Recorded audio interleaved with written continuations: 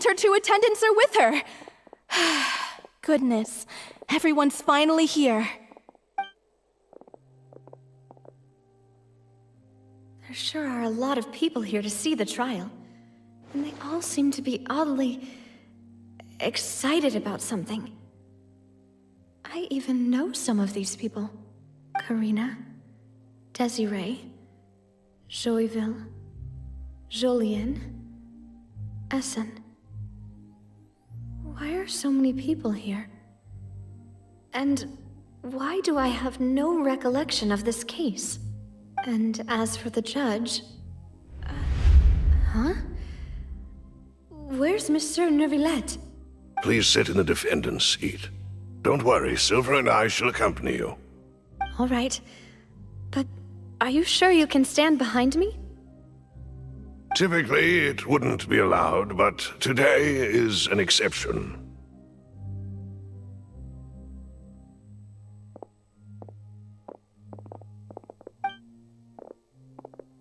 Hey, what kind of place do they think this is? Come on, do they have any idea what they're doing? Seriously. Enough with the whispering! Could someone please tell me where Monsieur Neuvillette is? And why I'm standing trial? My dear Miss Navia, have you not yet realized what you've done? In that case, allow me to explain. As all here know, you are Master Callus's successor, the head of the Spina di Rosula, someone held in high regard by every soul in Poisson. After you took over the Spina, you treated all of us just like the late Master Callus had. If anyone in need reached out to you for help, you responded. Not only you, but your butler, your subordinates, nearly everyone in the Spina di Rosula fought for the well-being of those in Poisson. Wait a moment. Aren't you just proving that I'm a good person? Yes, correct. Absolutely right. And that is why you stand accused. You have helped so many people get through so many difficulties. You are one with us. We are inseparable. We are one big family, all of us who are from Poisson, inextricably linked. And with you being so important, we couldn't possibly do without you. Therefore, this fair and honorable court shall declare you guilty, and you shall stay here. You will be together with us forever. Huh? What are you saying? Everything you have said is correct. I have indeed done a lot for my hometown, and I would be willing to be with you all, but what is the purpose of having me stand here like this? What is there to discuss? Ah, well, if that's what you think, then I have no further comments. How wonderful, Miss Navia!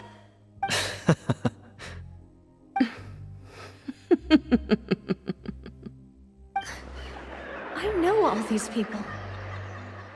Why are they laughing?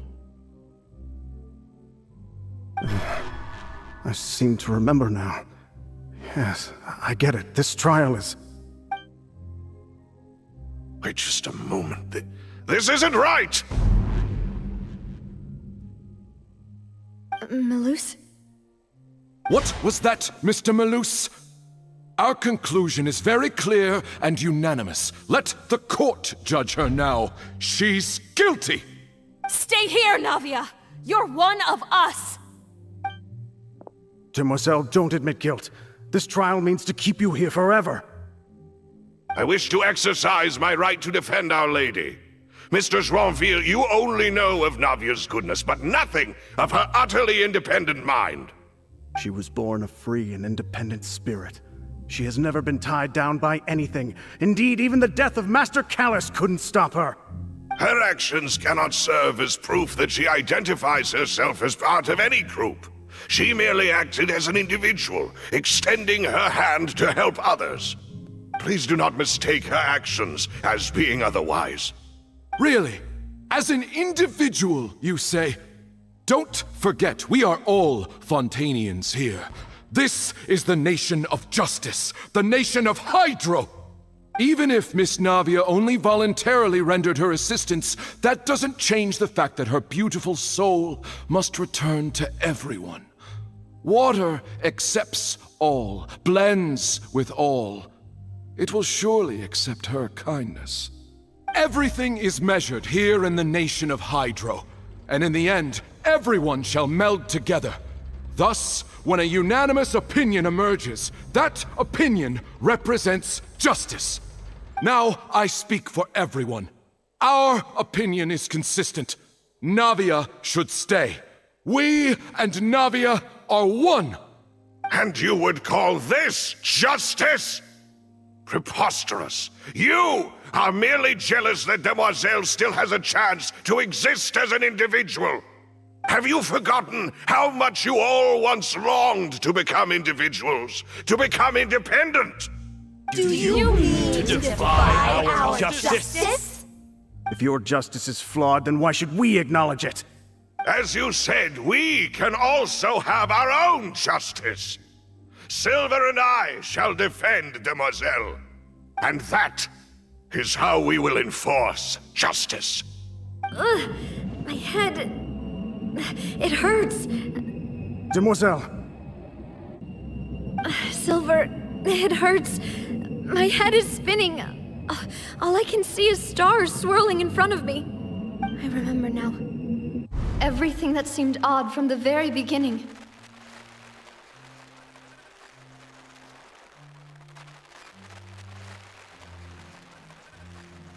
Karina, Desiree, Joyville, Jolien, Essen, and Mr. Giverny and Mrs. Burnett, who we met earlier. Even Malus and Silver. I don't want to admit it, but they're all dead. Don't be afraid, and don't admit guilt. We will protect you to the very end. Absurd! Who are you to say that she cannot be judged? We are the majority, and in the nation of trials, the majority is absolute justice. We are the will of all. Don't let them escape! We shall keep Navia here with us! Mr. Malus and Mr. Silver, must you be so stubborn? How could the two of you possibly hope to stand against the collective? Do not resist. This judgment is fair and just. Navia belongs to us. After all that happened, she should not be left alone in Poisson. What are you saying? No more excuses! He says we're jealous. Jealous? How could she possibly be an independent individual? What's with these people? Who's jealous of her? She belongs to us! Miss Navia, she... Silence! That's...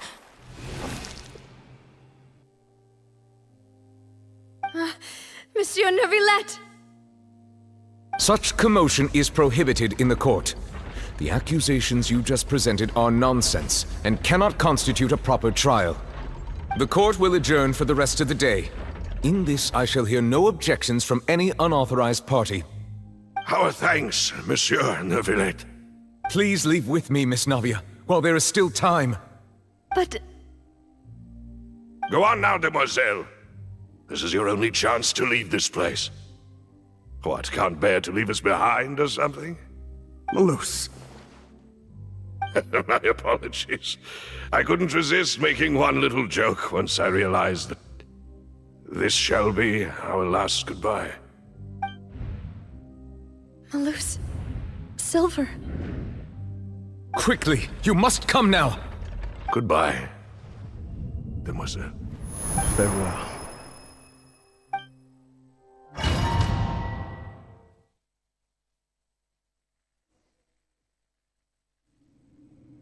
No, wait! Just a second! Navia? You're awake. Good. I must have been dreaming. Malus and Silver were still alive, and they were defending me at some insane trial. It looks like you're all right. Did all the sad feelings cause you to have a nightmare? Paimon could give you a hug. The ruins you were exploring suffered a cave-in. When I arrived, I found you falling toward the water. You were just about to be dissolved within, but I...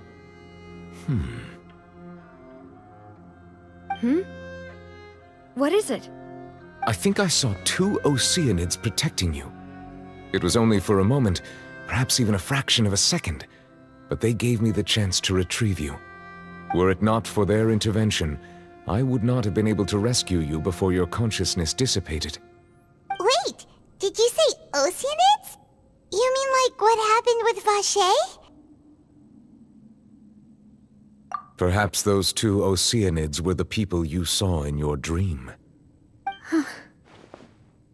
I always told them that they didn't have to protect me. To think that they'd keep doing so even after death.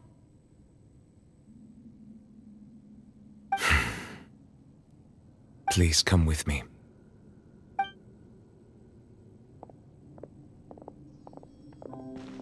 Neverlet, are you okay? Oh, I am quite all right. Perhaps there's something we could chat about? Why do you look so stiff all of a sudden? Oh, Paimon knows. You're the type who feels awkward when there's nothing to talk about, right? I merely thought that we should give Navia some time to herself. Huh? Why didn't you just say so then? Don't you think it's even more awkward to call us over like this and then have nothing to talk about? I suppose so.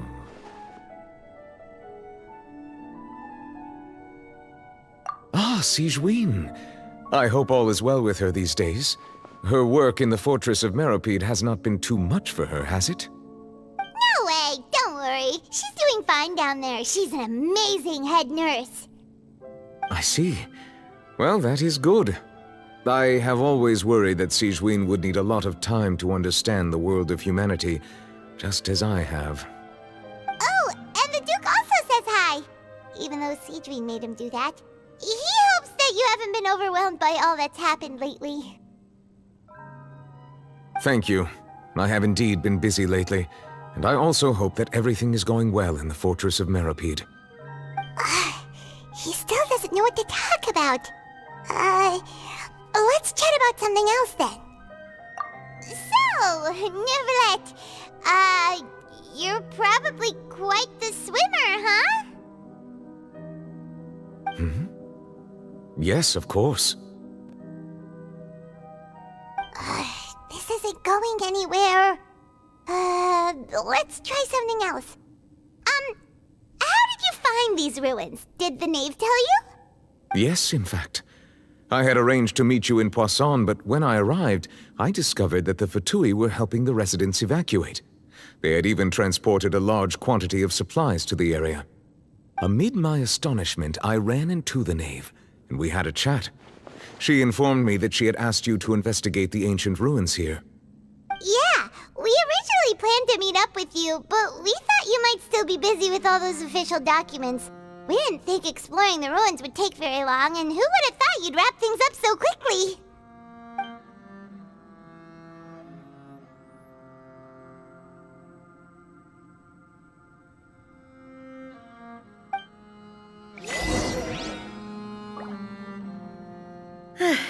I'm sorry to have kept you all waiting like that. I'm feeling much better now. I guess we should get going again. Will you come with us, Monsieur Neuvillette? Yes, if you wouldn't mind my company. All right! Another one joins the party! Let's get going then!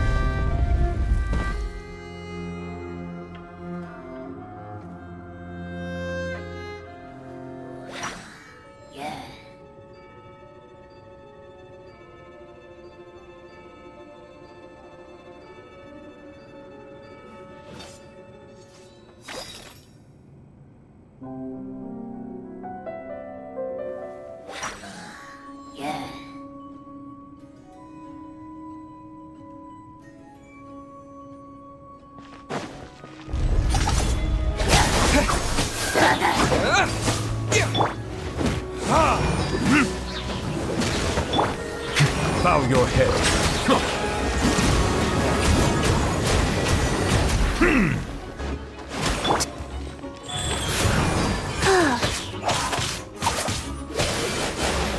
Wow.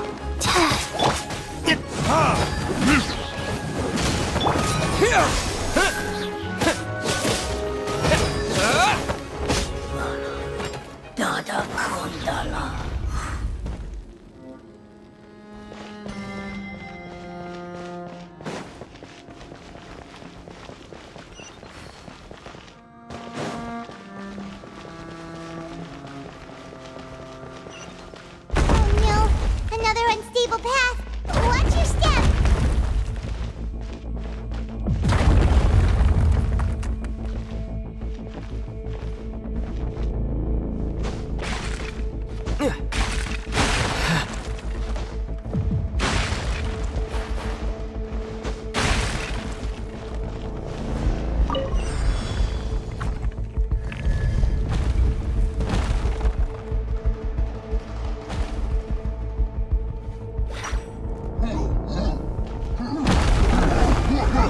Watch out! There are rocks falling over here!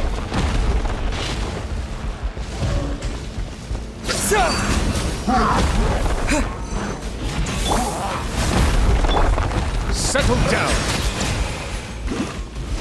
Let the mighty be humbled.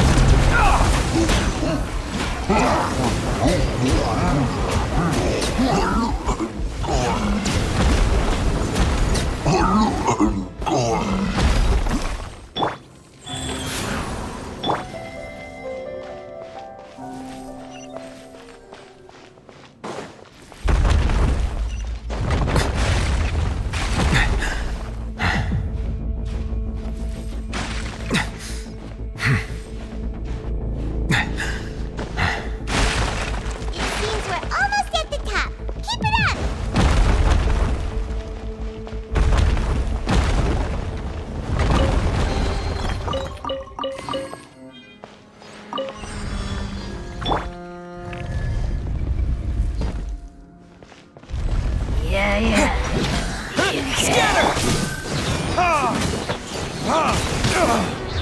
Verdict is...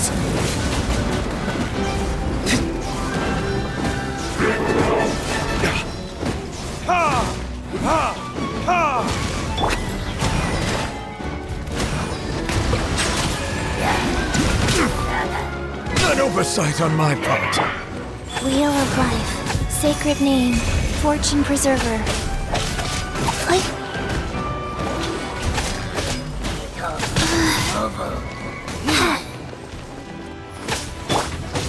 Propagate! Yes! Ha! Burn! Ha! Ha!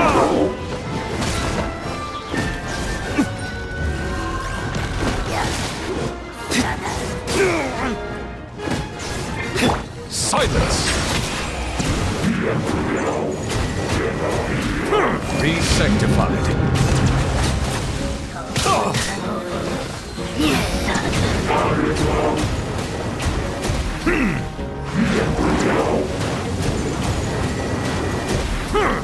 Settle down.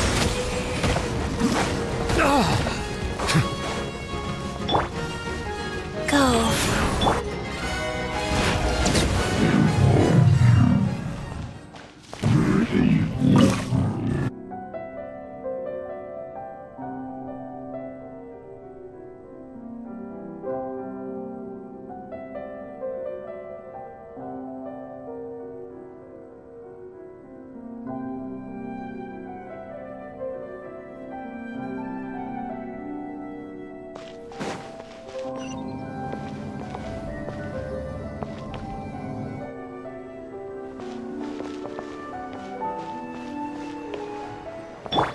Wheel of Life.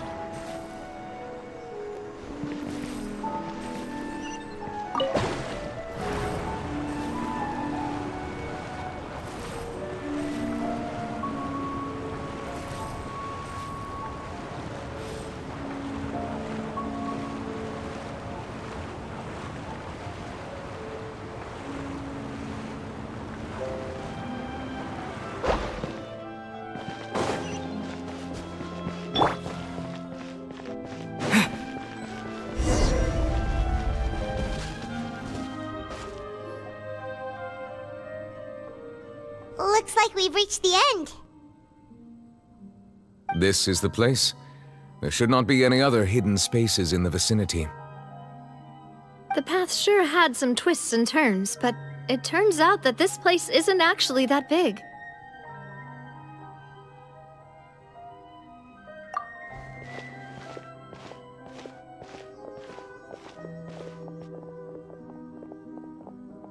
Stone slates? It seems like they were put here as an offering. Could we take them down and have a look? Perhaps we should just leave them be for now.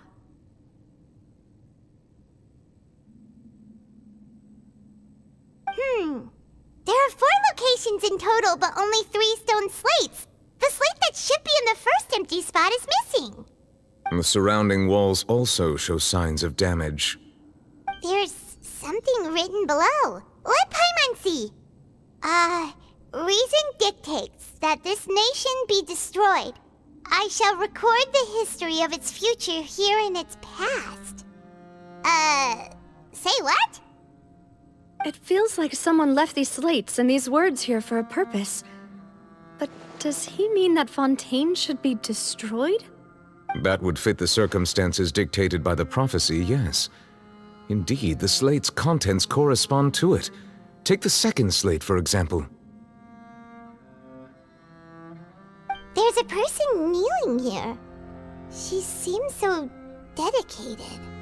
And there's a whole bunch of other people behind her doing the same. She's facing this... what is this? Some kind of island in the sky? And is that Lady Farina in the third image? Did the Hydro Archon fall into the water? And is that a ring of people around her? Paimon doesn't quite get it. Are they all in the water? The fourth image. I know this one. This exactly matches the content of the prophecy. The people will all be dissolved into the waters, and only the Hydro Archon will remain, weeping on her throne.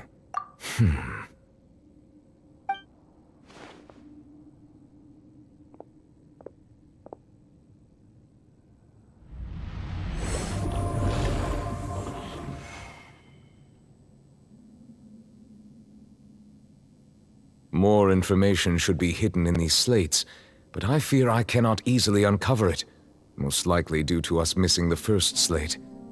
I am very sorry. Don't blame yourself, Monsieur Neuvillette. Deciphering ancient stone slates isn't one of your duties. Ooh, Paimon's getting the chills just looking at these slates. This says that it's the history of the future, right? That means the prophecy's sure to come true. I really hope it doesn't mean that. Still, Paimon feels like these images are kind of weird when you look at them together.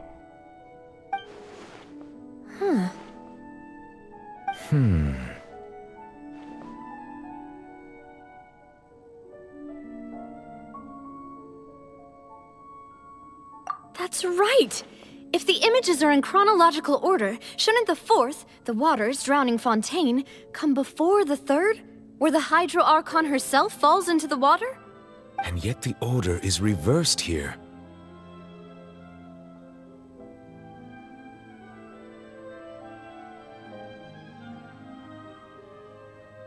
If we go by timing, Lady Farina only emerges in the third image. That means that the person in the second image might be the previous Hydro Archon. Egeria, then. I had never met her, but her appearance here does match the records. The previous Archon kneeling before the floating island in the skies, as if confessing a sin. Did she herself commit that sin? And if not, why would she be in such a posture? Also, I'm still wondering why these ancient stone slates are here at all. Judging from their contents, could this place be the origin of the prophecy? Does that mean that someone, or some people, once saw these slates? But who would have created these slates and left these words here?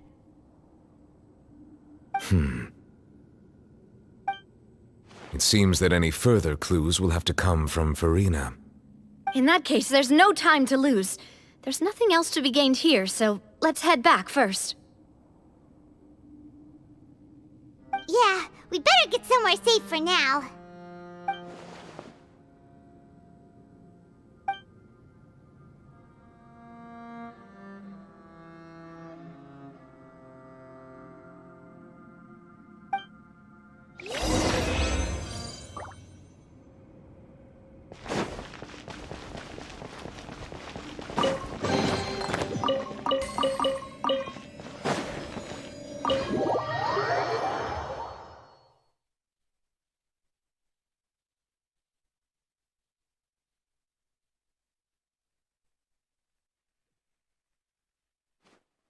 Let's split up here. I'm going to check on what's happening with the Spina. You know how it is. There's some things you just need to be there for yourself.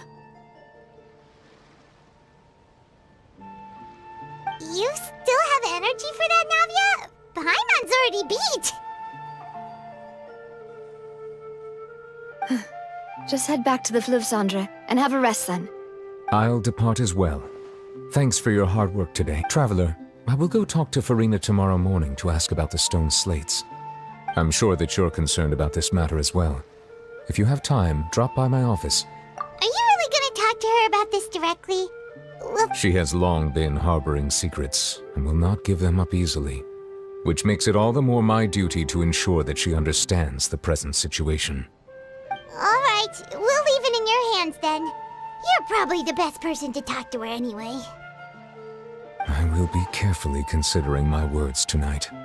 Traveler, Paimon, our safe house at the Fleuve Cendre is always open to you as ever, so please don't think you're an imposition. All right, I'll be on my way then.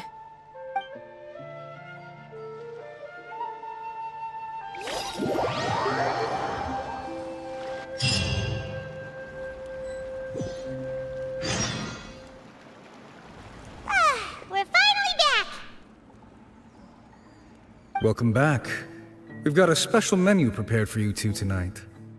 Yay! And there's good food too! Navi, no, the boss is the best. Ooh, desserts! Nice, these are all Paimon's! Paimon's already starting to forget what happened today. Oh, that voice. Is that who I think it is? Huh? It's you two. What are you doing in Fontaine?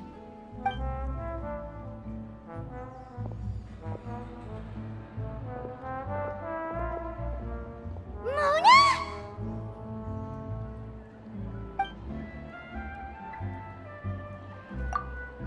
Seriously, nobody just uses a scry glass whenever they've got time to just see who they'll meet on the road.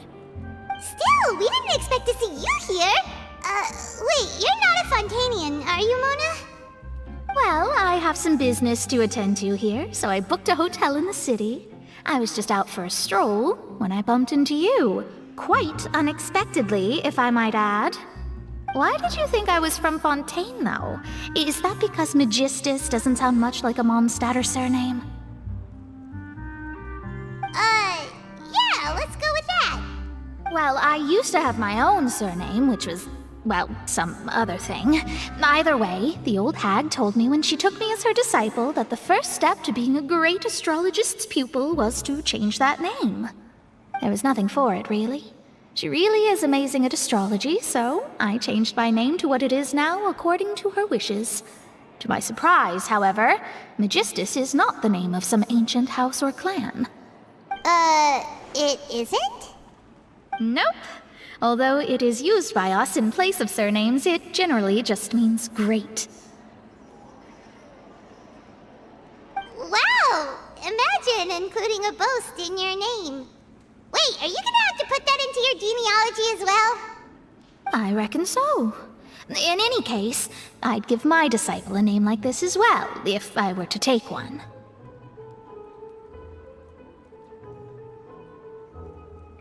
Astromancer Barbeloth Trismegistus. Whoa, that's a long one. Does it also mean great or something? My name means Mona the Great Astrologist. As for the old hag, hers is, in plain speech, the thrice-as-great Scholar of the Stars. Just take it as a title specific to astrologists. Thrice as great? That's so petty. I know, right? That's just how she is. She used to call herself Magistus, actually, but when she took me in, she changed her name to Trismegistus.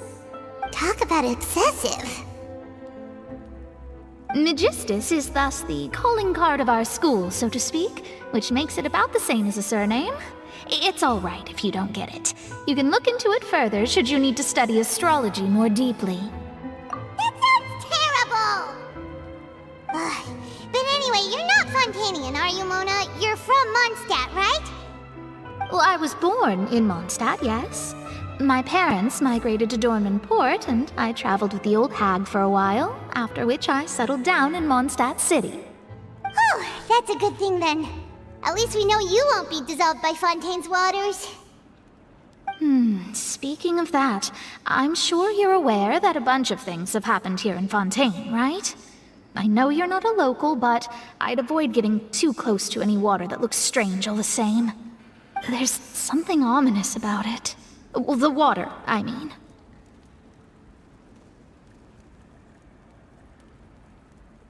That was the main reason, yes. Just a while back, the Steambird invited me to take part in a panel and speak about the circulation of the prophecy as an astrologist. The invitation was sent quite early on. I don't think anyone expected Fontaine to be in this much trouble. What do you make of that prophecy, Mona? Just tell us what you think as an astrologist. Your word would go a long way to make things more certain and less scary. What I can tell you is that I'm an astrologist, and that this prophecy concerns the fate of Fontaine, even that of Altivat.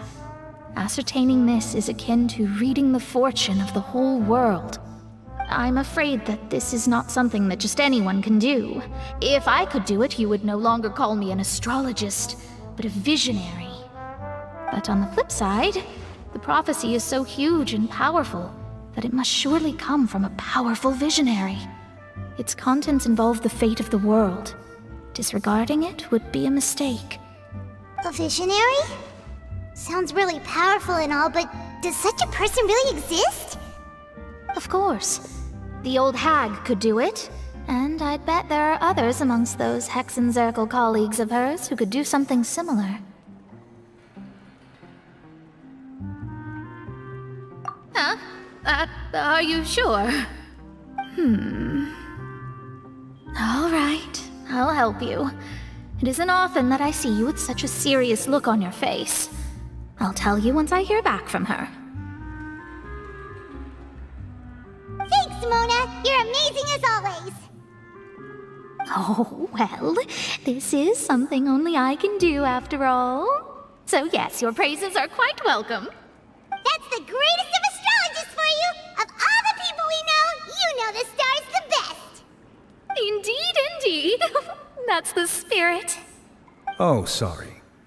I came to see what all the commotion was about. If there's anything you need, do not hesitate to inform the Spina di Rosula. Oh, whoops. Guess we were getting a little too carried away there. Well, I'll go tend to my own business now. If I receive any news, I'll be sure to come find you two again. And there she goes, quick as rushing water. And here we are with the Spina guy giving us suspicious looks. If Paimon hadn't spoken for you, it'd be you getting all the weird looks. The things Paimon does for you. That's more like it.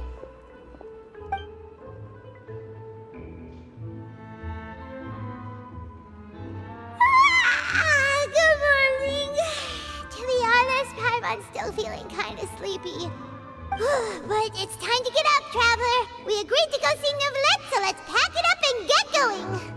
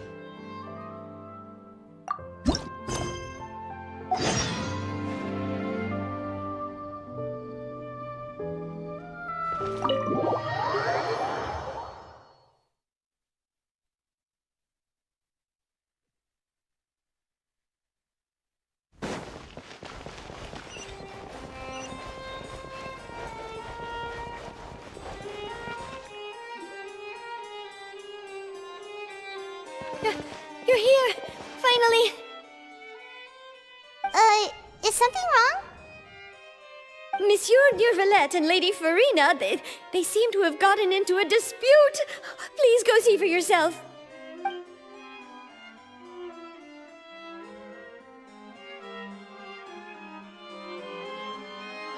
Like I said, I've already explained everything. And yet the problem has not been properly solved. There is little space for excuses between us. It is not my intention to offend you, but please, tell me where you stand. You are the Hydro Archon Focalor, are you not? Look at this. This is a list of the victims from the recent Poisson incident.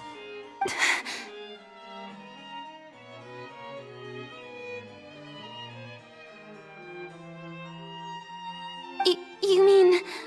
they're all... We did not arrive in time to avert this disaster, and I will not have it happen again. I will say this once more. You must tell me everything you know. Yesterday, I found 3 stone slates in some ancient ruins near Poisson. Do you know anything about those? Seriously? You're questioning me like this is a court case now. I don't know anything about that. But you found them in some ancient ruins, you say? That's correct, which is why I came to ask you some questions. There should have been 4 slates, but one of them was missing. The other 3 featured different images that seemed to correlate to the prophecy. The prophecy? The second of these slates depicts the previous Hydro Archon Egeria kneeling before a floating island in the sky, as if confessing something. Do you know nothing of this either? I don't. I've never seen such slates. I'll ask you again. Do you really have no information regarding the previous Archon? My deciphering of the slates indicates that the Hydro Archon Egeria once had to confess to, or apologize for, a certain sin. If anyone would know about it, it should be you. All gods don't have the same secrets, you know. She was herself and I'm me. Is it really so strange that I know nothing? I understand your concerns, but I'm sorry. I just don't have anything to tell you.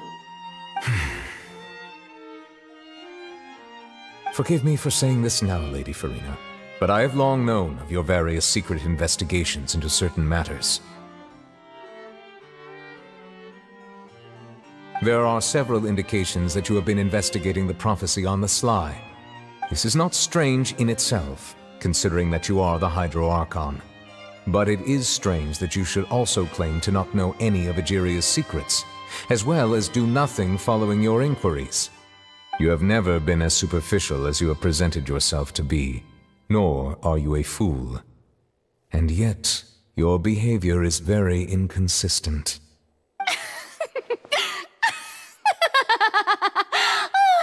So you've been watching me all this time, have you? I didn't think you were that type. You... Well, since you know about my secret investigations, then you should know I'm actually working to take care of it. There's no point questioning or suspecting me. You're the Eudix, but you're still my subordinate. You should be following my lead. Just trust in me, you're Archon, and do as I say. Never mind whether you can truly convince yourself to or not. It'll all turn out fine. That's all I have to say. We do not discuss this matter again. Oh, the opera's about to start. Toodles!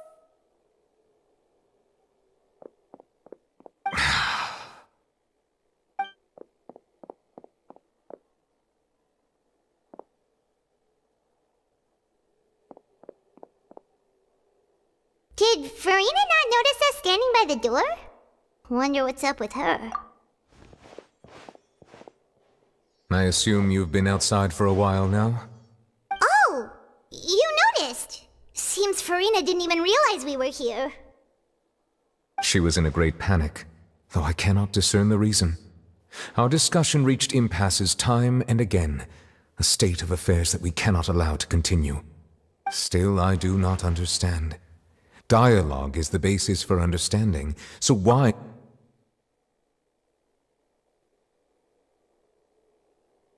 Everyone in her inner circle has noticed that she is hiding some secret. The issue is her attitude.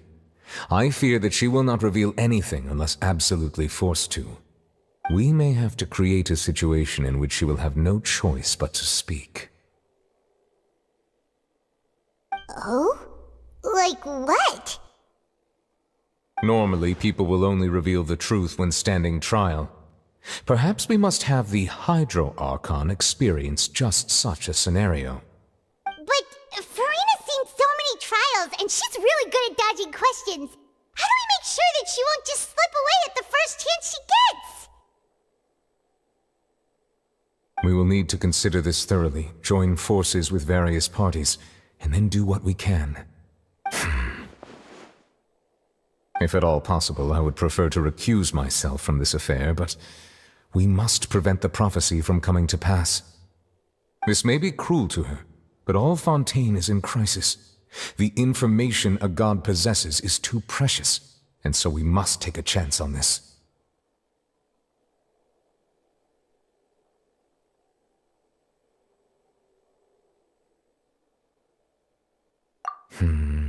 But who will lend us their aid to do such a thing?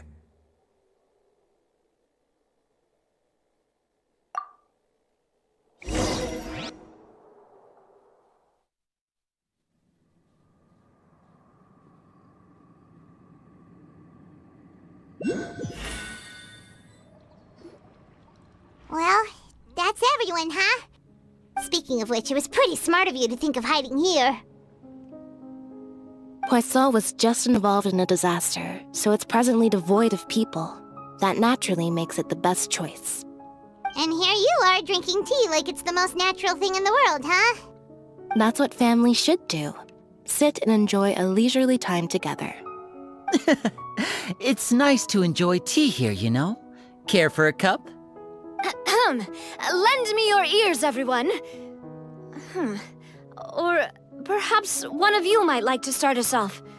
How about you, friend? Me? No, I don't think I can. Then, how about you, good sir? I fear that I will cause the mood on this boat to become as somber as it is in court. Well then, I guess we're lucky we've got a local like me to organize things. Wonderful, the spotlight at last. I guess I'll be facilitating things from here. That was a little long-winded, don't you think? Oh, you might be right. Anyway, to cut to the chase, our friend here, the Traveler, has brought us together to discuss something. As for what that is, well, let's start by saying that we'll be pooling our efforts together to create a series of traps. Oh, how intriguing. Well, it's just an expression, really. One that I just learned from Chlorand, and used on the spot. So, let's invite her to explain in detail. A round of applause, please.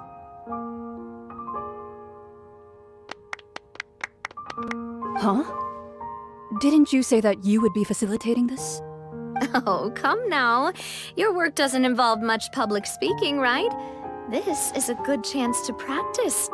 You might even pick up some fancy oratory tricks to impress your boss with in the future. I see. And what does my boss say? He is glad that you consider him your boss. Do go on.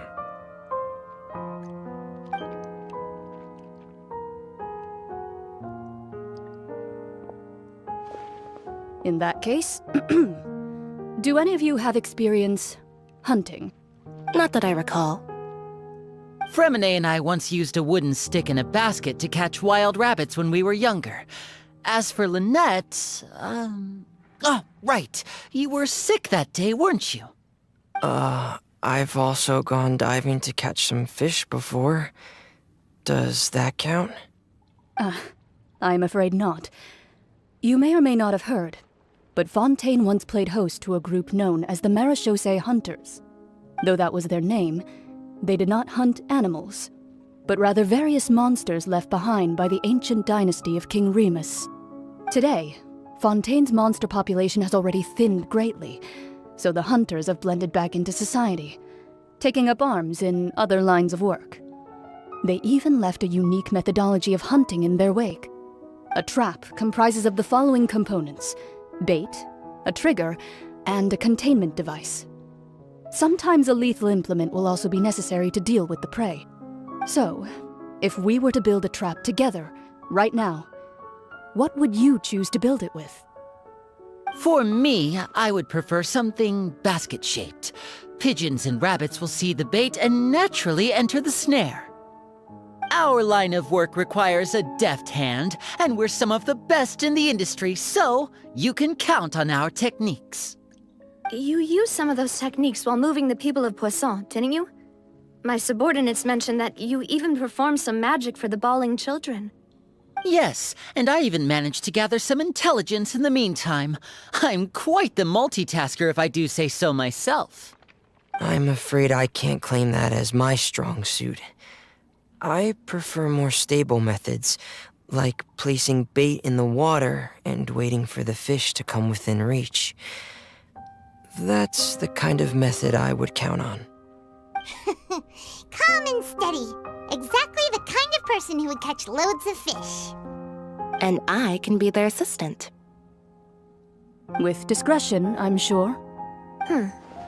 I'd probably use some sort of mechanical animal. Papa once bought me some small clockwork squirrels, mice, and such. When placed in the forest, they can attract others of their kind.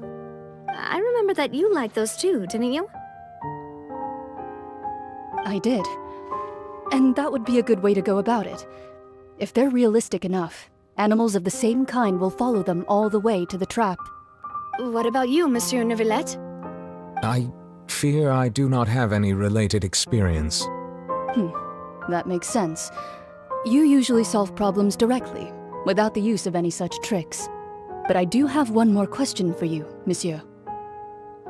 If we were to create a trap now, how would you design it? I would like for it to be effective, but bring no harm to the prey. A more gentle trap would be ideal. Kind, as always. However, our intention doesn't necessarily change the containment device and the type of implement we need. If we wanted to kill the prey in one strike, we would need a powerful implement. However, that also goes for prey that must be captured and safely contained. Wait, why's that? Only a hunter who's a true expert at subduing their prey can snare it without harming it. The line that divides life and death is often exceedingly thin. So are we going hunting together? We hadn't thought of seeing ourselves as hunters. It kinda works, but maybe it's still not the best metaphor. If our means of capturing and dealing with our prey is to put them on trial, then the hunting metaphor is actually quite accurate. But we shall require much more courage than any hunter to judge a god, a being whose seat is an exalted throne. Oh, so that's what's going on. Sounds very interesting.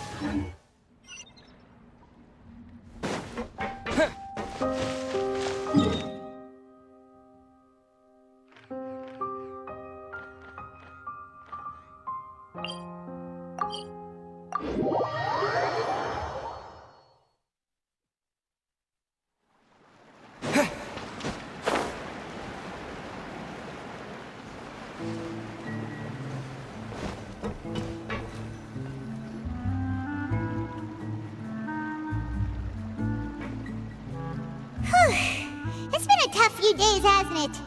So much has been happening.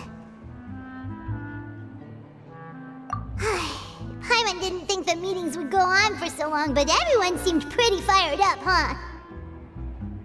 Paimon thought they'd be at least a little frightened. Well, Fremine was, now that Paimon thinks about it, but everyone else just looked, well... It's hard to say. Paimon doesn't have any experience with this sort of thing. But with you around, Paimon sure will do great. After all, you're the most reliable person in the world, aren't you? Did you just pour some tea? Paimon didn't notice you doing that at all. Then what's that? Paimon's never seen that cup before.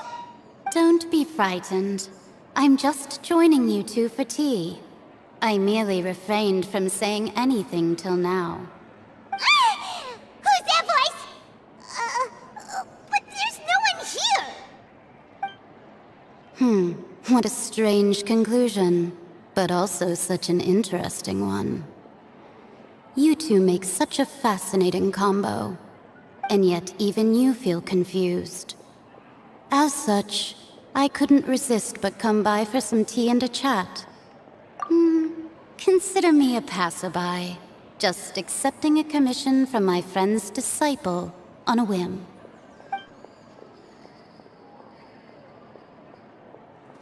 Precisely. Call me N, a mage who wanders the world. At least, that's how my friends have suggested that I introduce myself. The prophecy. Yes, what has been prophesized will be fulfilled. You may view such things as the history of the future. What? Then is there any way we can stop it? People call such things fate, and it is written in the stars.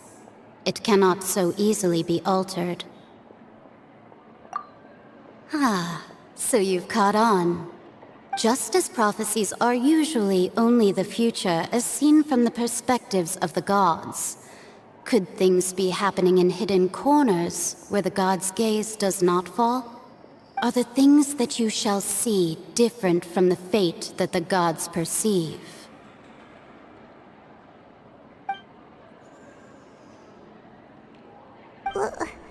What is she talking about?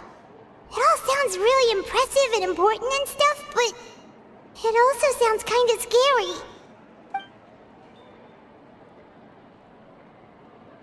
I believe that you understand, right? Some things are insignificant, but others you must reach out to change. Ultimately, fate shall serve as your only guide, no matter what will happen in Tevat's future.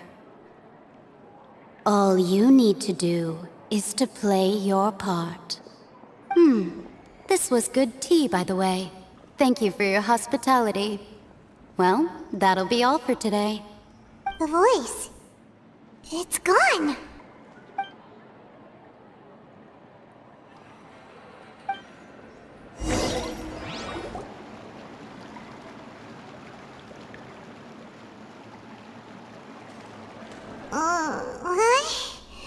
I want to hear someone talking. All right, coming!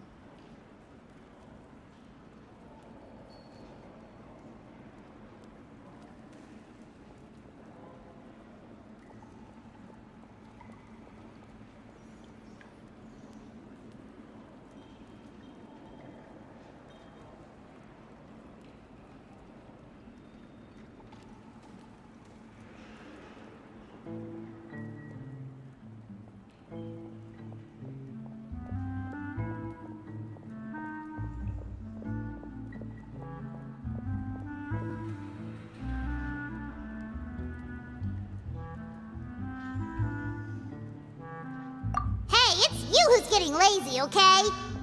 Well, I see I've walked in on some lively banter. Mona!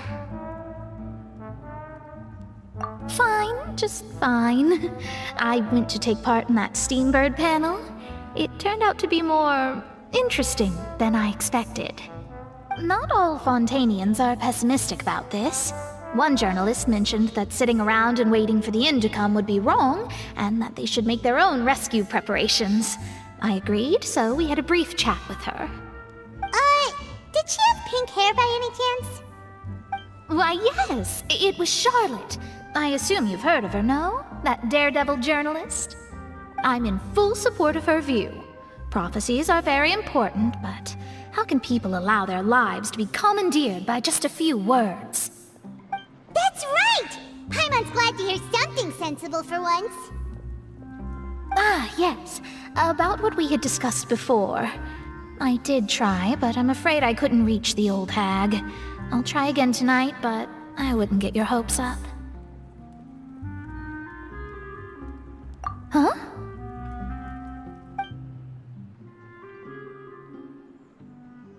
Goodness gracious. Are you serious? She said that even the god's gaze has blind spots. Pretty bold if you ask Paimon. Most people would believe the gods to be all-knowing, right?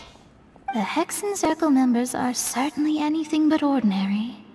As for the mage named N, the old hag has mentioned her a few times.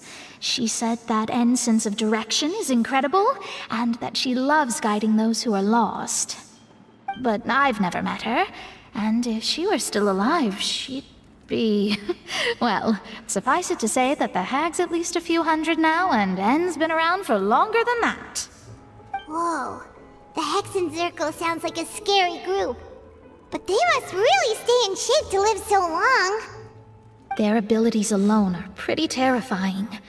If she came to see you personally, then the problem you're facing must truly be of great importance. Well, it's not like Paimon could understand anything she said. Yes, she was quite cryptic, but I suspect she means that there is still a way to turn things around. She didn't say when or what that would be, though, so... perhaps it is something that you cannot know right now.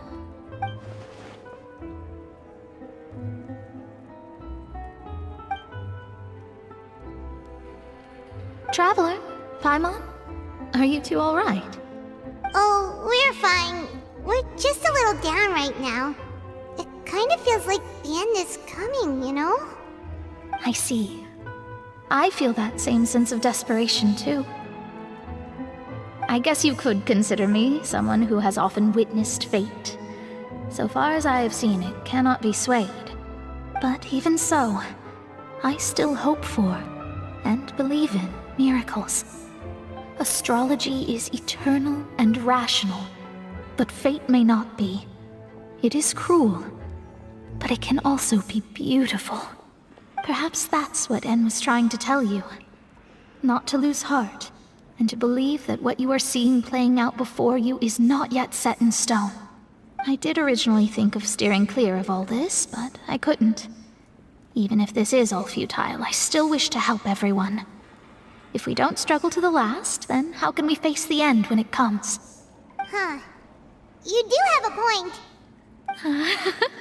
There I go, talking about astrological principles again.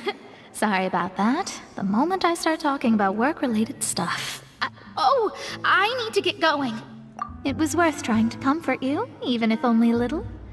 I believe that you'll help those who are struggling in the same way I did.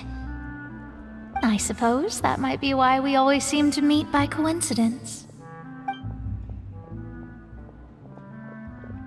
Paimon feels kinda moved by what Mona said. But also kinda sad, too. Hey, Traveler. Paimon suddenly feels like going outside for a walk. Let's go. Let's walk around the city, shall we? There's a few spots we always like to walk by.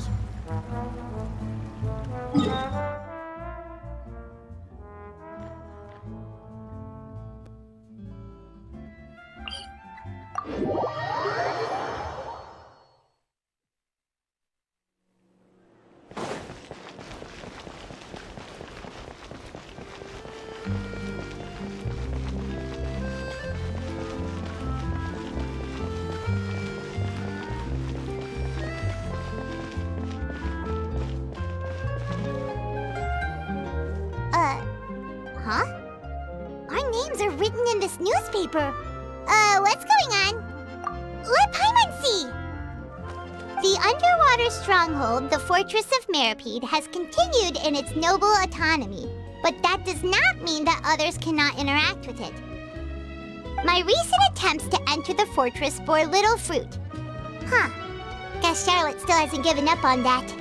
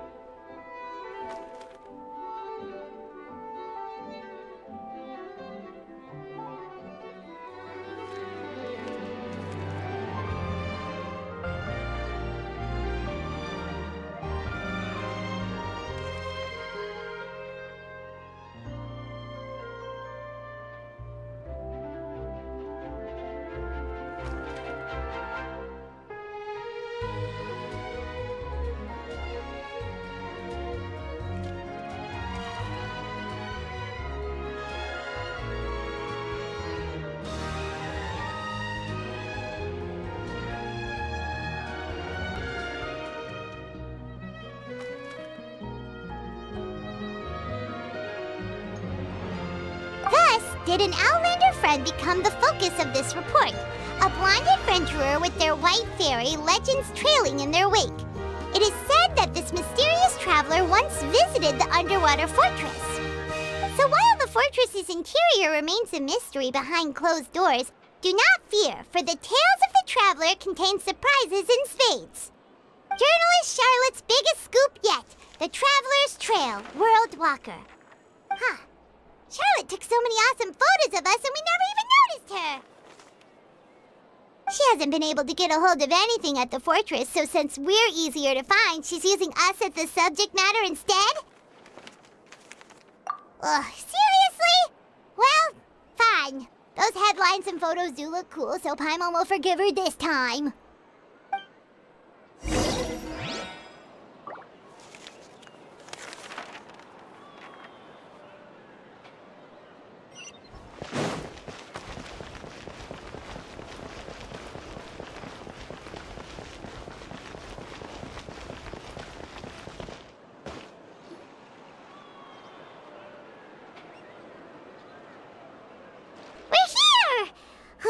Paimon's hungry. Should we go in and get something to eat?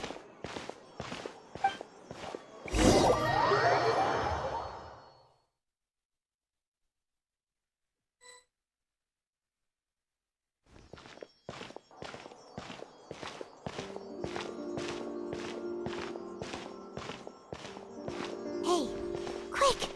Look! That's the limited edition, only 16 slices a day cake! It was so delicious the last time we tried it! Despite the tense situation we were in, let's give it another go! Paimon, ship! 1 slice of cake, please. Someone showed up after all! Oh, wait, you're the one from the Palais Mermonia. Oh, are you here to buy cake too? It seems Monsieur Nervalette was right. You really can eat. Wait, did he really say something like that? That's right. Even he has his own preferences when it comes to food. As for me, I love the cake and coffee here. Do you come here often? Usually every day. Every day? It's part of my daily schedule, apart from work. I shall have my cake and coffee. Then what if someone told you one day that this place would be closing soon, and you wouldn't get to eat cake here anymore? What would you think? But why would it close? Well, Paimon doesn't know either, but maybe the... Oh, the prophecy.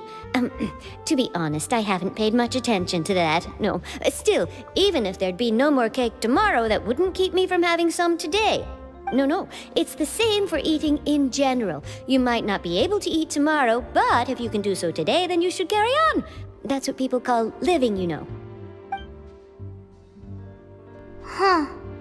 Don't be sad. Excuse me, could I have 2 more slices of cake to go? These 2 slices are for you. Sijuin said that this kind of expression you're making is what humans call being sad. Oh, you know Seedwing? I sure do. She was born before me, and she sometimes comes to the surface to teach us things about humans. She said that humans are creatures that are saddened easily, yes, and you can only lift their spirits by feeding them delicious food. So please try the cakes here. I've got something else to do, so I'll be going now. You two try to stay in a good mood after eating, all right? Bye.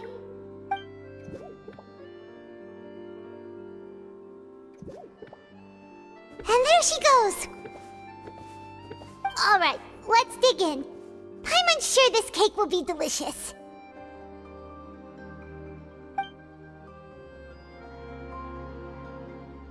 It's more delicious than last time, and the flavor gets even better with a sip of tea. It sure would be nice if we could come again tomorrow. Sure would be nice if we could always eat delicious food here.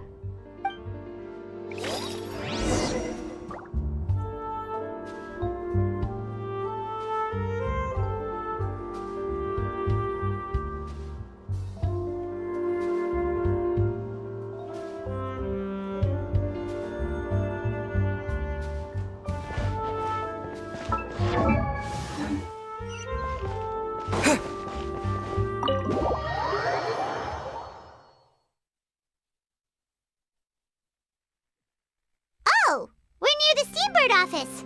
Let's go look for Charlotte and have a chat.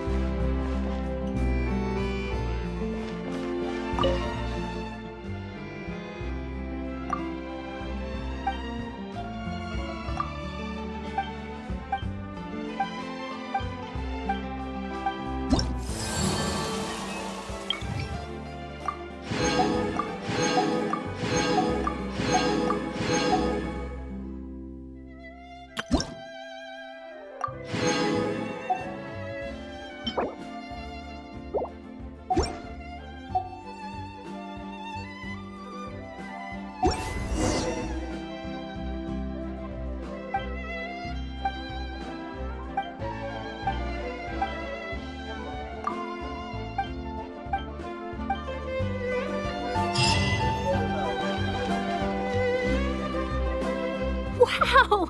If it isn't the Traveler and Paimon! Oh, have you seen the article I wrote about you? Ha! You've got some nerve! You just used us to make some quick mora! Oh, you needn't worry about that. I heard that you were in Poisson some time back, so I sent you a letter to discuss just that. It appears you didn't receive it, though. It's all right, though. I've set aside the amount intended for you. I've even set the table with some food. Really?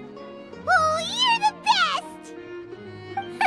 You're almost a little too easy to win over, Paimon. If I were a journalist with ulterior motives, you'd be in trouble now, you know. Oh, Paimon knows you're not like that. Still, what brings you here all of a sudden? A friend of ours met you a while back, and when she mentioned it, we thought of coming to see you. Her name's Mona. Ah, so you know Miss Mona as well. She's a guest columnist for our paper. Really good one, too. She's so young and already such a brilliant... So she mentioned me? What did she say? She said that you're a real daredevil of a journal. Nice. In which case, can this daredevil journalist dare to request an exclusive interview with the legendary traveler and Paimon? Huh? So your article in the paper today doesn't count? Oh, of course it doesn't. That was more like live photography. What I'd like to do is dive deeper and ask you to talk about the things you've seen and experienced. Yeah, are we even qualified enough? Why not? If I say you're worth an interview, then you're worth it. But not right now, of course. I'll need a few days to prepare. Oh, in that case, we'll just chat when you have the time then? Oh, so that's a yes? Ooh, splendid! I'll tell the editor-in-chief immediately. I'll have to apply for lighting, venues. Whew, so much to get done now. Talk to you later. Wait, Charlotte, Paimon's still got a question for you. And what's that? If, just for example, Fontaine were to be flooded tomorrow, what would you do today? Huh, that's the prophecy you're talking about, isn't it? I mean, I do hear about it often, but I've never once thought that the day could be tomorrow. If you're seriously asking, then I might try and think of a way to leave Fontaine.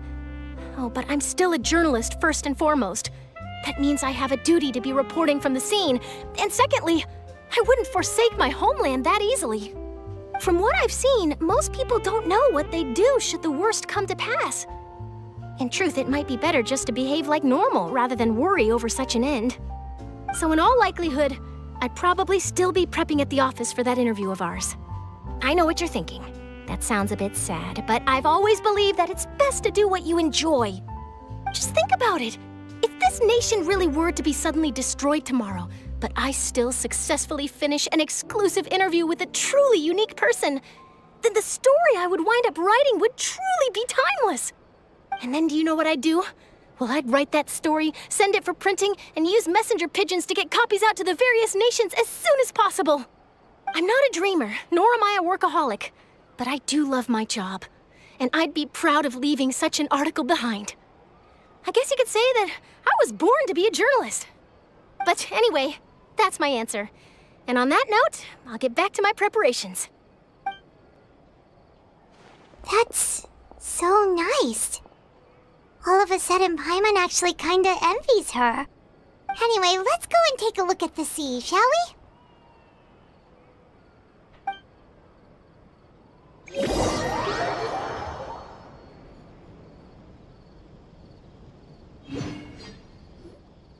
The sea breeze and scenery can be a pretty soothing combo, huh? Paimon's been thinking. If it wasn't Fontaine, but all of Tevat that would be destroyed tomorrow, where would we go and what would we do? No, Paimon should ask, if you could choose, what would you like to do?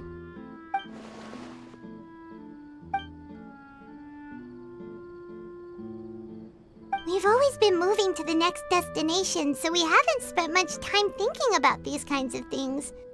We didn't have to either, with us always being on the road and whatnot. You mean, still traveling?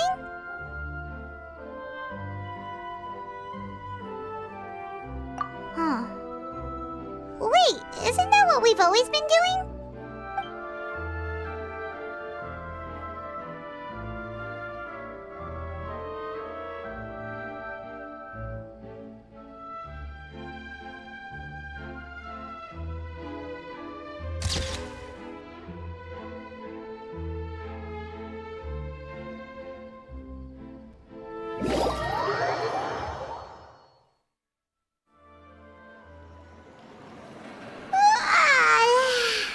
Feels like you'll grow mold if you stay here long enough.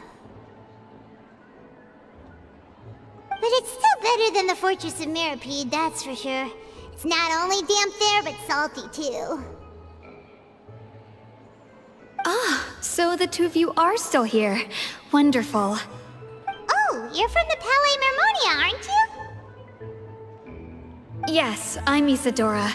Monsieur Nervillac sent me to look for you two before. I heard that afterward you went to the fortress of Meropide. Not at all. I'm well aware that you're friends of his. Yes, inside the Opera House.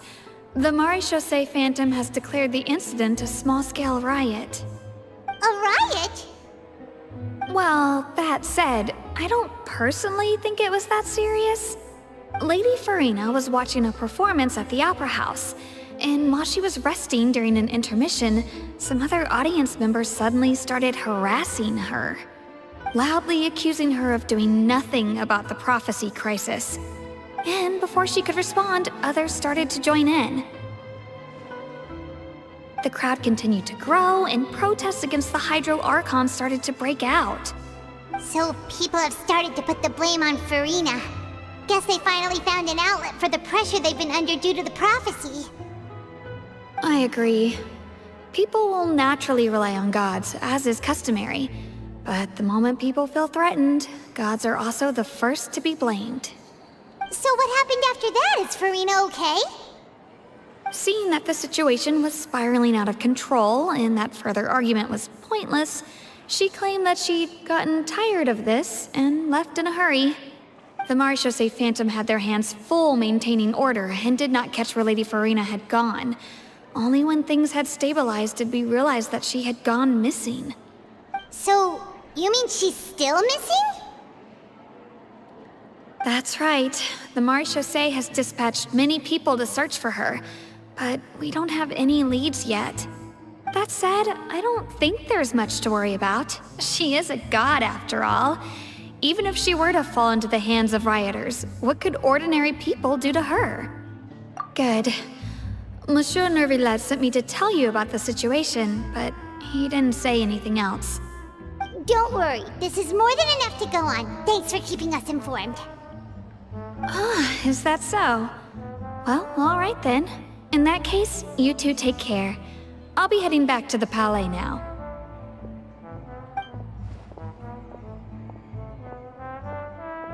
Well, sounds like we should hurry over to Poisson then. If we know Farina, she won't try to fix things in this situation. Instead, she'll look for a place to wait out the heat. And, as we also know, she may be loud and dramatic, but she doesn't have a heart of stone.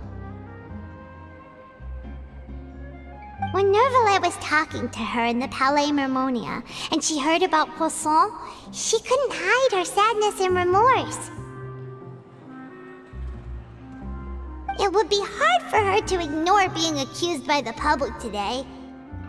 Paimon thinks Farina's probably taken the opportunity to slip away to Poisson and try to relieve the sense of guilt that she's feeling. Huh! Well, what do you think? Paimon knows the answer, of course, but Paimon can do the analysis to back it up, too. In that case, there's not a moment to lose. Poisson, here we come!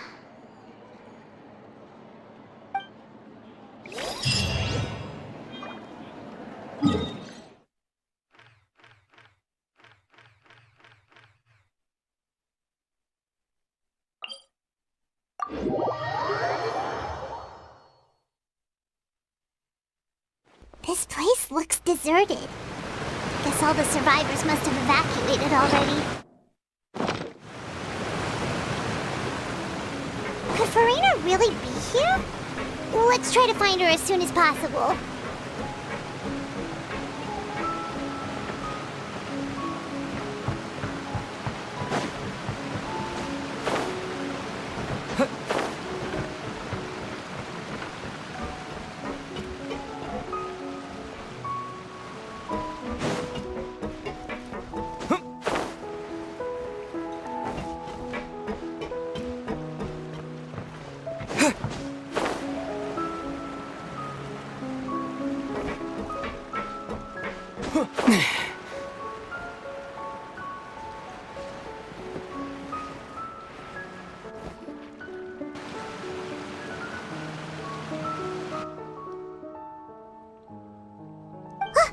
That's Farina, right over there!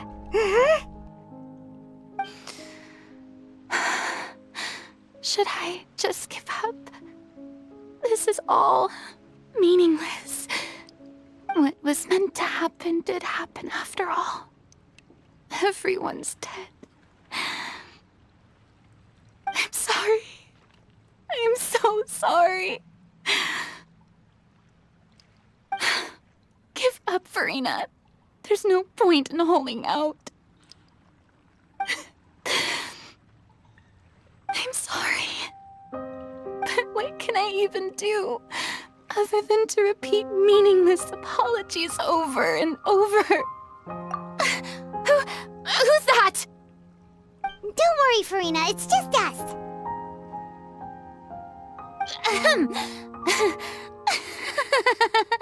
So it is you, blonde traveler from another land. Why, I almost thought you were someone from that mob of my ignorant subjects. Come to kneel and beg for my forgiveness. Farina, you were crying just now, weren't you? The tear stains on your face are obvious. What do you mean, tear stains?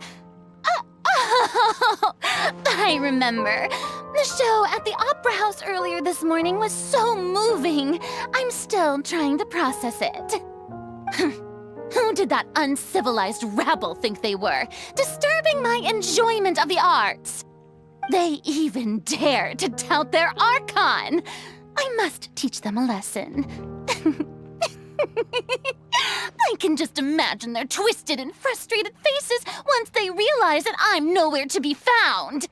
Oh, and I'm sure Nouvellette and those people from the Maréchaussée Phantom are freaking out right next to them, too. Hey, there she is! The Hydro Archon's over there! Quick, after her! Farina, those people seem to be after you. They are? They're just some rabbit. That's against the rules. I can't let them get their way. Farina just ran off! Quick, we have to catch up with...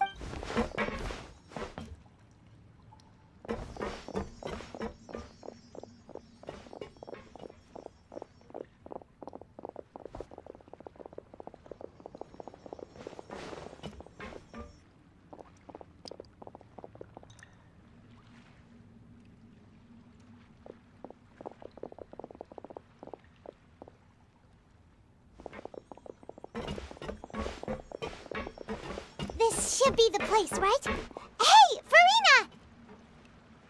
There's a good hiding spot over here. Quick, come to Paimon before the rest of them catch up to you. What?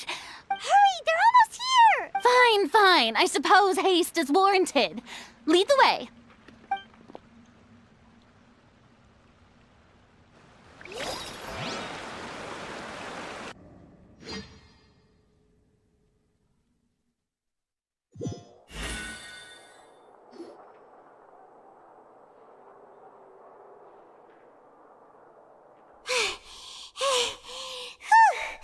Paimon's exhausted.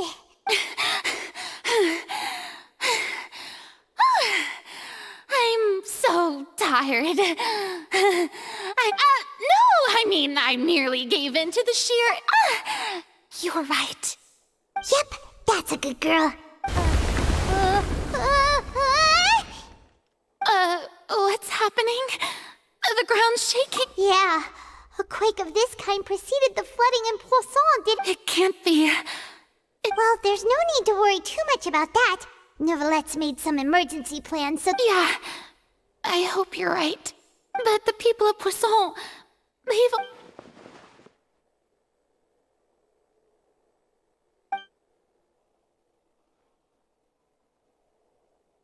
It's true. I've been investigating the prophecy for hundreds of years. I once had informants all over Tevat, searching for clues and feeding information back to me. I've tried all kinds of ways, too, to hold back the sea. Anything to keep the coastline from advancing. But all my efforts proved to be futile in the end. Really, the truth has been clear to me for a very long time. We cannot make an enemy of the divine.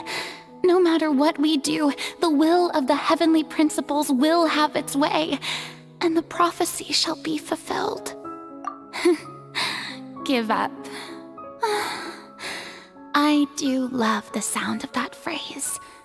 It would mean finally coming to terms with fate, but also for me to finally be free. Indeed, I've thought about giving up so many times, especially after we almost lost Poisson. Fate is really unreasonable, isn't it? It has no heart and obeys no rules. The prophecy has only just now. It all became clear to me. I still don't have the right to come to terms with fate on behalf of everyone else. As long as the final moment hasn't come, it's still not too late. Don't worry. I will keep hope alive for everyone until the very end. Well, that's enough for now. I got the impulse to play the stricken maiden, but honestly, considering my rank and station, that wasn't a good fit at all.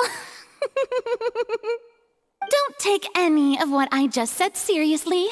How could I possibly let Fontaine fall to the whims of trivial prophecy?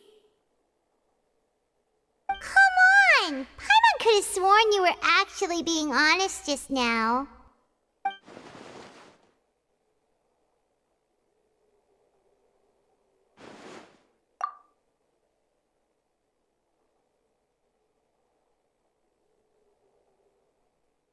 Share my burden.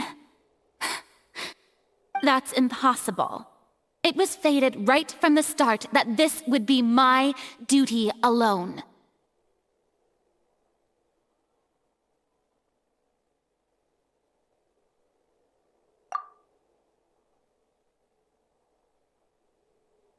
A witness.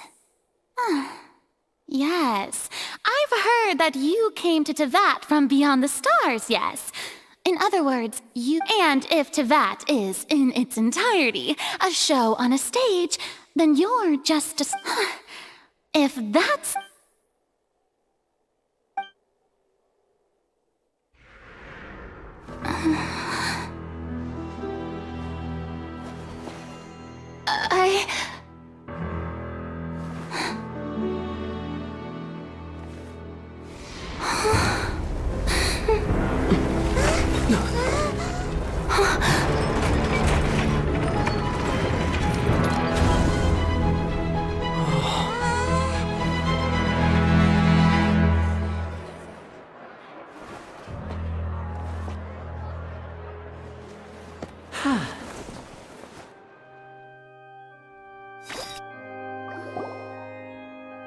Ladies and gentlemen, this concludes my opening performance.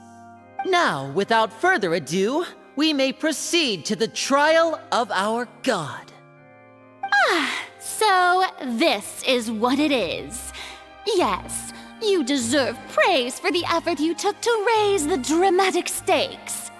Do not forget, however, that I am Focalor, the god of justice, the embodiment of justice itself.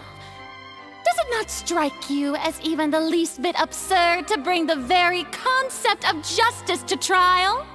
May I interpret these words as your refusal to stand trial? In that case, you will have the opportunity to defend your honor through a duel. You would draw your blade against a god? I see. It seems like you have made up your mind.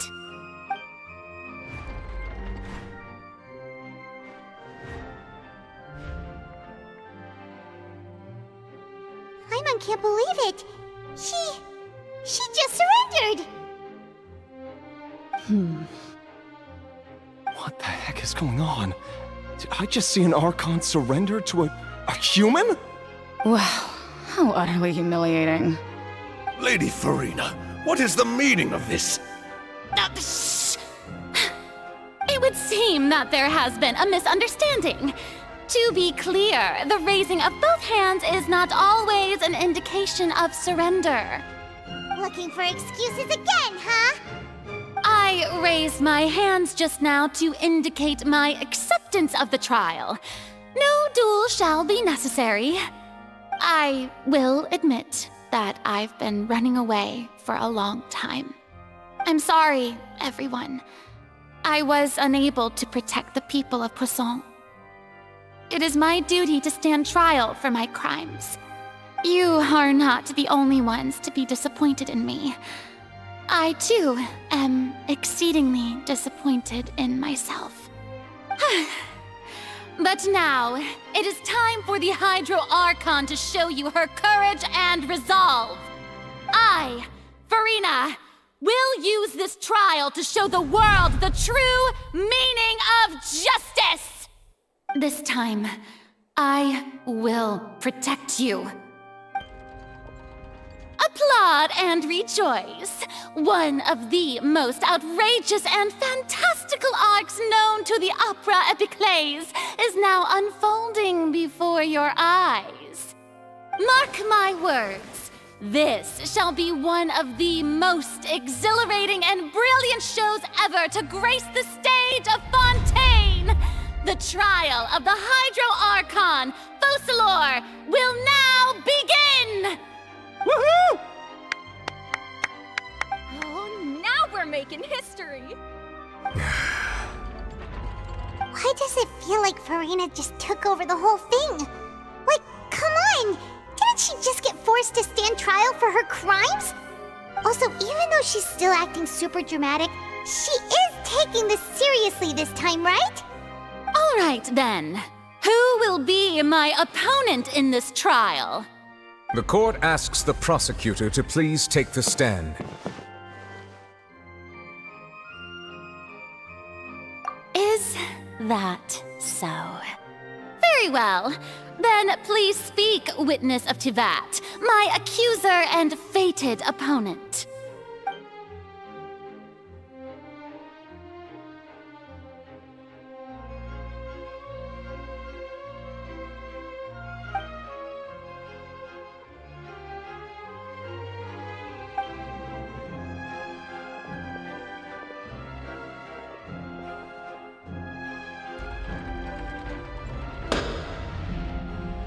Also, please allow me to ask, as a final question before the trial begins. Just how much work did you do to force me onto this stage? Well, we did do a lot of prep after the meeting that day.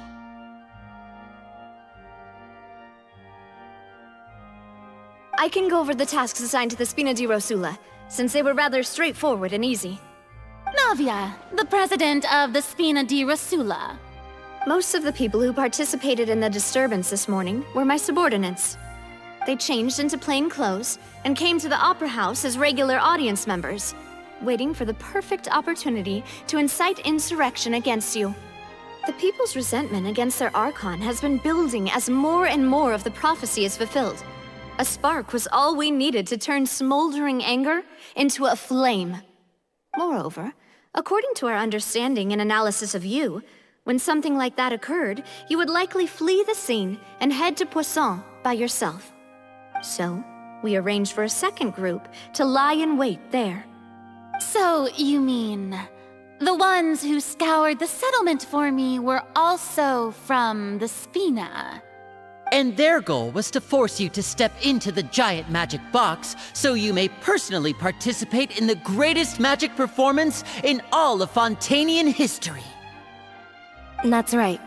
That house was a magic box, rather than someone's residence. As the super ultimate version of the setup that I used when I first performed at the Opera Epiclese, the volume of the box was increased by a whole order of magnitude, and the distance it traversed was the entire gap between Poisson and Aranias. Its cargo, of course, was an Archon instead of a human. My thanks, Farina. Without your help, we could never have pulled off such an extraordinary performance. You're welcome? Of course, this performance was only made possible with Father's support. The House of the Hearth spent a massive amount of labor in Mora to pull this off. We had to select a location, construct a giant magic box, dig a tunnel, and open up a path through the water. It was a lot of work for all of us. So, in other words, The earthquake that we felt within the giant magic box was just a normal tremor from the transportation of the whole house? That's right. It wasn't a sign of another disaster to come.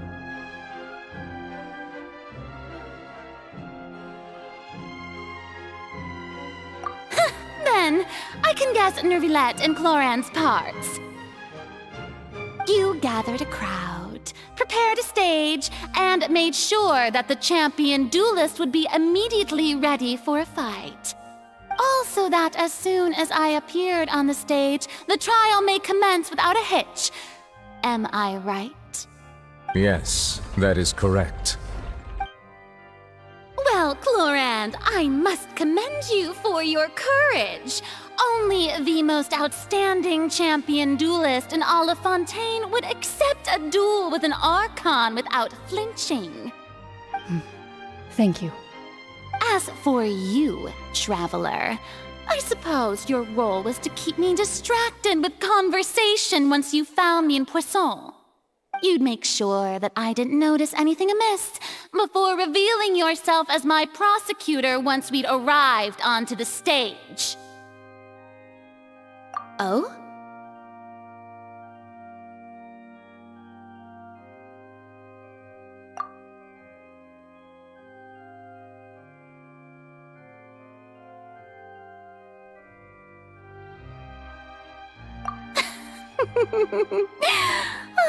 Is that so? Then I suppose I must have missed my final chance. It's fine. It matters not. What's done is done. The stage is already set, so there's no reason to disappoint the audience. Let's see this trial through to the very end.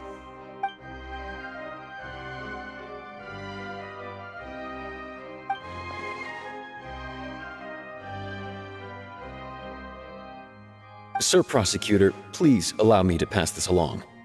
This is a document that Miss Charlotte applied for and received permission to share with you during the trial. According to her, it should speed up the proceedings. Huh? Charlotte wanted to give us something? Oh, so she's here too! Hey, Charlotte!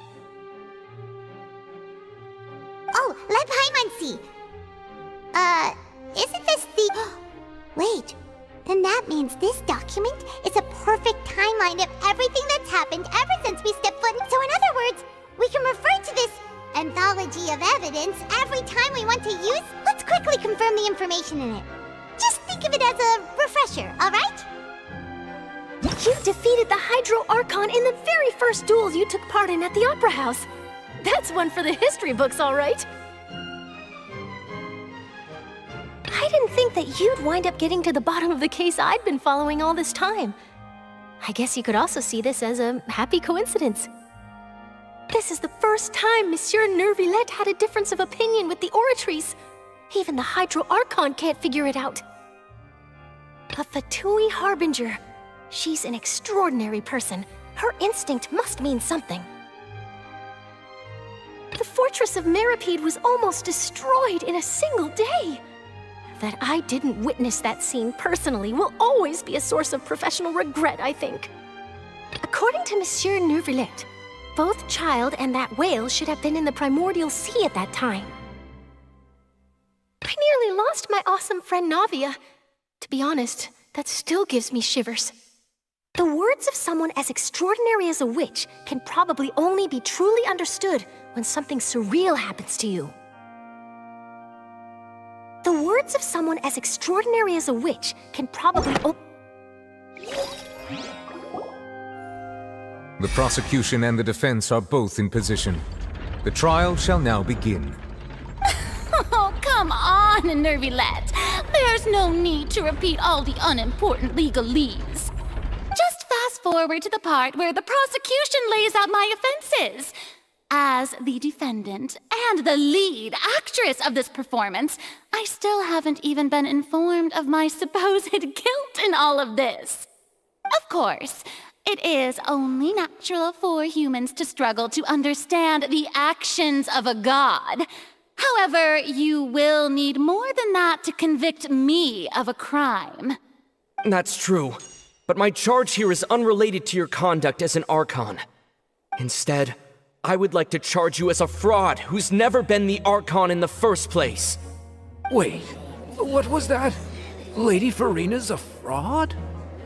Hey, I came here thinking that we were going to try the Hydro Archon for forsaking her duty, but did I hear that right? She's not our Archon at all? Charge accepted. Lady Farina, do you plead guilty to the charge?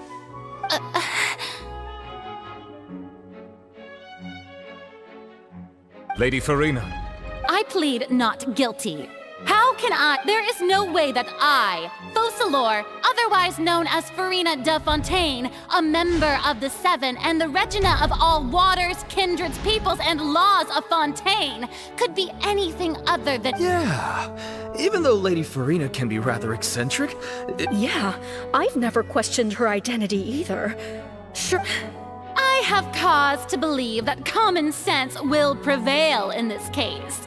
Many of the members of the audience have known me as the Hydro Archon ever since they were born. There would be no fooling their memory. See? Even the Oratrice has decided to show me its favor. Are you sure you want to commit to a charge that will never be upheld? If you wish to drop the case, I can promise you as the God of Justice that you will not have to face trial for making a false accusation. An argument with near impossible odds, huh? We have to not only refute Farina's claims, but also overturn the long-held belief— Well, I tried to give you the chance to surrender. If you must persist, then let me ask. If you believe I'm not the Archon, and if I was not the Archon, then how did I manage to live for over 5—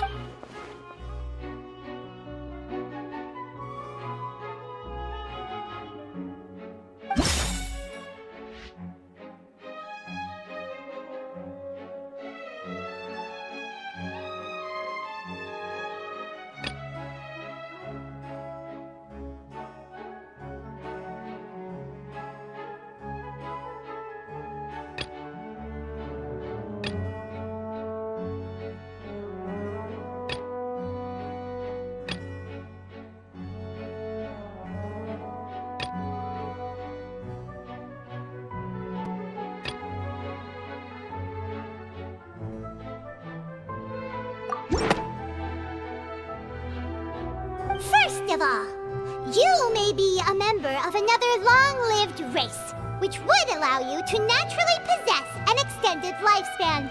And second of all, even if that wasn't the case, there could be other ways to extend your life. Who gave you that idea? Was it the knave? You'd sink so low as to use a harbinger's words against me. A curse? I once thought it possible that the aura of an Archon might naturally resemble a type of curse. But in light of this claim, perhaps what I sensed was not your divinity, but a curse after all. Nevelet sensed it too, huh? Lady Farina is actually a human? Well, it is true that it's extremely difficult to tell humans and gods apart just by looking at them.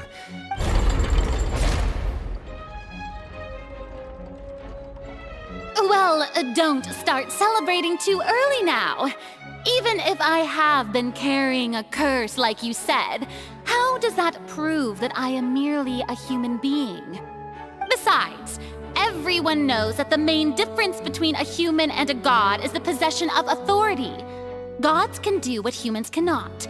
That's why they're worshipped as gods. For centuries, manifestations of my authority have served the nation of Fontaine. One need only to turn their eyes towards the Oratrice Mécanique d'Analyse Cardinal in this very opera house, or consider the indemnitium that is used in every aspect of life.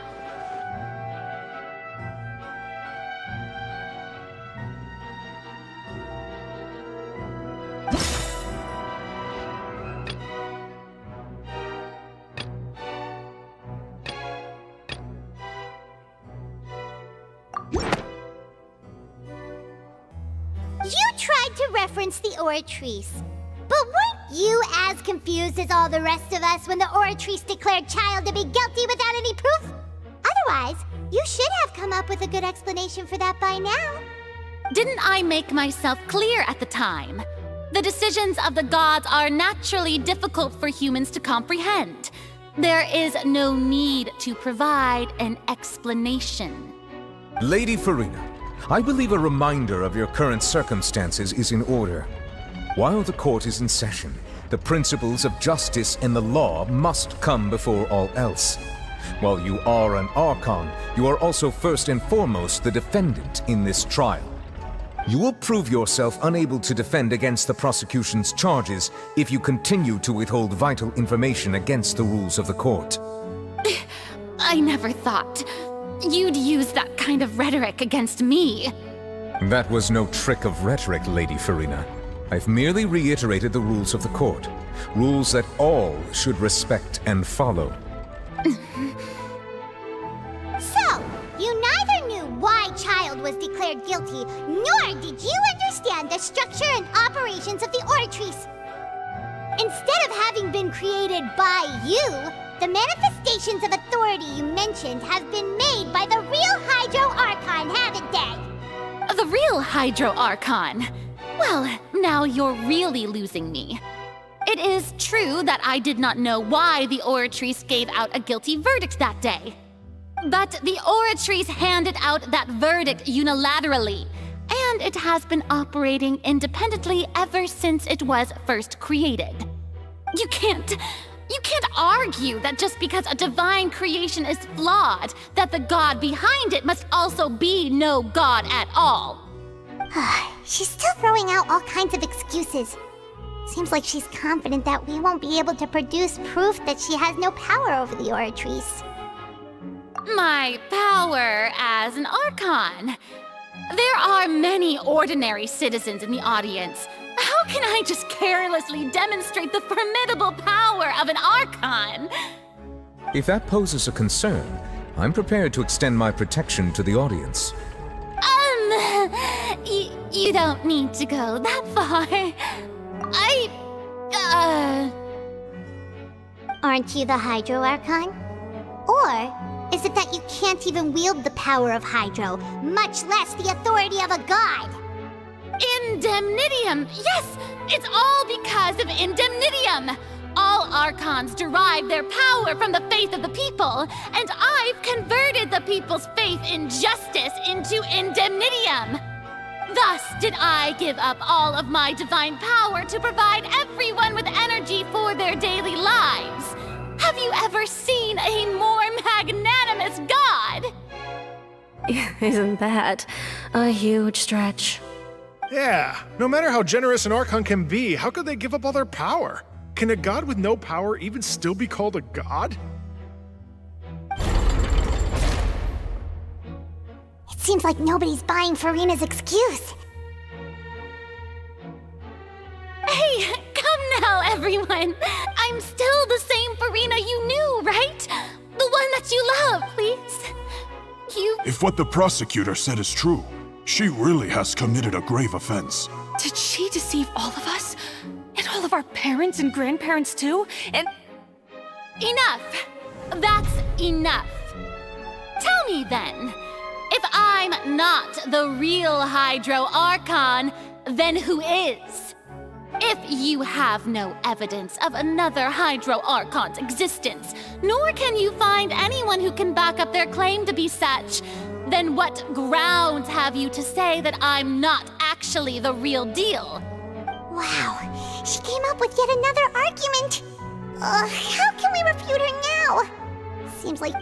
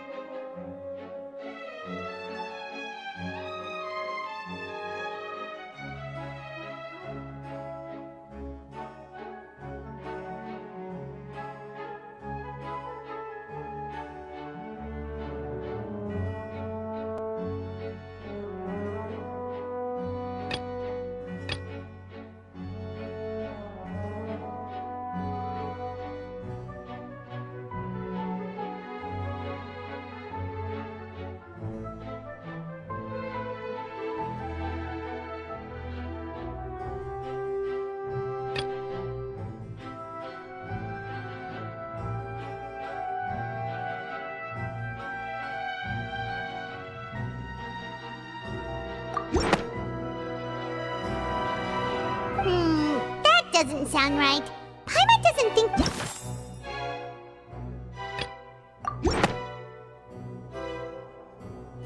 It has been established that all Fontanians can dissolve in water from the primordial sea. And that means... Since you insist on claiming to be a god and not a human, then there's a method that you can use right here and now to eliminate all suspicions of you being the latter. Miss Navia, please apply to serve as a temporary attorney for the prosecution before addressing the court. Though you act in partnership with the prosecutor, you must still adhere to proper procedure. Super sorry, Monsieur Chief Justice. I swear this really will be the last time that I'll speak out of turn. Now, I've brought some seawater from Poisson. As everyone knows, a massive flood struck the area not long ago, taking many lives, including those of some of my closest friends. So, Miss Farina, would you dare to touch some of this seawater? If we are to believe that you are indeed the real Hydro Archon, touching this seawater would have no effect on you. All it should do is strengthen your case. But if you don't dare to touch it, then we would have basically proved the reverse. Oh, and I must remind you that after the disaster at Poisson, nobody wants to see any more people dissolve. I do hope you'll act prudently and choose the simpler path of admitting guilt. Navia from the Spina di Rasula. The Spina has governed Poisson for many years. I guess her suggestion is valid. If Lady Farina is indeed just a human, she's probably Fontanian like all the rest of us. Would she really dare to try?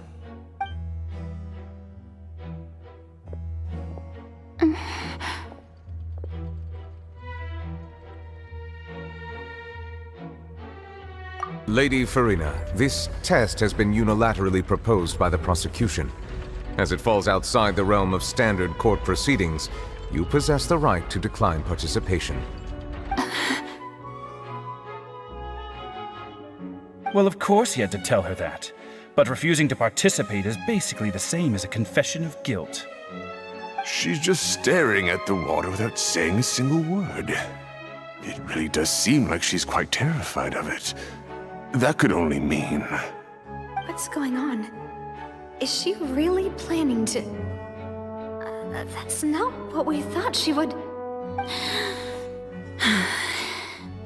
Due to the inherent risk of the test, Lady Farina, you may...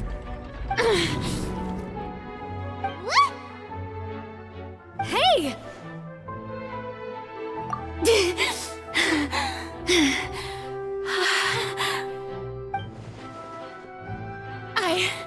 I'm fine!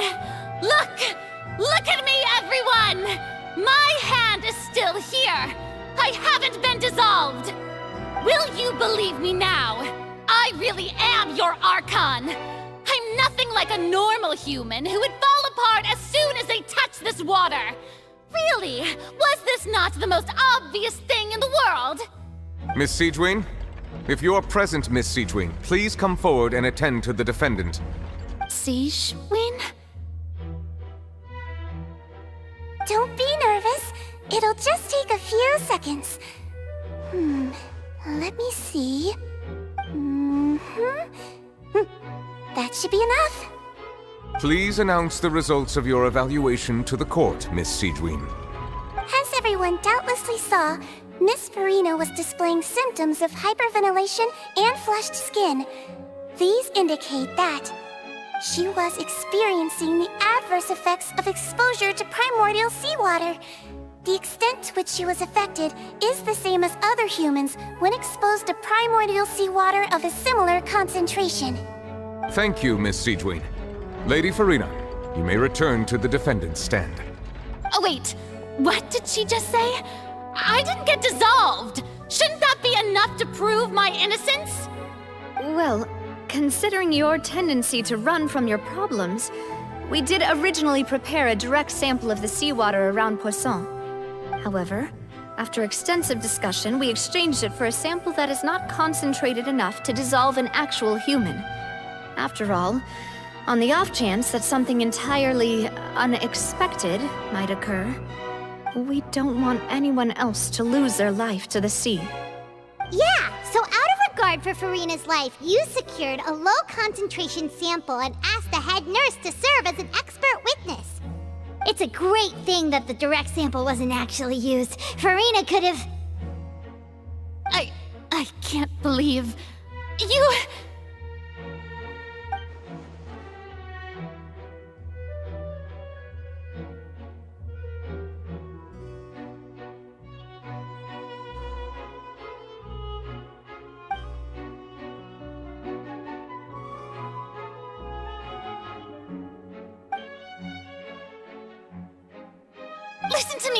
Listen to me, everyone! Please don't give me such... Think about it! How can you conclusively prove that an Archon can't also be a... Also, if I was really just a human, why would I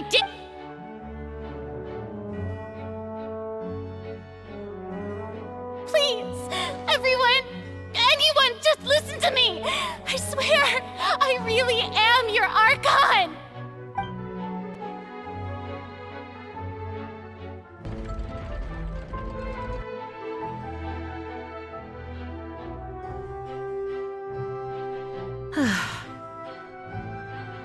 I don't think anything she says at this point will sway anyone.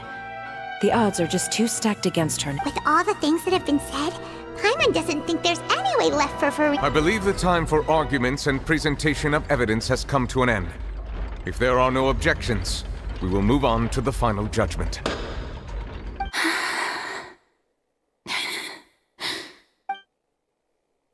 I don't think anything she says at this point will sway anyone. She's too stacked against her now.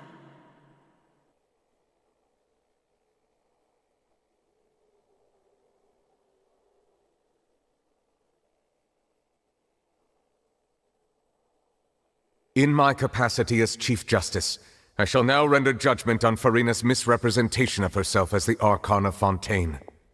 As a human who knowingly deceived her fellow citizens, Farina is... guilty.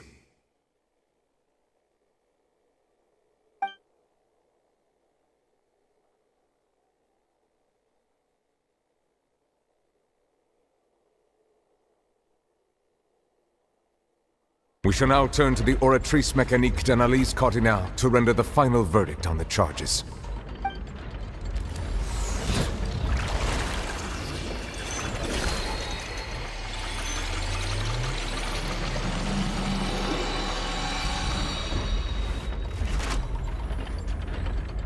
According to the judgment of the Oratrice Mécanique d'Analyse Cardinal, Farina is... Well, what's wrong? What's the Oratrice's verdict? No, the Oratrice also displays a guilty verdict. Isn't that correct then? However, the exact wording of the verdict is thus: the Hydro Archon, guilty, to be punished via the death sentence. The death sentence? That's actually one of the available sentences? I've always thought that it was just a myth. The one and only time the death sentence has been handed out at the court, and it's been given to the very person we've worshipped as the god of justice? What an unexpected twist. Farina's been sentenced to death by the Oratrice? We just wanted to use the trial to show her the seriousness of things so she'd tell us the truth. How did things escalate this quickly? This outcome is indeed quite strange. According to Fontaine's current definitions of justice, as well as its recommendations for criminal sentences, is this sentence really appropriate for the crimes that have been committed? Yeah! Even Fache wasn't sentenced to death by the Oratrice. You know, the real evil mastermind behind the serial disappearances case. Indeed. Not only is Farina's sentence overly excessive, the very point of our trial today was also to prove that Farina has never been the Hydro Archon in the first place. But now, the Oratrice seems to have deliberately invoked the title of the Hydro Archon.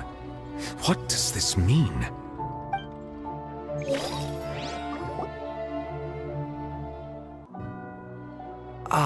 Excuse me. If I may interrupt. Is the trial still going? Fremine! You finally made it. I assume this means you— Any mission Father assigns to me will always be Is that the first prophecy slate? Huh. So the knave privately arranged for Fremine to try and find the missing slate. I looked everywhere and finally found it at the bottom of the sea. But has the trial already concluded?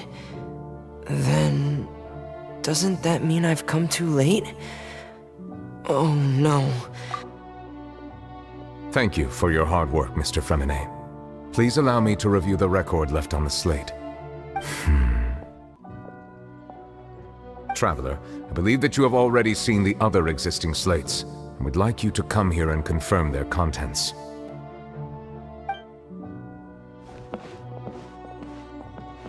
Huh? So what do you see? What is it?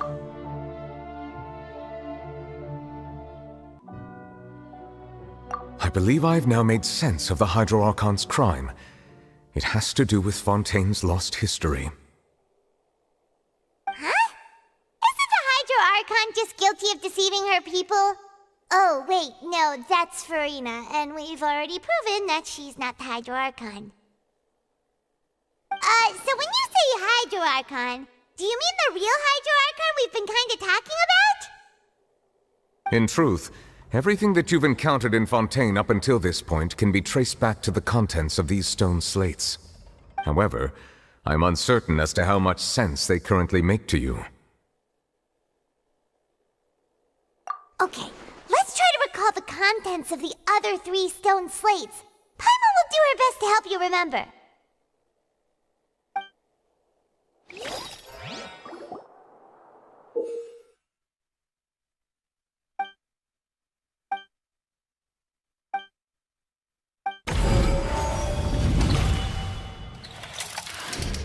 The first stone slate describes what you just said.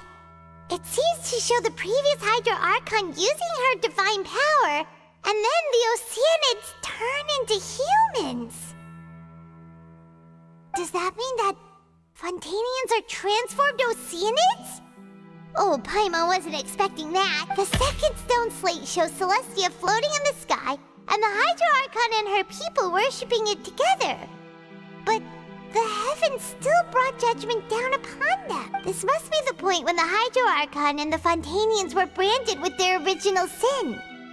Does this mean that the original sin and the Hydro Archons? The third slate shows the Hydro Archon seeking into the sea surrounded by many people. Huh. That reminds Paimon, didn't we also watch that happen to someone else?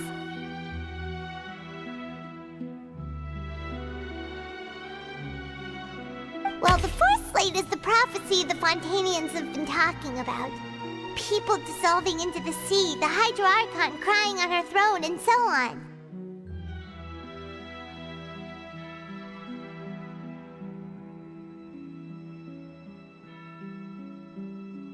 We didn't believe that such a crazy disaster could happen at first, did we?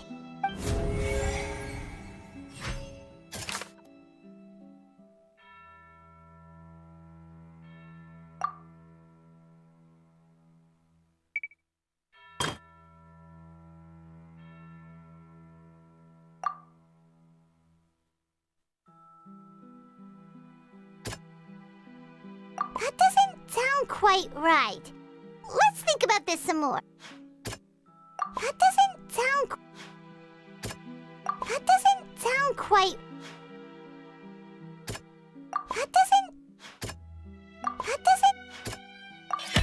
The prophecy from the stone slates found its way into society, but not many people believed it at first. The fortress, if we hadn't dealt with it in time, things could have gone very badly.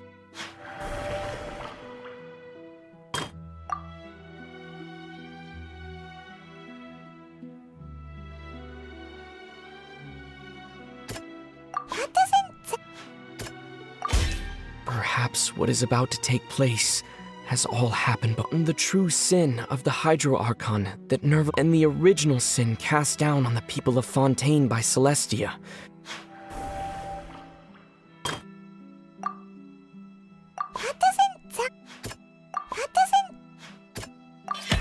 It's not as simple as falling into the sea. When Navia fell into the sea, her consciousness was subjected to judgment. The stone slates show the people gathered around the Hydro Archon in the sea.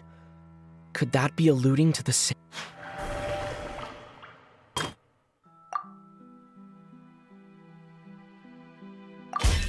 We know from the case of the serial disappearances of young women that Fontainians can be dissolved in primordial, and the first stone slate tells us that long ago, the Hydro Archon. This might be the reason that Fontaine.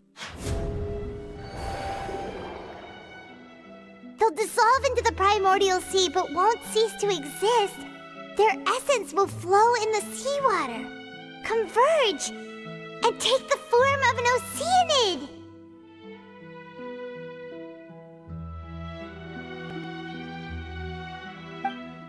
The Hydro Archon was sentenced to death in court, shocking everyone present. Perhaps this means that her sin was actually Fontaine's original sin. Navia fell into the water inside those ruins, and she nearly dissolved. She was surrounded by... The eruption of the primordial sea at the fortress of Meripede was the surest sign that the prophecy was about to come... The stone slate's contents can all be verified by recent events.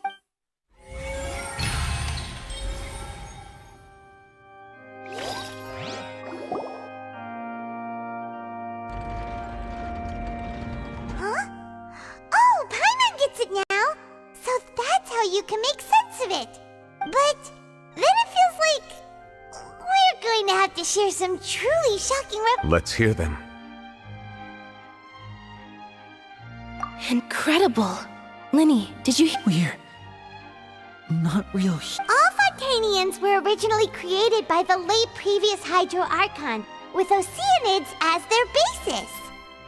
The evidence for that can be found in how only Fontainians could dissolve in primordial seawater, and how all the girls Vacher dissolved were also turned into Oceanids. Oh, and according to Navia, when she was about to get dissolved, she also saw everyone gathered around for a trial, all of them in the shape of Oceanids. Indeed. Yeah, and it follows from the content of the first slate that she probably angered Celestia by creating humans without prior permission. That could also explain why the Oratrice judged the Hydro Archon to be guilty. It's to account for that ancient sin. The Hydro Archon's true sin was creating us? And yet, after many hundreds of years, the Hydro Archon's creations have turned around to try to judge the Archon within the Opera Epiclese. The twists of history are often the most unexpected of all. Yeah, isn't the image here just like when Navia fell into the sea? So wouldn't it be trying to show the image of the Hydro Archon also falling into the sea once the prophecy has been fulfilled in the fourth slate? In the end, the people will all be dissolved into the waters, and only the Hydro... Did Paimon get all that right? You've made some keen deductions. I must say, given how much you still don't know, it is impressive that you've already managed to connect so... However, while you were able to decode all the information on the slates, they've also been etched with an additional layer of hidden information using a different power. When we were at the ruins, I tried to decipher the hidden information recorded in the slates. But since we only had 3 slates at the time, now that the slate collection is complete, I shall make another attempt.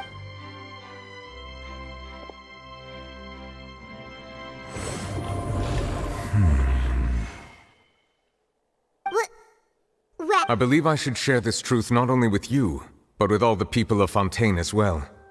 I will try to briefly summarize it for you.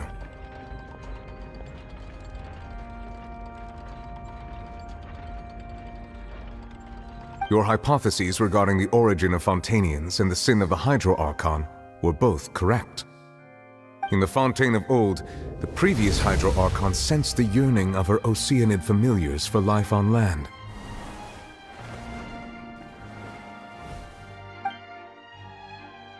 The Oceanids were enamored with the beauty and romanticism of human beings, and wishing to have those experiences for themselves, expressed to the Hydro Archon their desire to become of a similar kind. However, even though water as an element is intricately linked with the power of life, the Hydro Archon, as one of the seven, did not possess the authority to create a new form of human life. Not one to give in, she eventually found a way to create permanent humanoid bodies for her familiars by appropriating the power of this planet's primordial sea. She poured primordial seawater into the Oceanids' blood vessels, creating humanoid mimics in the process. But if Fontanians were to ever come into direct contact with water from the primordial sea, the power within their bodies would escape these artificial restraints and return to the sea. As a result, their forms would collapse, and they would be reverted to their original forms as Oceanids. Of course, the Hydro Archon never received permission from the heavenly principles to create a new human race. And thus, the Hydro Archon and all of her creations came to shoulder the original sin of appropriating the power of the primordial sea. That is the true history of how the people of Fontaine first came into being. So we were all Oceanids before we turned into human beings? That's way too much information for me. I think I'm just going to pretend that I never heard a single thing. Wait, but if that's the truth, we can't let the Hydro Archon be sentenced to death. After all, her only sin was creating us. This really might be too much information for your regular Fontanian, but it does answer a lot of our questions. Alas, your hypothesis regarding the third and fourth stone slates was inaccurate. The slates' respective positions are, in fact, correct. A key point of the visual on the third slate is how all the individuals depicted in the water are humans rather than Oceanids.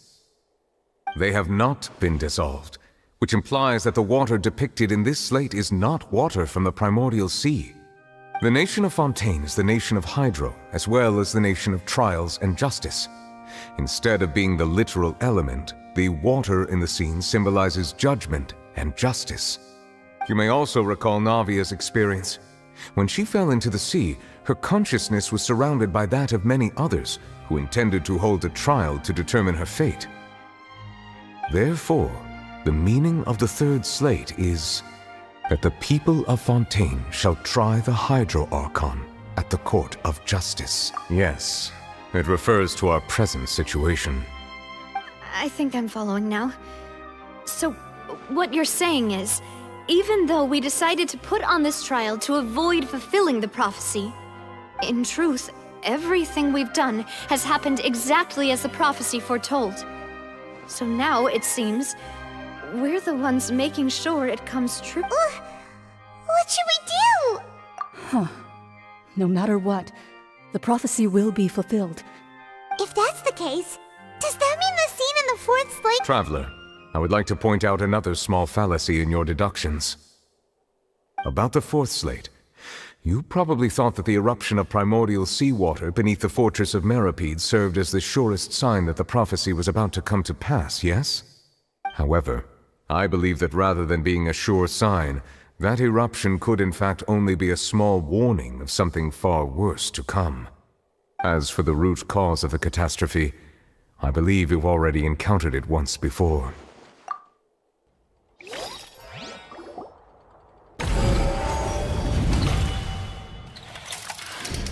This eruption was just a small warning of the things to come. We must find the root cause of the disaster.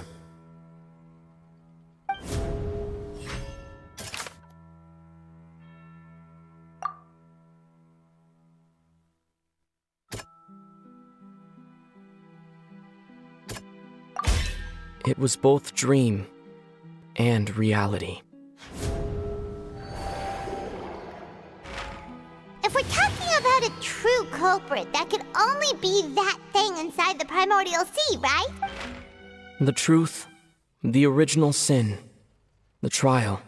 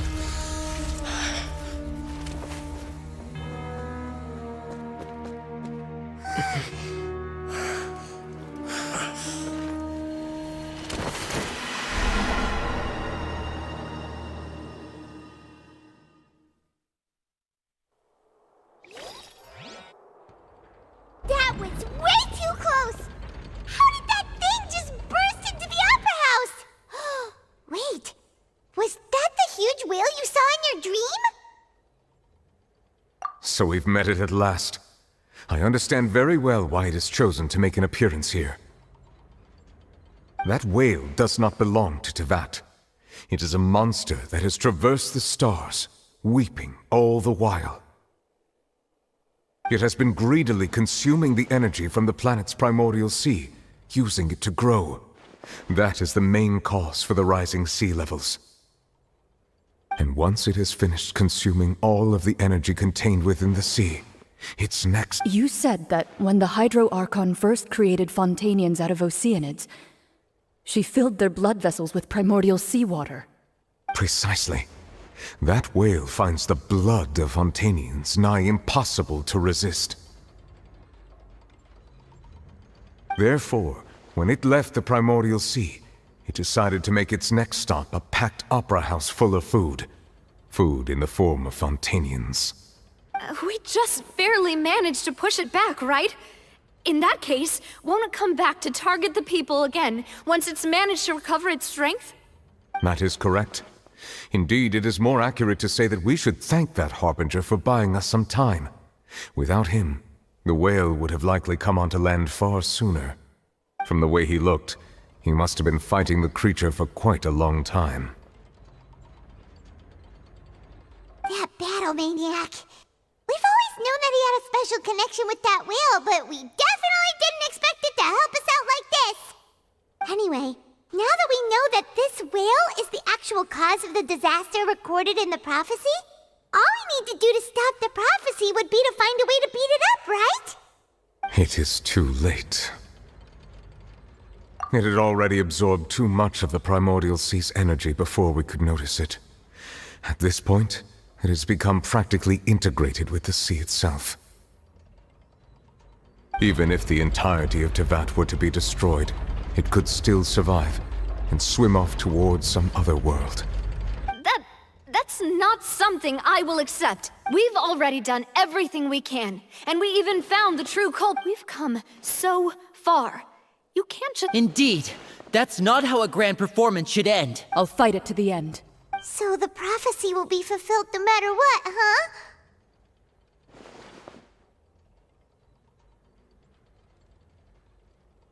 The prophecy. Yes, what has been prophesied will be fulfilled. You may view—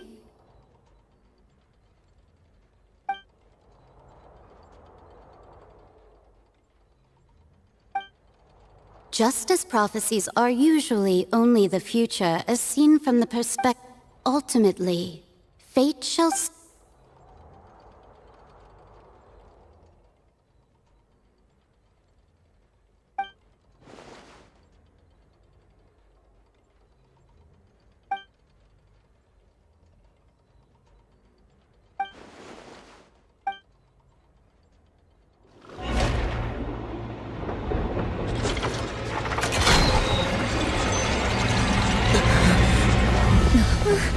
What's happening with the oratories? I believe it is preparing to carry out the death sentence.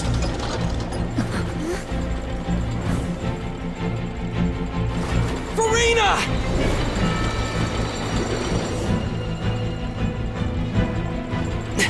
No, I still need answers.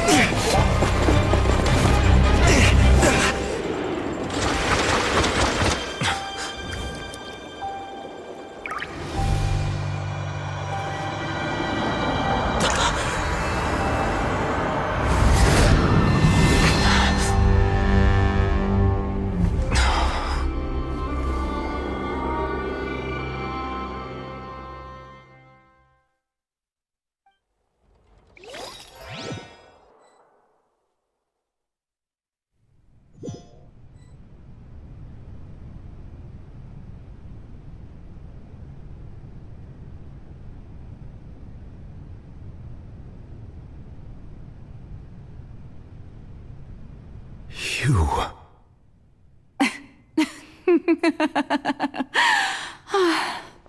Sorry. That shocked expression on your face is just too amusing. I couldn't help myself. You are not Farina. Ah, the sweet sound of bewilderment. Marvelous. A sure sign that my attempt to deceive everyone was a resounding success.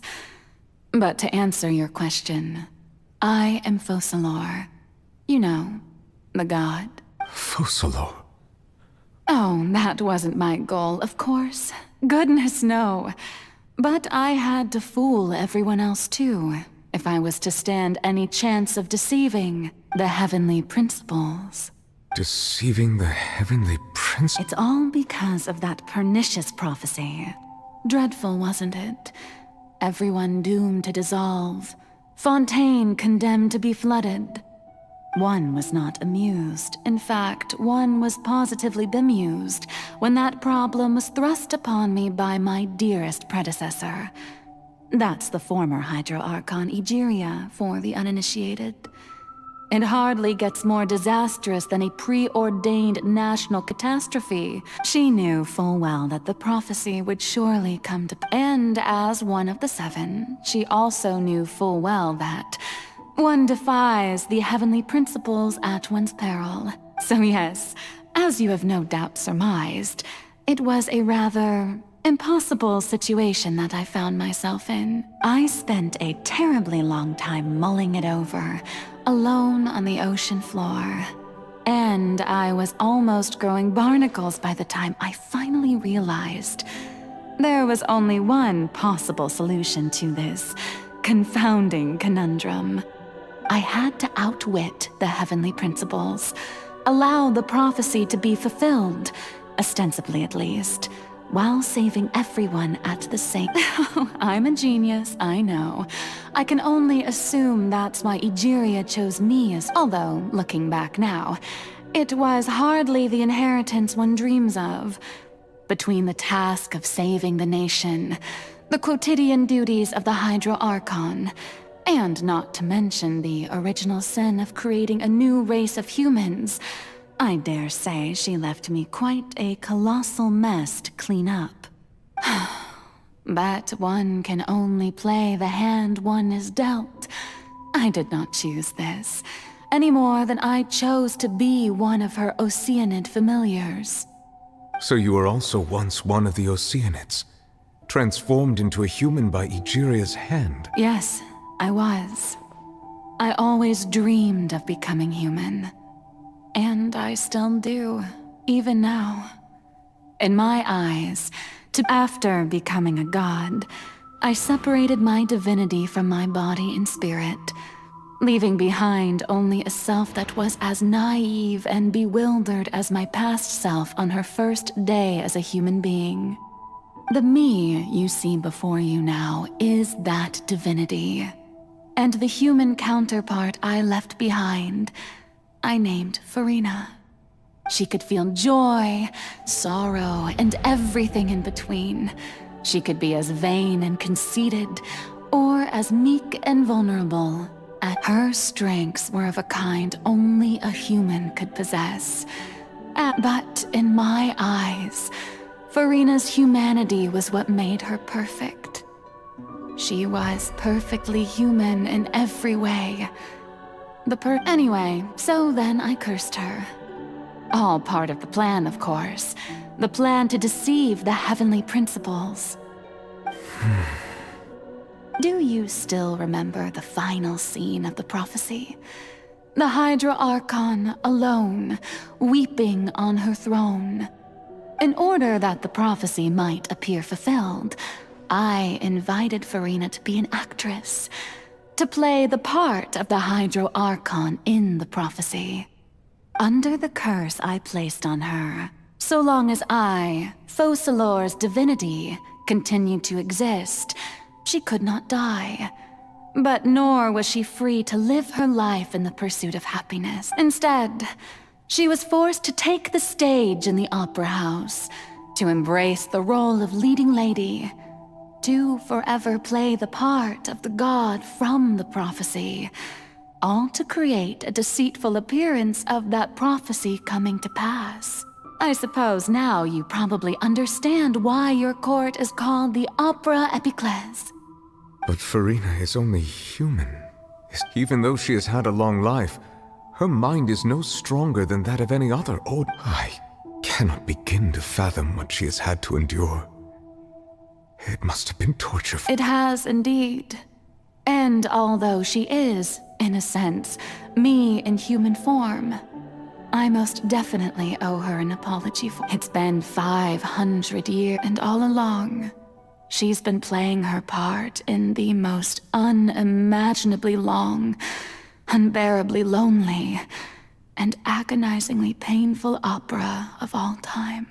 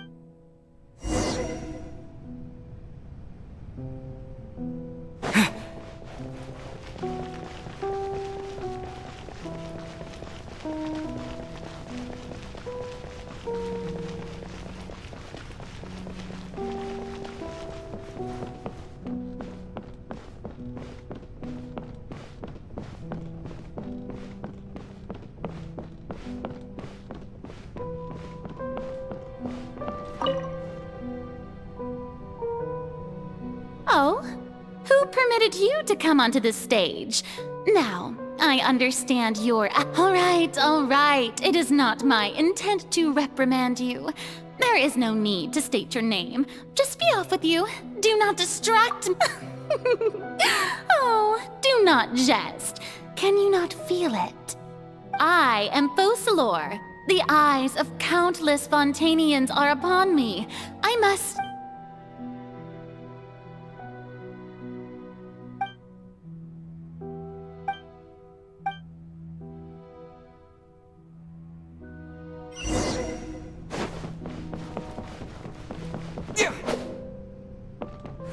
Dear audience, the performance is experiencing a technical difficulty, but worry not.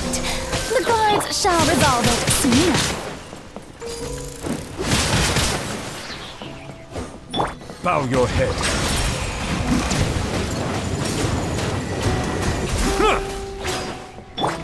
Rise.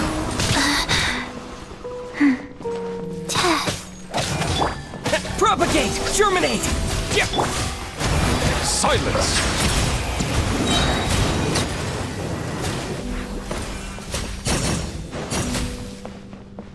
Hey, what gives?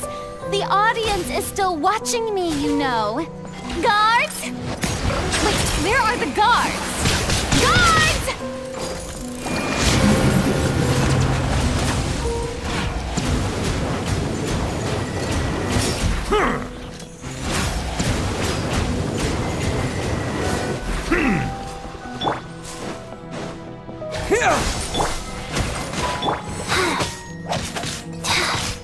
Wheel of Life.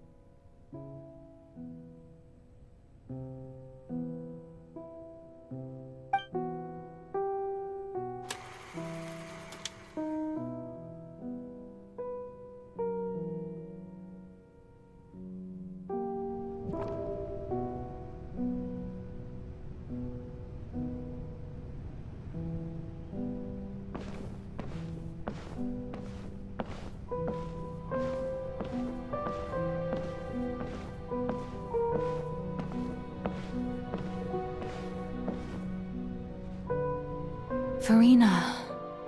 Farina. Huh? Who's that? Who's calling me? Where are you? Be not nervous. Be not afraid. I am before you. Wait a moment.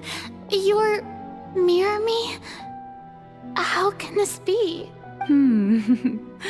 Mirror you, huh? You know what? That's not bad. Let Mirror me. What do you wish? The prophecy. What prophecy? Wait. I know. I think the people will all be dissolved into the water. Oh. What's going on? I can't seem to remember.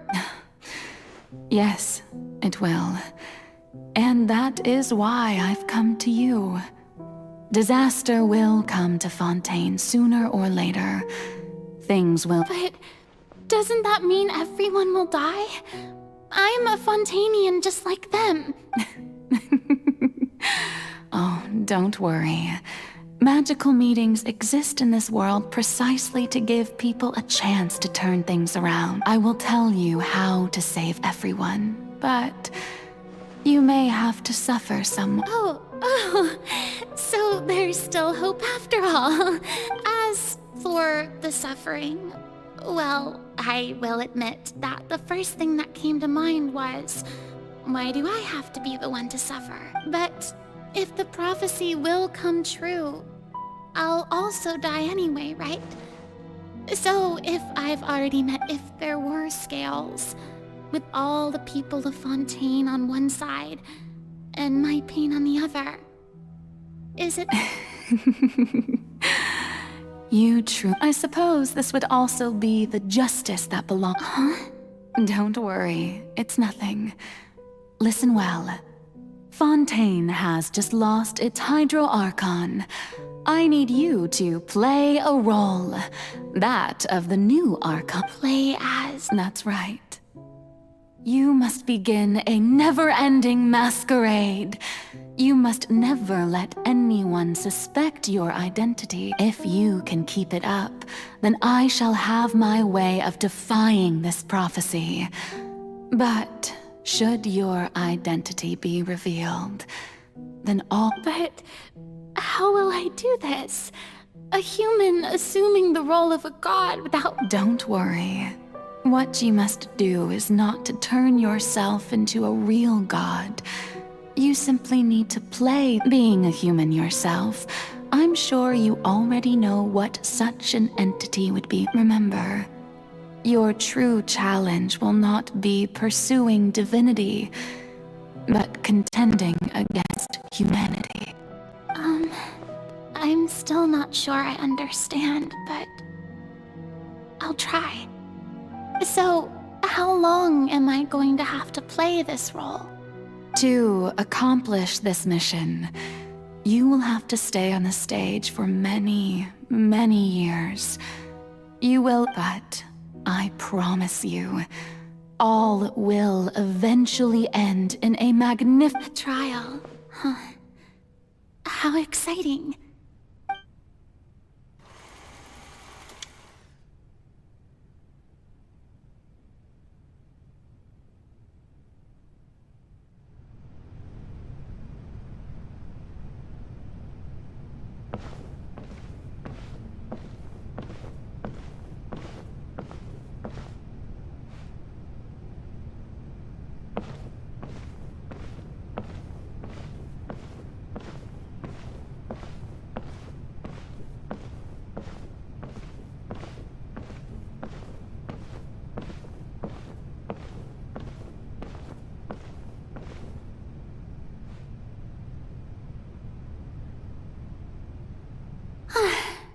The Maison Cardinalise has announced my accession, but this is my first time facing the people. What should I say to most appear like a god? To be honest, I still don't know. Perhaps I should first try to act natural.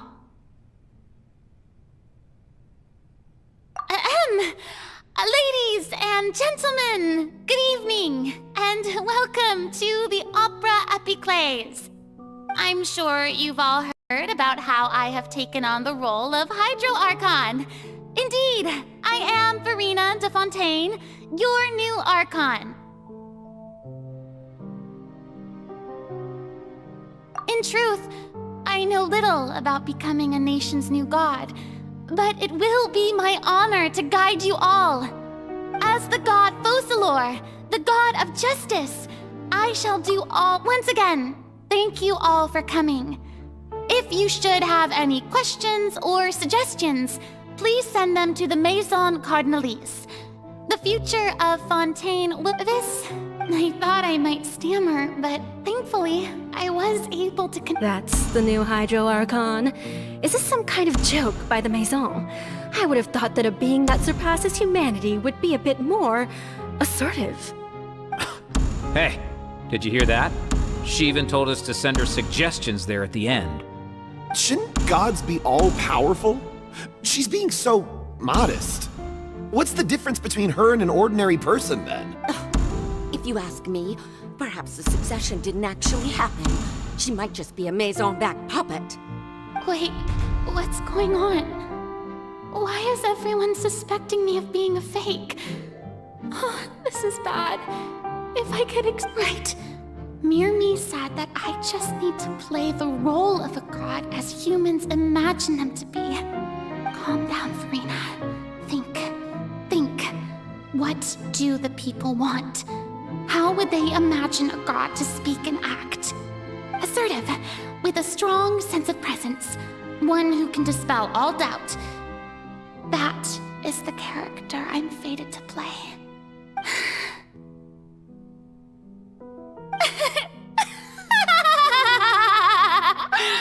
Oh, very good, my people. Only ones such as you are deserving of my rule. Now, I was wondering if some weak puppet were to one day come onto the stage and claim ownership of this opera house, would the children of Fontaine follow them?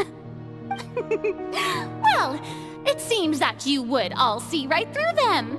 Having passed my test, you are qualified to witness wondrous trials alongside my august self, here in this opera house. You may consider my previous act a door gift of sorts. I thought it was a debut that suited the atmosphere.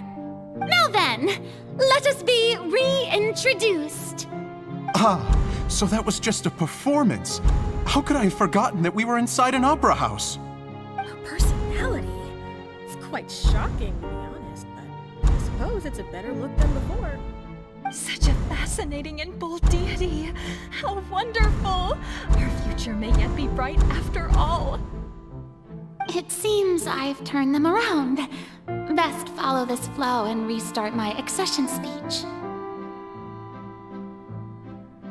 My dear people, whether you acknowledge me or not, whether you trust me or nay, I say to you, keep faith in your We have heard it said that this nation's sins can no longer be washed away. Well, I say that the scales of justice should not weigh heavy in the head. May law be the prayer on our lips. May judgment be our worship. There is no trouble in this so long as I, the Archon Focalor, stand within the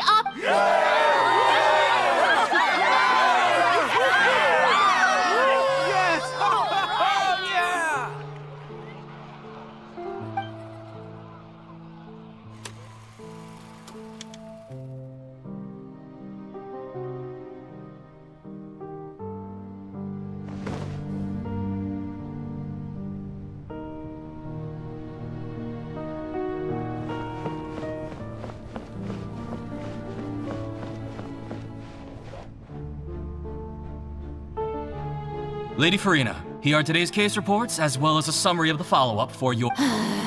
Come now, was I not just at the opera house in person?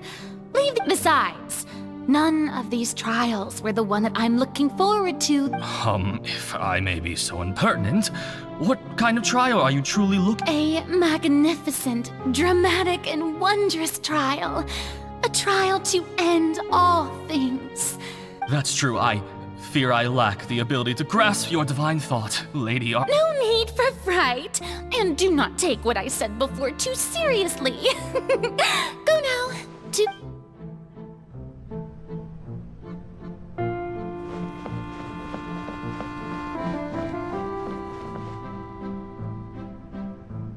Lady Farina, I don't know what to say.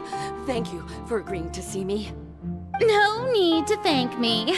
Or rather, thank your own sense of perseverance instead. Long have you stood in line to meet me, have you not? Oh, I'm afraid that's just an inevitable consequence of my divine charm. All right, Deuteria, is it? How is your son's illness? You remembered me, and you knew of my family, too. He is doing much better now. In fact, he is far more of an ardent believer than I. He was the one who forced me to seek an audience with you, and to bring your words back to him. Oh, good. Very good. If this should happen again in the future, please do not hesitate to come and tell me. Going down to citizens' homes every so often, while not usual practice, should serve as a fine change of pace. You're such a gentle and wise God. Thank you once again, on behalf of my son.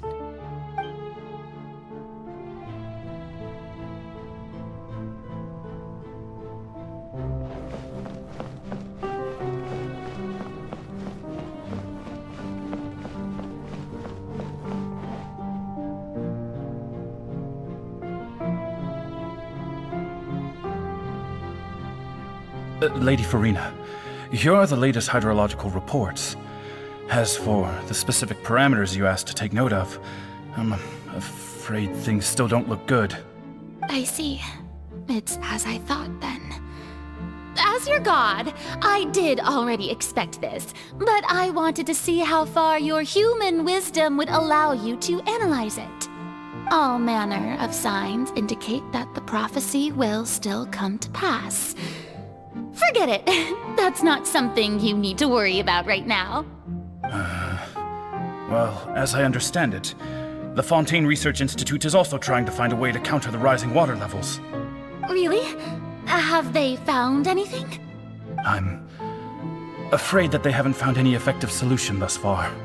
Oh, is that so? Well, no wonder. This issue has reached the realm of the gods, after all. Still, their spirit is praiseworthy.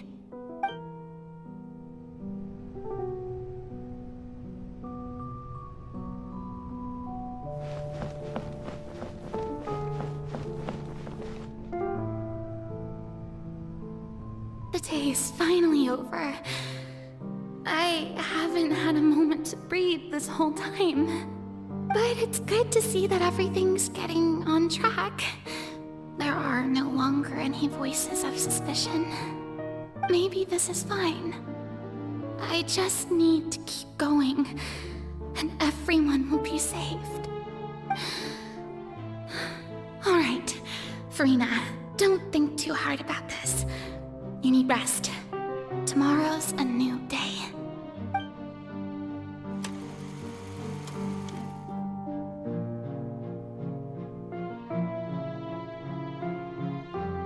Lady Farina, here are the new trial reports for the latest cases, as well as a summary of the follow-up. There'll be no need for that. I've seen them already. There's no need to go back over scenes I've witnessed in person before. Lady Farina, I've waited so long for this chance to see you in this manner. Indeed, my dear, loyal citizen. This joyous moment is an honor for us both. Lady Farina, we're detecting significant hydrological anomalies near Poisson. Understood. Keep monitoring. Keep me informed should anything come up at the Institute.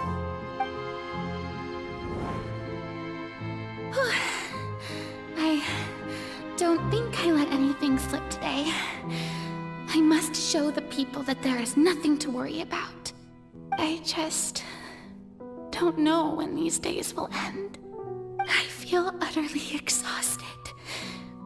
Best to rest early today, too.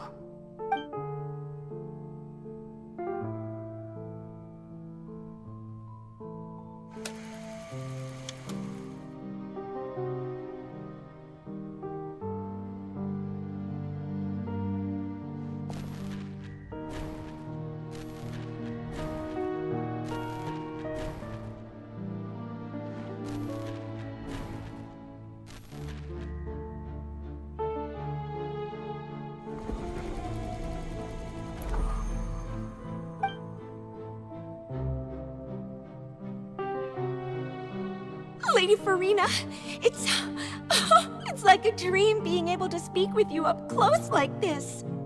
I've heard that the first member of our family who was honored to receive an audience with you was Madame Dioteria, almost 20 generations ago. And what a fine family yours is indeed. It brings me great joy to meet such a faithful believer. A descendant of a line most ardent.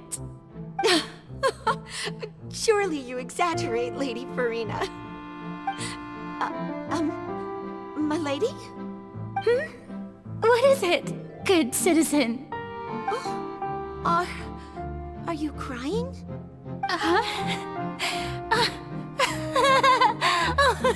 Really now?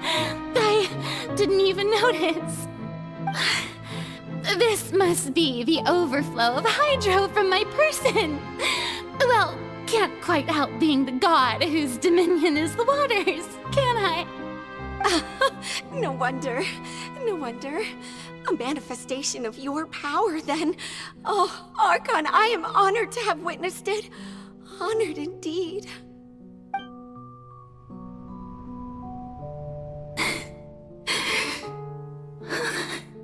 So interminable. So lonely. Just how much longer? Hundreds of years must have passed by now. Perhaps the show must go on for hundreds more. I never imagined that it would hurt so much. Have I reached my limit? No. Perhaps I reached it long ago. Today I didn't even notice my own tears. I want to tell someone, anyone, about this.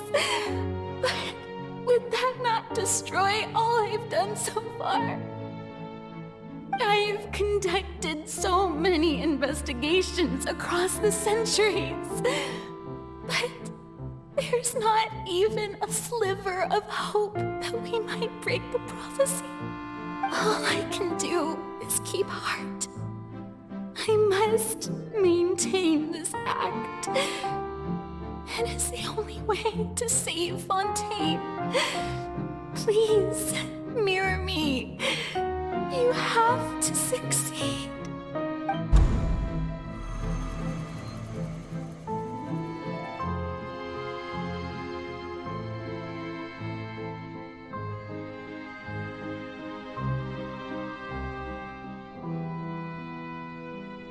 Farina, you don't have to shoulder this burden alone. Although I don't know what you might be keeping from everyone, your people are more than willing to share your burden with you.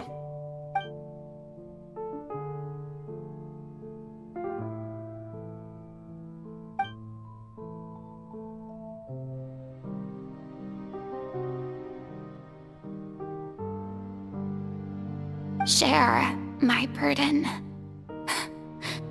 That's impossible. It was fated right from the start that this would be my duty alone. But even if your burden doesn't need to be shared, you can still choose to confide in someone. Just share it with me. I'm what you'd call a witness. A witness. And if Tevat is in its entirety... He's right. I could confide in him, couldn't I? But if things don't play out as expected... No, Farina. You shouldn't be selfish. But what if... Farina, you've worked so hard for so long. Surely it would be okay to put yourself first for once. Is it such an outrageous thing to do anyway? If you let this opportunity slip through your fingers, think about it. Long and hard.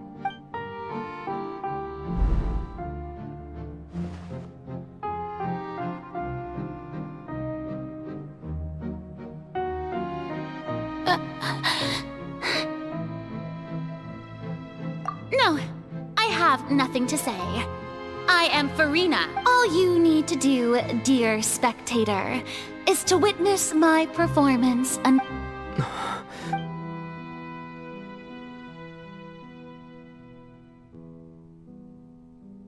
Fine.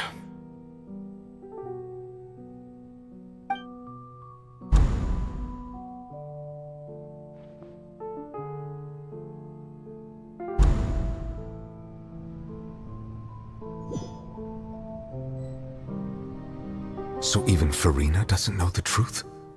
You've never once let her in on the full plan? Yes, it had to be done. To deceive the heavenly principles, you must first deceive yourself. She did very well.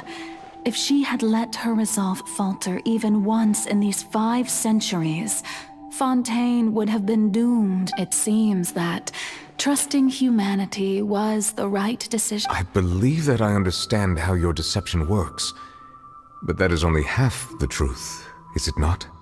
How would you build on this foundation to save the people of Fontaine?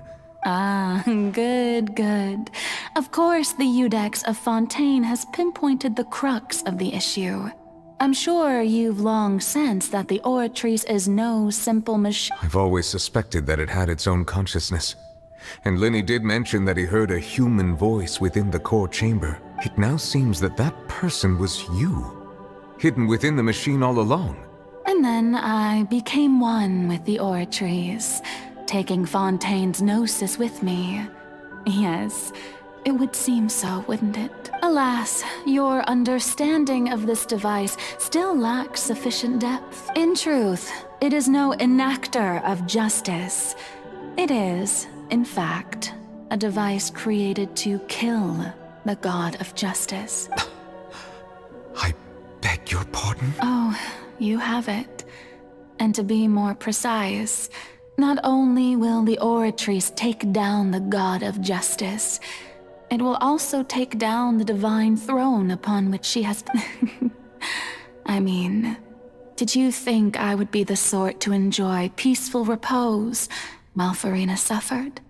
My work over these last 500 years has been to constantly accumulate indemnitium within the Oratrice. But really, some have already discovered that only a small fraction of the energy generated by the device was ever used to provide power to Fontaine.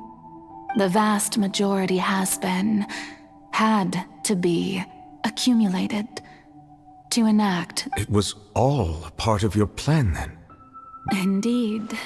This power, accrued over 5 centuries, could have sustained Fontainians for millennia, had it only been used for that purpose.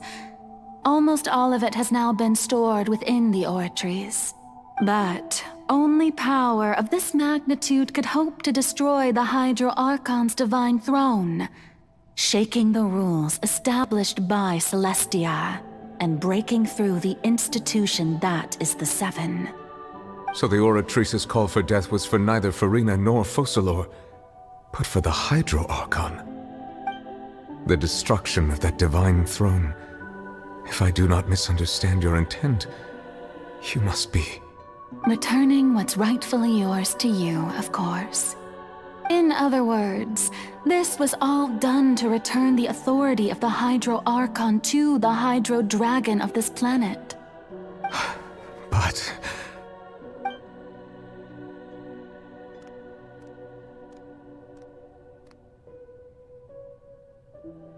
Oh, what? Getting sad again, are we? The authority of the ancient dragons shall soon be yours once more, O Hydro Dragon Sovereign. And this is the face... all you've done throughout the years is just so you can sacrifice yourself at the very end. I've never quite seen it that way, you know. Even now, I'm quite pleased at how well my deception worked.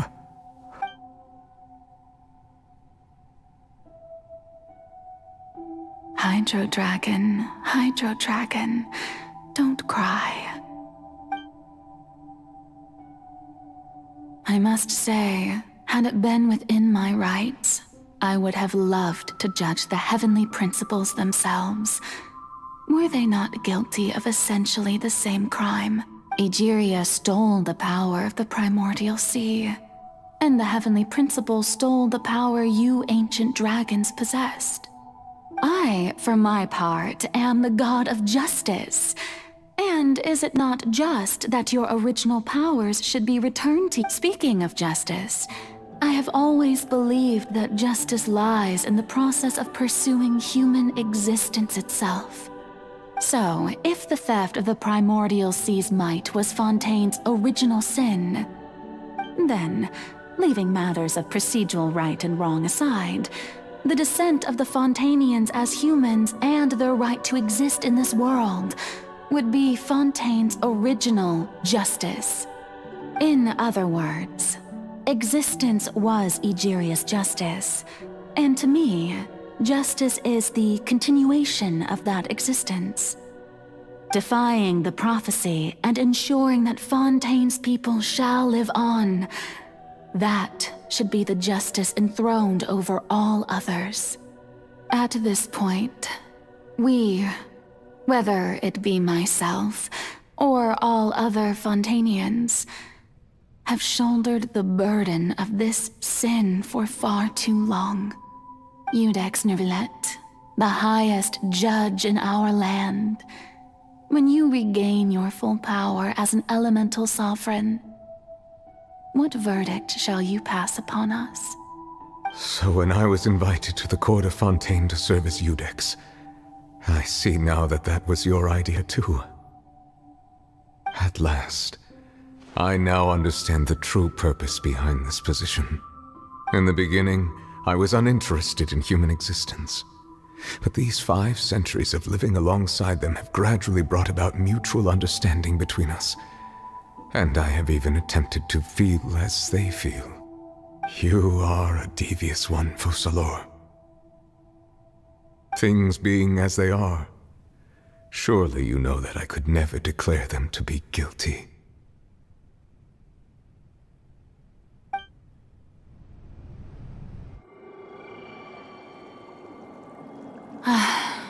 The hour of my execution is almost here. For the sinner, the curtain call has come. I know I may not sound it, but faced with death, I find myself a little afraid. Perhaps this is one thing both gods and humans have in common.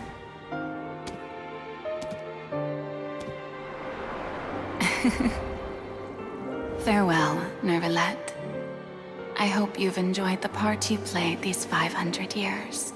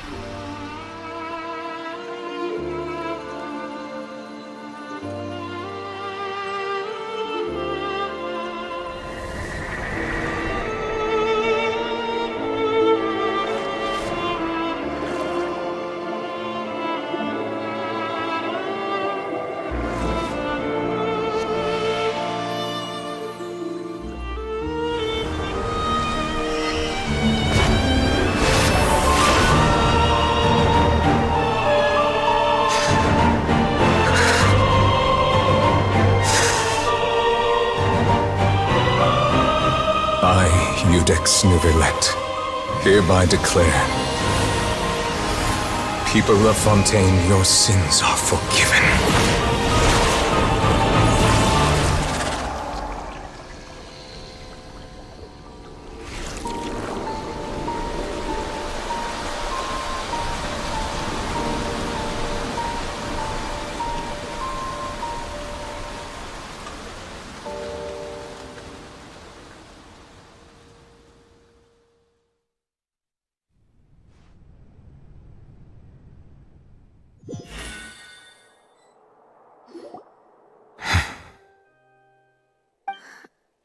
What just happened?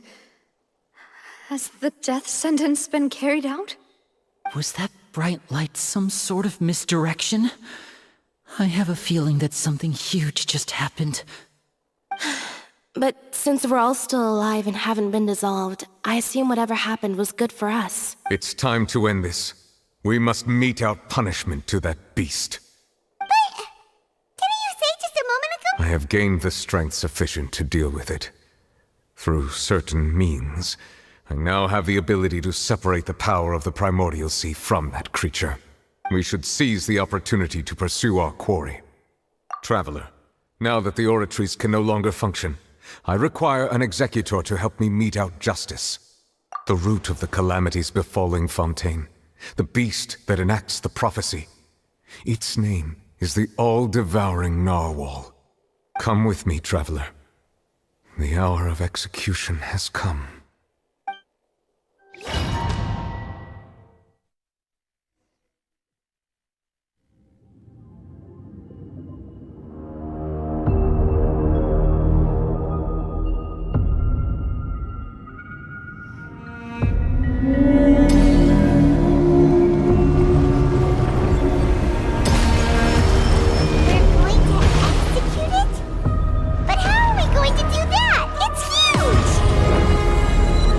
Done my best to separate the power of the Primordial Sea from the whale. Considering the size of the beast, I cannot reach the power source.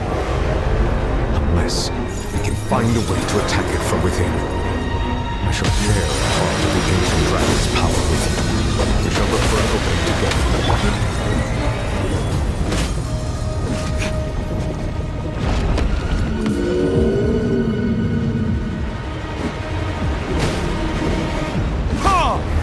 Feel its sorrow turning into hostility.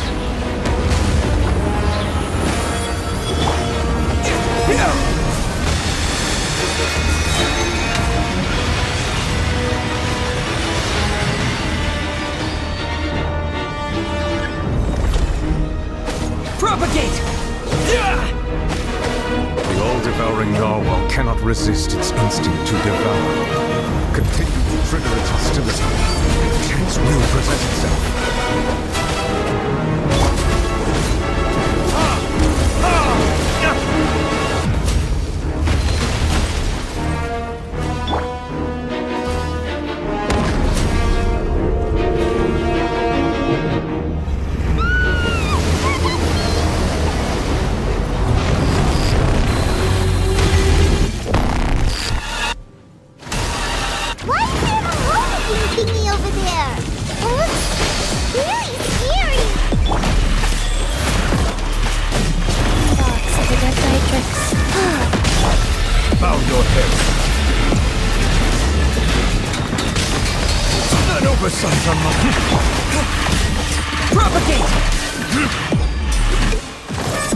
I have granted you my protection. Do not fear. Seize the moment and use my power to suppress its root from within.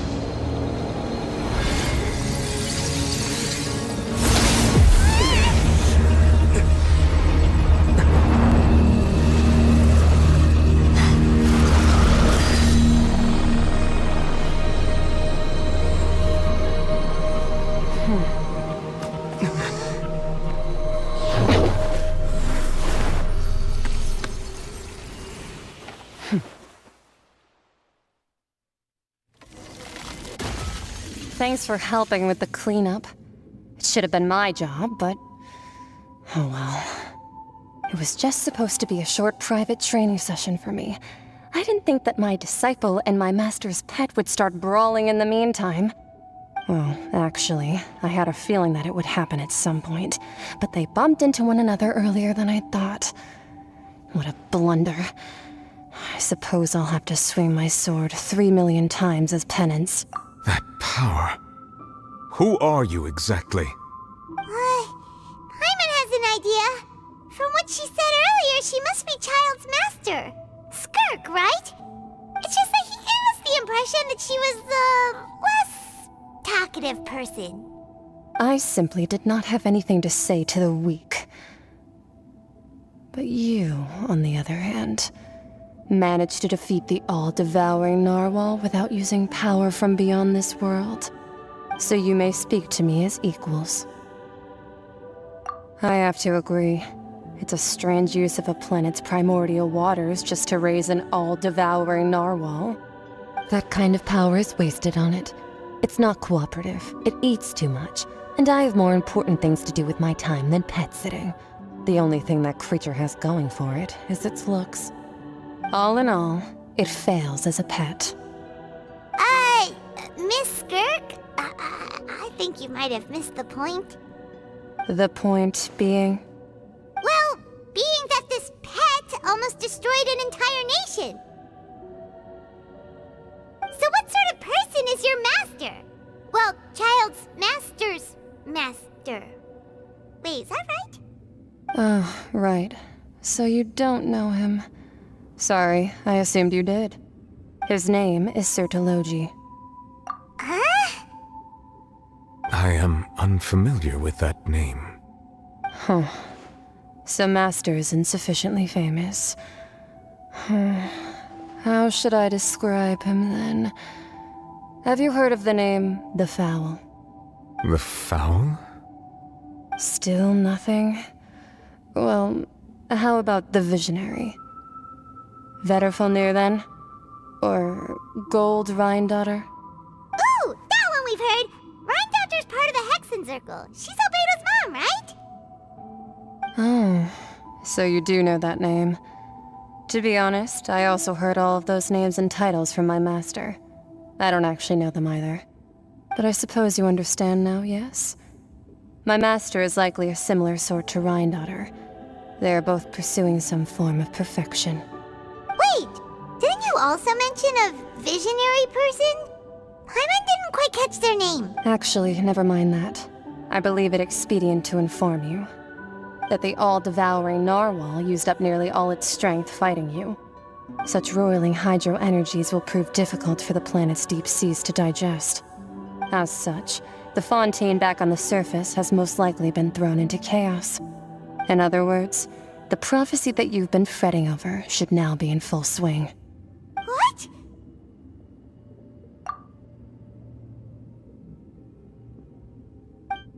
Not to worry. Focalor has already managed to... In the end, the people will all be dissolved into the waters, and only Farina will remain, weeping on her throne.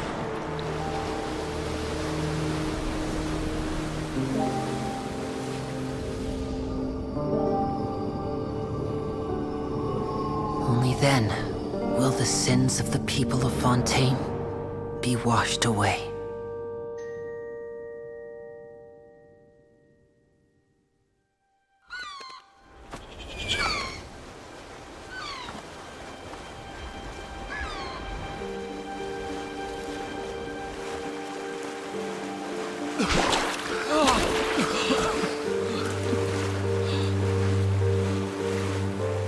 Hey!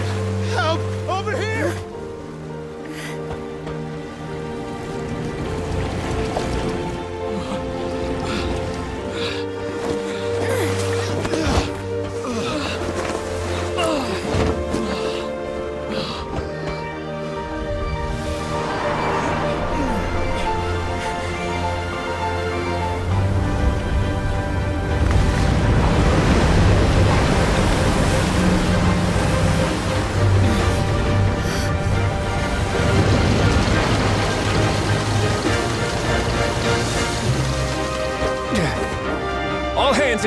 Emergency rescue!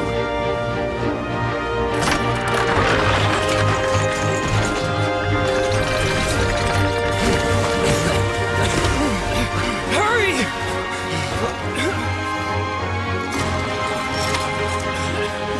Hey, lend a hand!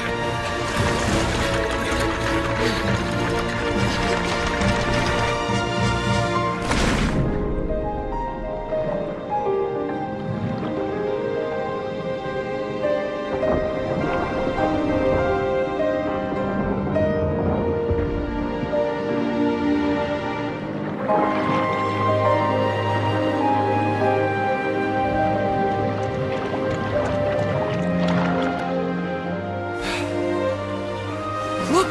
The water's receding!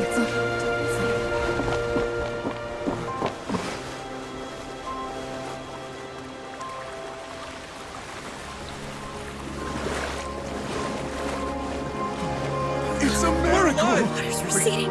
We didn't dissolve. The prophecy was wrong. The prophecy was wrong.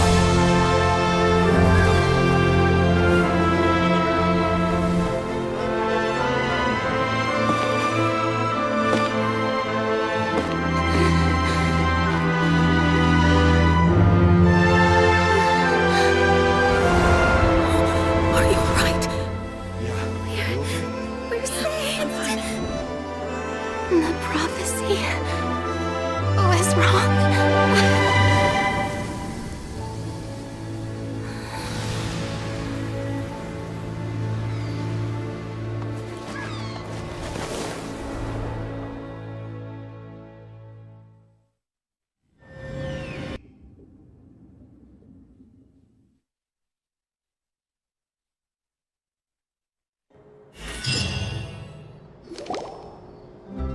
The soil renewed. The Spina di Rosula talks post-disaster rebuilding. I recently visited Poisson to meet with Miss Navia, spokesperson of the Spina di Rosula, and we spoke about Poisson's present and future. Old soil can still give birth to new bloom, Miss Navia stated. Hope is like seeing a small cookie when you're starving late at night. Skyship Winglet, lunar brain of the Fontaine Research Institute. The various disputes that have arisen on account of Mr. Edwin have suddenly become a shield over the Institute, with Jurier turning out to be a once overlooked hidden gem. People always call the first researcher mad, but few know what to call the second. And should that latter person achieve a miracle, they would find it all the harder to find a word with which to classify. Wow! Paimon barely recognizes the people in the reports. Are those really Jurier and Navia? They sound like real big shots. What do you think? Pretty enthralling, huh? The Steambird's idea was pretty simple. With the disaster just having passed, we would print a free edition packed to the margins with good news to calm people. The value for these big scoops lies in their inevitable follow-ups. Well, Edwin's assistant, Jurier, created a true flying ship, while Navia is leading people in the reconstruction of their home. Paimon's curious too! Wait a minute. Didn't we watch everything happen from start to finish? What's there to be curious about? And that's exactly why I'd like you to come conduct interviews with me. You're the best incubators of news, if you haven't noticed. And also, with you around, I'm sure I'll get to see that. Are you sure? Hasn't he turned you down several times? Oh, this time will be different. Come on, let's head to Poisson for...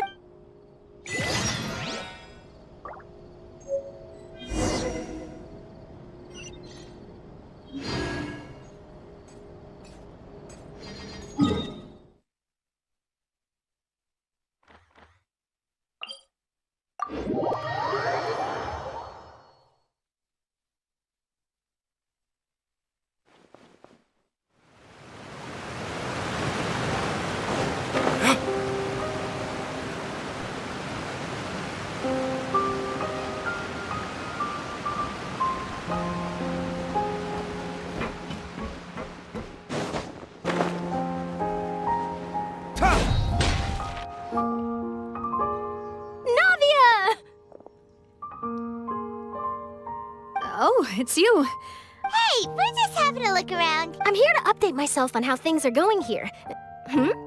Oh, the Fatui are here too. Let me introduce you. This is Mr. Garunt Snežević. He represented the Knave in sending us a large amount of supplies. Our residents are hard at work as well. Thanks to everyone, work is progressing nicely. Hello, Miss Charlotte. I'm a big fan of yours. I especially like that article you wrote last year about Fontaine's stray cat. But if you don't mind, could you not emphasize our role too much in your report? It's not charity we're doing here. We just happen to share the same interests as the Spina. I get where you're coming from. I'll keep it as simple as possible. Or would you be willing to feature as friendly neighbor? That would be fine. Thanks. Oh, you're back too. How are things? We finished laying down the construction materials. It'll be another hour before the workers are able to go over there. Huh? You're here too, Clorinde? Well, her reputation's greatly risen after that whole duel business with Miss Farina. So she's here in Poisson to wait out the heat. All right. She really came here to help me out. There's too much to consider in the reconstruction of Poisson. The Spina has need of more decision-makers. And, well, I do already happen to be connected to Mr. Callis. Oh, wait just a moment. Do you mind me asking a few questions? You know, about how you felt before the duel, about what it was like facing down a god. There's lots of exciting material there, I bet. Forget it. I'm sure you can find a better theme than that, Miss Charlotte. I see you're the same as always. Couldn't you do me a favor, for Navia's sake? Well, if we're talking about doing things for my sake, you might as well just take a few more photos of me. Or of the Traveler. It's better than wasting time persuading Clorinde, at any rate. Of course I will. I'm not gonna let him off that easy. All right, then everyone who wants to be in the photo, gather up. And smile.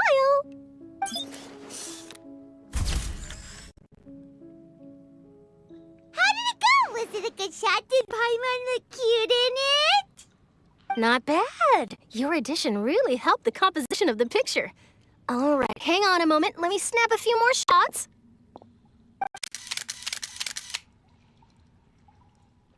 All right, that should do it. I'll be back here later anyway, so let's call it a day. You're very quick. Speed is of the essence when it comes to the news, and freshness is the key. Also, not to brag, but I'm pretty good at building connections. Who knows? I might eventually get that interview with you after all, Miss Clorinde.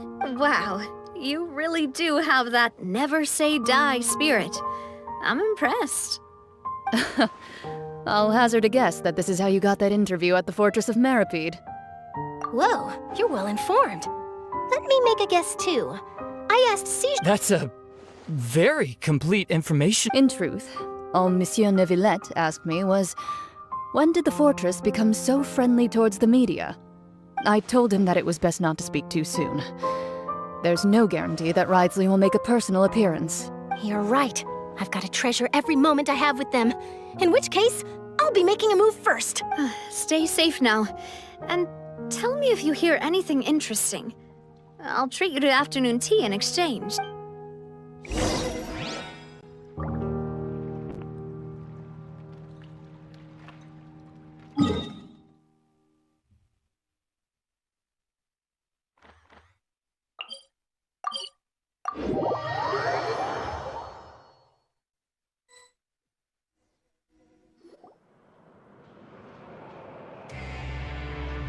Wow, guess we're here again, huh? There's a real nostalgic feeling to this place. Looks like you've been missing us. Duke! Did you come all the way to the entrance to greet us? Of course. I'm here to welcome you and our dear Miss Charlotte, whom our good head nurse recommended to me. It's an honor to finally meet the much-rumored Duke. Thank you for consenting to my visit to the fortress, sir. No need to thank me. But that said, I shouldn't be the focus of your interview. I trust you recall our agreement? Of course, of course. All right then, this way.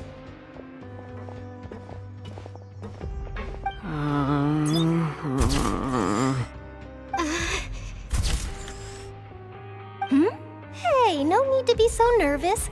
I've already taken all the photos we need. Miss Charlotte, do these pictures really— It would seem that Miss Lorvine doesn't want her face to appear beside that of Mr. Jurier, Sir, please don't say things like that. But it looks like dear Mr. Jurier denies it. Might this interview be very important to you? No, I just... This is my first time being interviewed, and I'm very... Now, I might not look it, but I actually did meet Mr. Edwin once. And I'll be honest, I enjoyed chatting with you more. You've definitely got more of that genius vibe going on. The boat that brought about a miracle, the ark that saved the people. Why, you recreated a myth back there, like an emissary of legend. Still, if I might ask, where's that flying ship now? Huh. Looks like Charlotte's trying to get herself another exclusive scoop. I have to apologize, but that ship is presently in the bowels of our factory. I'm afraid it won't be easy for you to get a shot of it. Really? Well, then in that case, could I have an interview with you to make up for that loss? You already know my answer, I'm afraid. Best you interview our head nurse instead. Or perhaps you'd like to take another photo of this couple? Did you really have to use the word couple? Well, then, 2 solo photos will do. Is my hair messed up? Please, someone help me have a look. Things sure are getting pretty lively here. Oh, seems like everyone's here.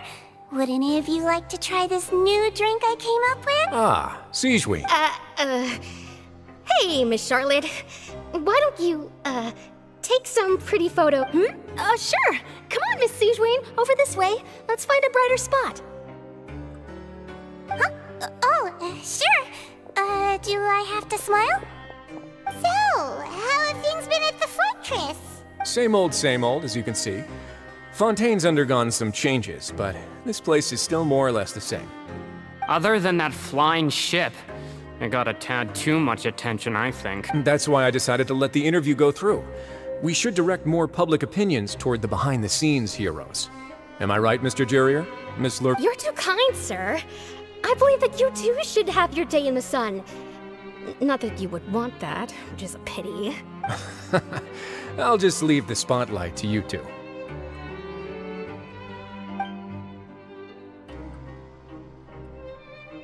I see.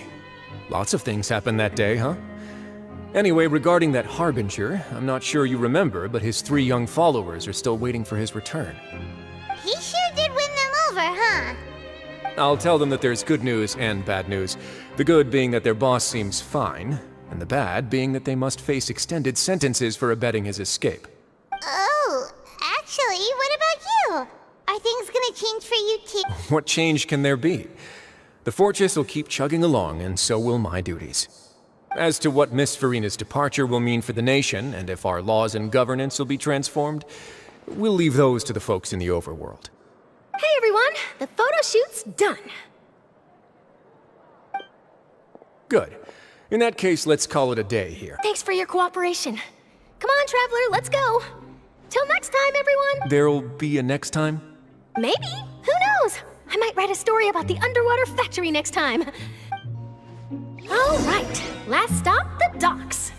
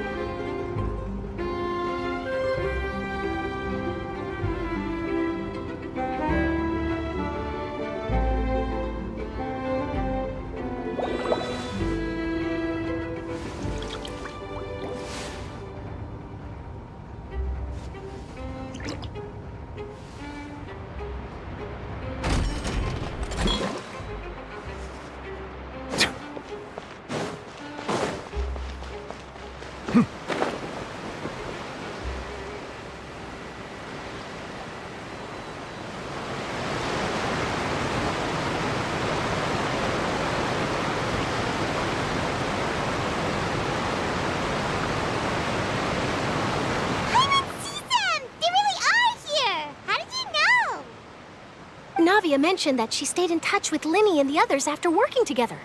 Traveler, Paimon. Ah, and Miss Charlotte, too.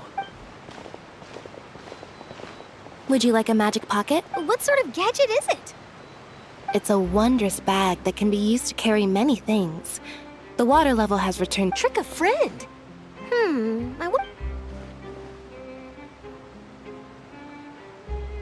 You could just make a friend like Fremine here. Isn't that right, Fremine? Is this what you... To be honest, that sounds pretty sweet. Could I have your Lynette sure is working hard to help Fremine socialize. He was the one who proposed doing this. He even wants to assist in our magic shows. Yes, I was planning to first introduce Pear as an assistant, and later Fremine himself. In the future, I think we can leave underwater escape magic to him too. That said, would anyone want to see a diver escape underwater? Oh, it'll work out. Every journey begins with the first step. Lynette, could you come over? Miss Charlotte says she wants to take a picture of us. Got it. My, that Charlotte is rather perceptive. She got rid of everyone the moment she realized I had something to say to you. Father says that you did a great deal during the latest events. She's very... That's all right. We were more than happy to help. Oh, I guess you haven't heard. Well... After Lady Farina left, Father and Monsieur Neuvillette opened negotiations, during which he gave Fontaine's gnosis to her as a... diplomatic gift. A diplomatic gift? A gnosis? Yes, I was quite surprised at first myself. But when I thought it over, there were actually a number of things going for it. It could have been done as an apology for the incident with Lord Child, or as thanks for his help in tying the all-devouring narwhal down. Furthermore, Father did also lend significant aid to Fontaine and Poisson. Well, that's true, but this is a gnosis we're talking about. Doesn't this seem a bit... I would agree, but I've also heard that... It seems that Monsieur Neuvillette has had a significant change of heart regarding the matter. So there's some reason for this that only Neuvillette knew. I suspect you'll have to ask him about that yourself. Ah, yes, speaking of which, I did see him strolling around the entrance to the Fortress of... Isn't he real busy and stuff? But back to the topic. The gnosis was given to the knave, right? What? They say that he's returned to Snezhnaya to recover from his wounds. I hear that the recent disaster really did a number on his health. That's true. When you think about it, we've had loads of run-ins with the Fatui. To think we'd be allied with them this time. So shocked by such a simple switching of sides?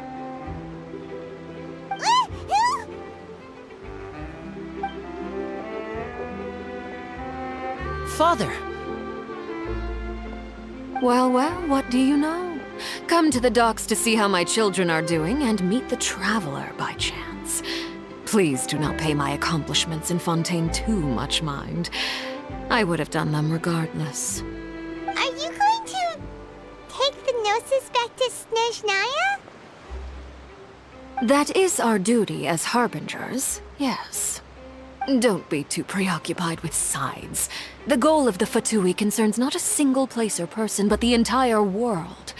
With such a grand goal in mind, it is inevitable that we must wear many masks. Switching my masks is something I've always done. Well, that depends on many things. No one truly knows what the future holds. What good is honesty if you can't rely on it forever? As for you, I very much look forward to our next collaboration. Good things cannot be achieved alone, and you've proved yourselves to be great partners. A vision? All right. I'll remember to return it. Thank you for keeping it safe for him this entire time.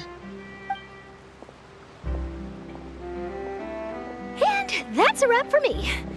Huh? You... Greetings, Miss Journalist. I'm not mistaken, there are diplomatic channels I'll need to report to take a photo of you. That is correct. So forgive me, but I will not be able to serve as a subject in your article. However, feel free to write as much as you'd like about our dear magicians and our upcoming rookie talent. I will. The sea breeze is quite pleasant. I shall continue my walk while the weather remains so agreeable. Farewell, Father. Oh, she has such an intimidating presence. I didn't even dare to take a picture. Thankfully, I've already wrapped up all my pre-scheduled interviews. Don't be too nervous. Why don't you take a magic pocket before you go? Here, traveler, Paimon. To move things about? That's right. Funny. I was giving out magic pockets when we first met, too. And what do you know? I'm doing the exact same thing right now. I guess this must be life. We will all follow our own paths. And all right then. We'll be handing out pockets in some other districts later, so we'll get going now. Have a... Well, guess we sent Charlotte, huh? Shall we go see what Neverlette's doing?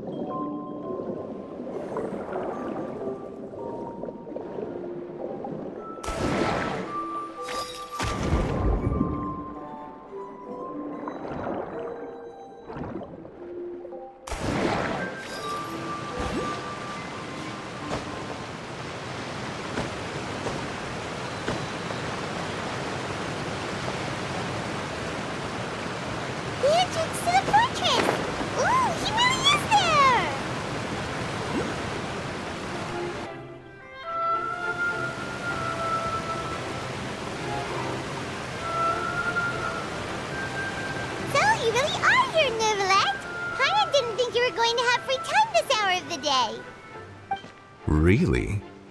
Oh, I suppose you must have met Mr. Linney. He took the time. In any case, you came at a good time. I was just considering reaching out to you to set up a meeting, so I may explain some things that I haven't had the time to before. Aw, Paimon's glad that you remembered. Thank you for keeping us on your mind, what with you being busy and all. Alright, let's have it then. How was Fontaine actually saved? The whole business is still quite the mystery. It is strange how words can often leave a bitter taste in the mouth when it finally comes time to say that.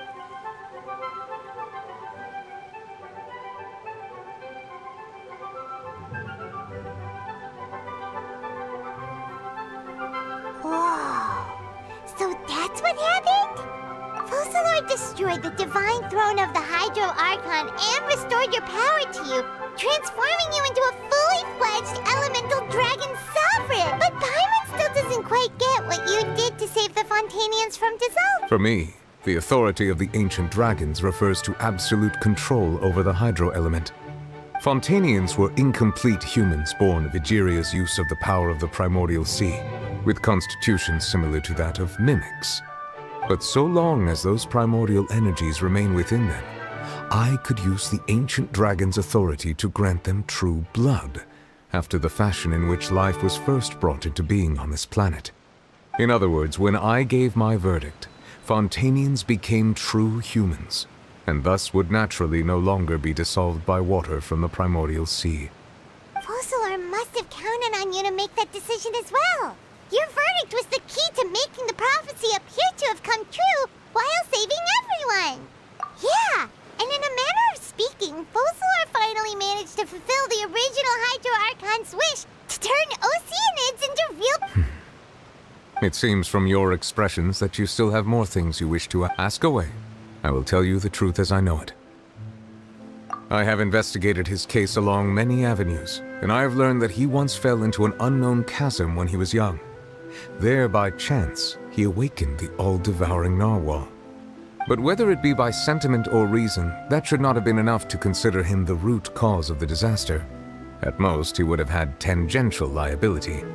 As for the judgment passed by the Oratrice during the trial, Whether it was due to that liability by association, or Focalors deliberately using him to buy time for us on the assumption that he would be able to hold the creature off, I cannot say. Guess Focalors had Fontanians in mind the whole time.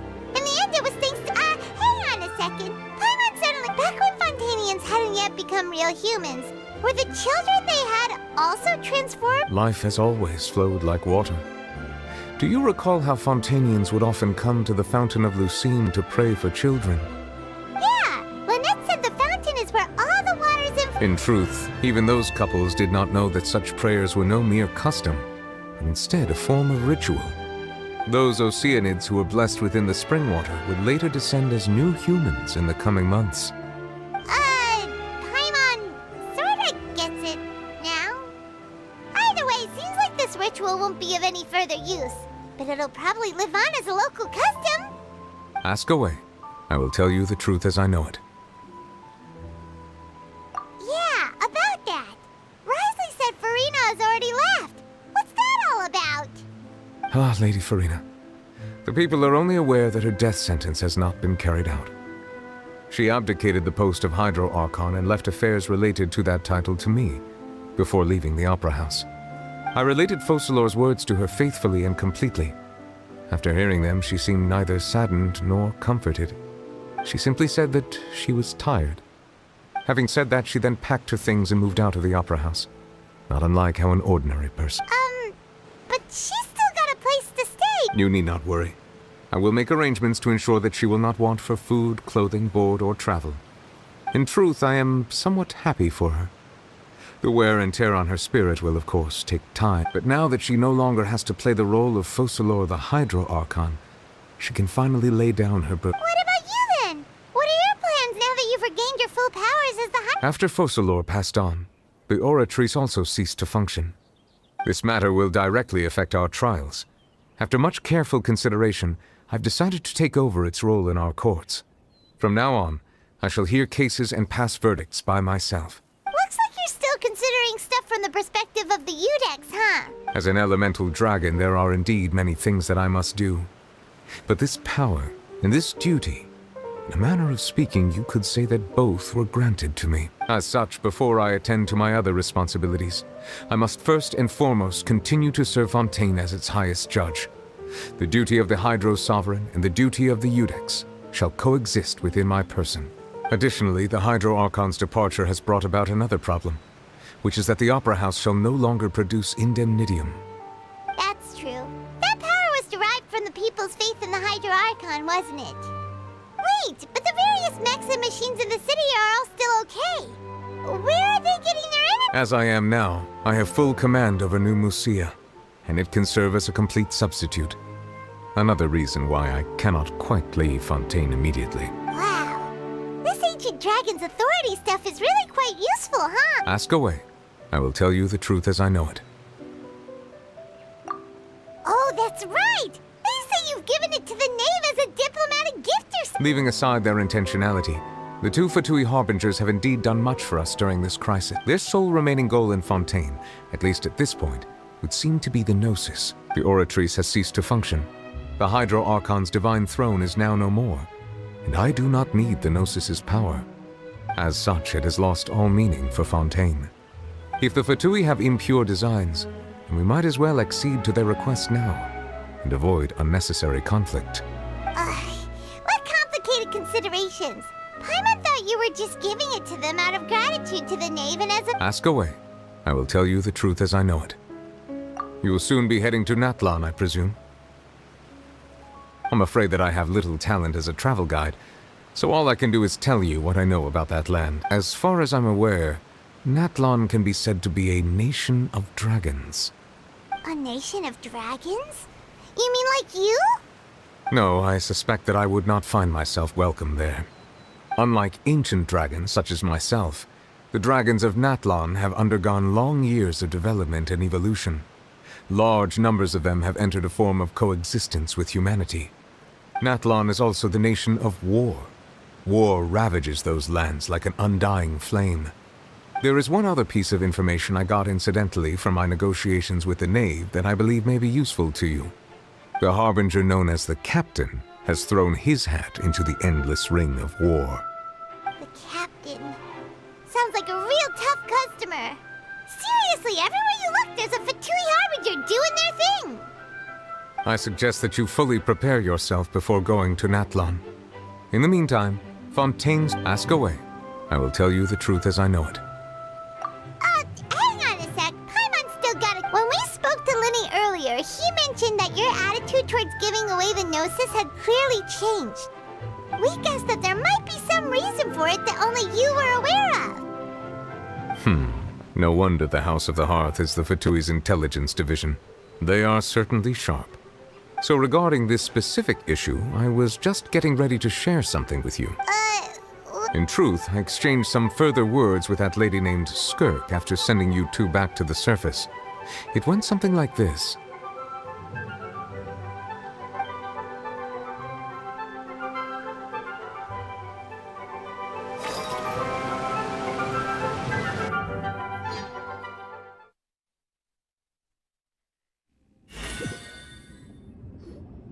Well, we're going to head topside to see what's going on. You hurry over soon as well, all right, Nervalet? What next? The all-devouring narwhal isn't here, so I'm no longer getting any interference. I can finally catch the scent of your power, what it's made of. It is the authority of the planet's primordial dragons, but with something very similar to a god's curse mixed in. It's quite a novel blend. I'm sure I've encountered something like this before. What was it again? I do not know what you speak of. Of course. How could I forget? You should have the remains of the third descender on your person, yes? Remains? I've never heard of any such thing. According to your parlance, I believe it may be called a gnosis. Well, that much is true. After Focalor's divinity faded, she handed her gnosis to me. But I fear I have never heard of it described in the manner that you just did. I've been training with my master, the Foul, ever since I was young, and I have never returned to the surface since. So most of the information I possess, I got from him. It is only natural for those who are greater than humanity to possess a different sort of common sense, which is why there are so many problems in our attempts to communicate with humans. Regardless, you should probably get rid of objects of misfortune to prevent any disasters from befalling you. To live in itself is a blessing. But once a person dies, the bonds he once had with this world shall all turn to curses. What do you mean by that? No need to fret. These are just my personal thoughts, and my reason for no longer wishing to return to the surface. This third descender you refer to, who are they? And when did they die? Master never mentioned them to me. Perhaps it just wasn't that important for me to know. If you're interested, though, I could ask him. I'll be sure to pass the answer on to you next time. Next time? You believe we will meet again? I do. Wait. I have a disciple of my own, don't I? He can be the messenger then.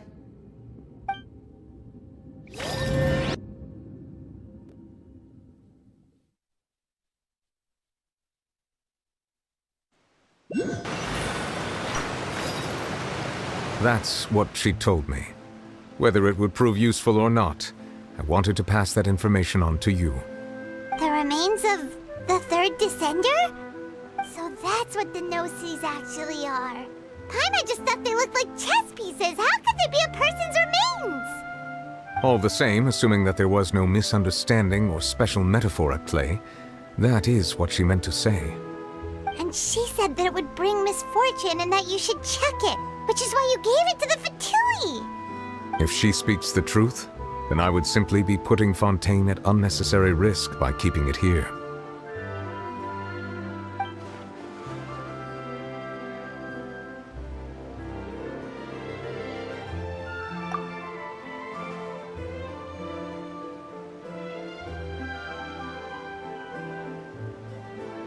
I had guessed that you might already be familiar with this concept, but I did not expect you to be one of them. That means that the Gnosis, which are exceedingly element-compatible and can even enhance elemental abilities, do indeed come from the third descender. I wonder, does your body also possess similar properties?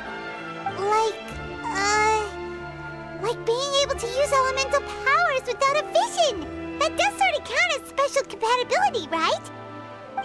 No, let's not think about this stuff right now. It just feels creepy. Comparing the Traveler to the dead third descender and all. That's what you say, but this topic still feels like bad luck.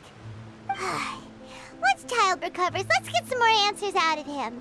Or go look for his master and get the answers that way. I too believe it unwise to make too many blind guesses when information is lacking.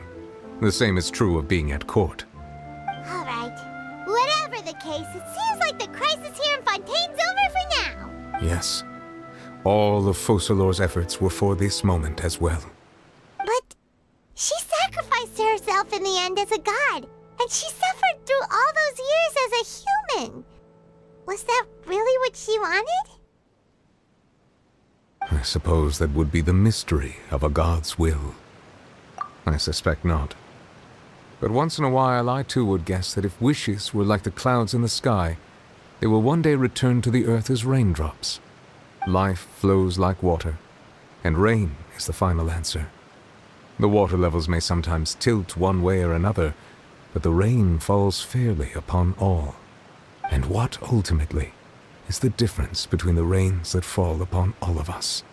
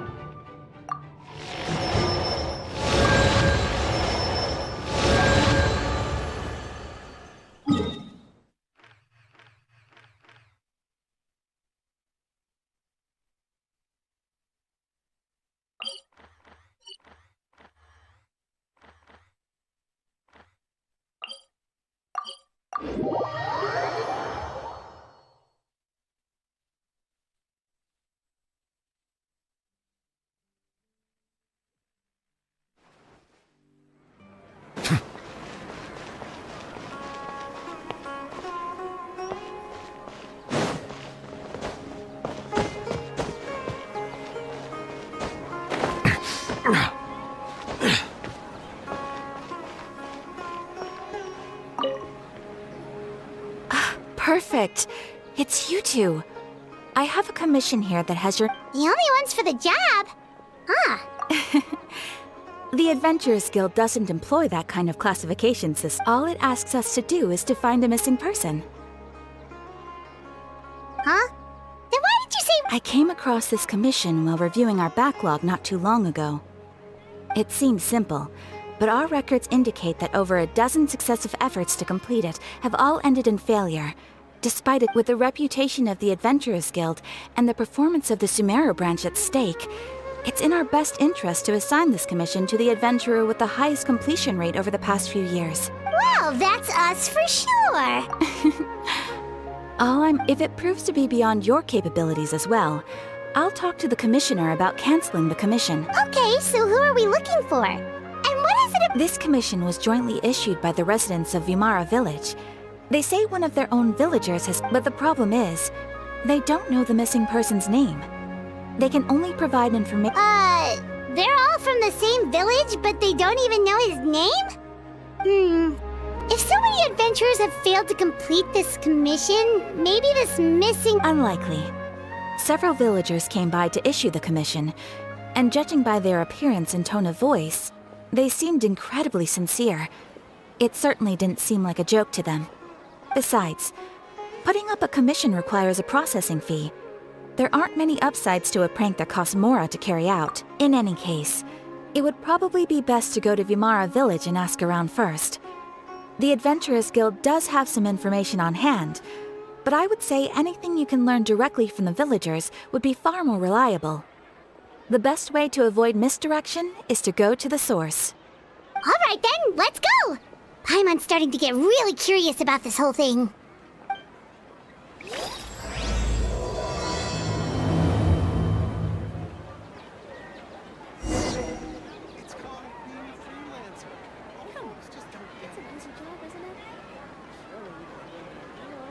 Don't you think my craftsmanship deserves a higher price?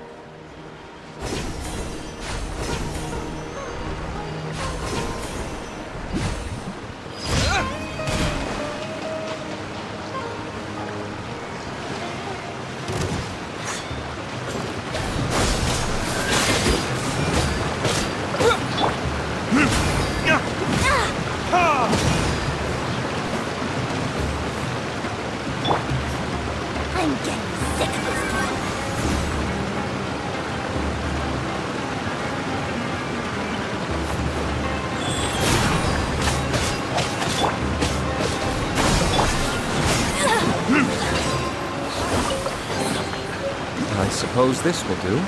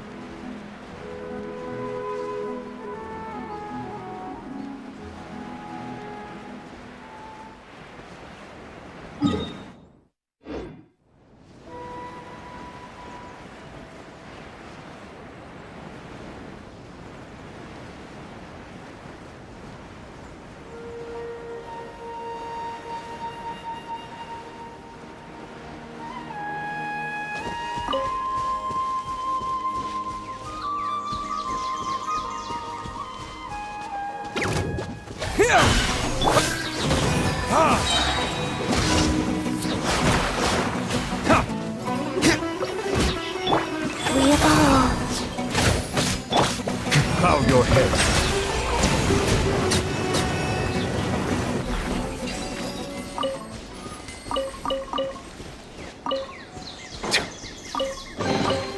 Let the record show that I verbally consent to relinquishing these items into your possession. Settle down!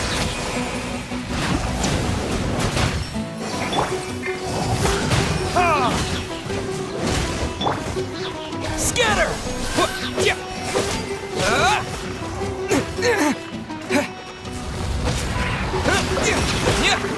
Propagate!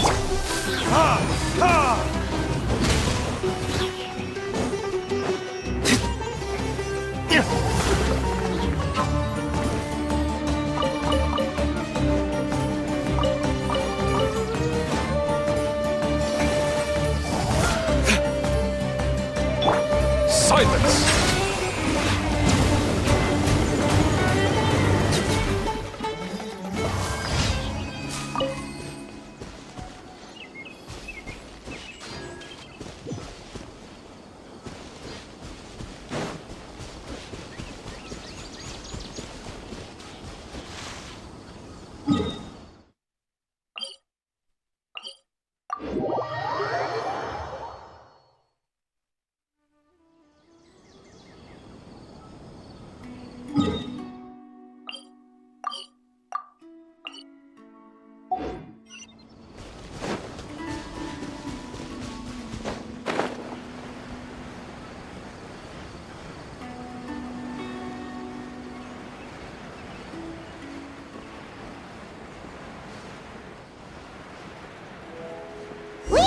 To Vamara Village!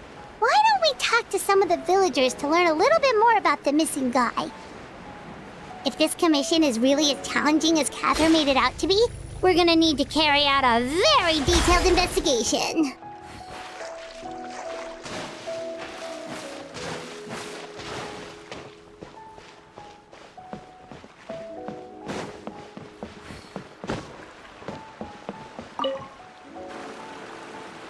Hello there. You looking to buy something? I do business in this area. Oh, no, we're adventurers. Catherine sent us to look into a commission here in Vamara Village. Ah, so you're here about that, then. Ah, you're not the first, that's for sure. We've certainly made a lot of trouble for you all. To be honest, we aren't holding out much hope. Many adventurers have made their way out here, confident they'd be able to help us, only to leave soon after with nothing to show for their... We've pretty much had it up to here in questions, and the area around the village has practically been overturned in search of clues. But no one has been able to make any headway. So, this person we're looking for, what's his name? Where did he live? Does he have any relatives? I don't know. I really have no clue. I couldn't tell you. Okay, guess you are really sick of answering questions.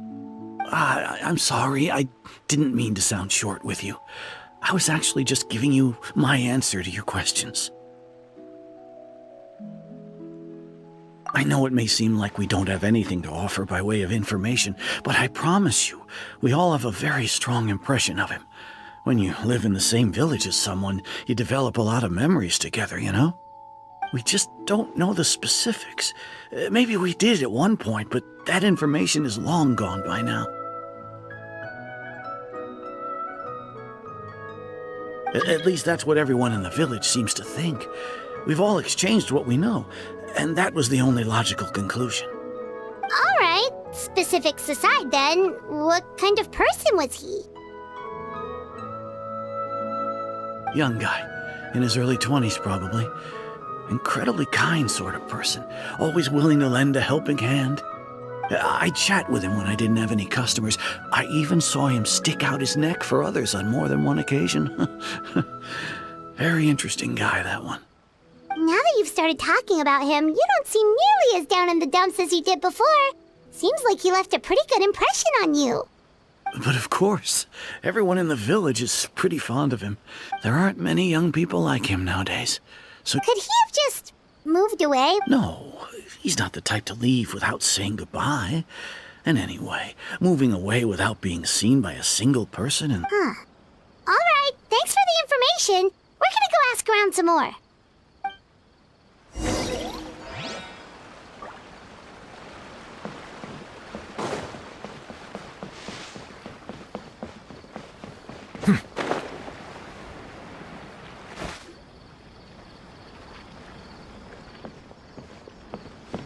It's the guests I hear.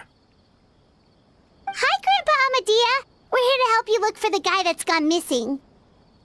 Ah, so that's what brings you to these parts. Coming all this way for our sake. That's so very kind. Could you tell us a bit about him? Of course. I'm happy with my failing eyesight. I'm afraid I can't offer much about his appearance. But I do remember hearing the sound of his voice. Not recently, of course. That loss has... I don't think his parents are still living in the village. But somehow he never seemed lonely. In fact, he would often take time to visit the elderly. And whenever someone had something on their mind, as the village chief, I owe him many thanks. Helping villagers navigate difficult moments in their lives. Wow. He seems like such a nice and gentle person. No wonder his but, you wouldn't happen to know any details? I'm ashamed to admit it, but I just can't remember. No matter how you look at it, I should know those things. But for some reason, no matter how hard I try to remember the information... It's okay. There's no need to force yourself to...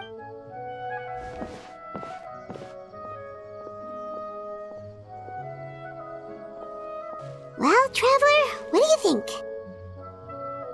Paimon thinks so too. Like, the name thing. It's so weird that no one remembers his name. And nobody has been able to tell us anything about his family or where he lived. It's late. So you're saying it's not that he's been erased, necessarily, but more like he never... Okay, Paimon's gonna need some time to process that one. Someone who only exists in people's...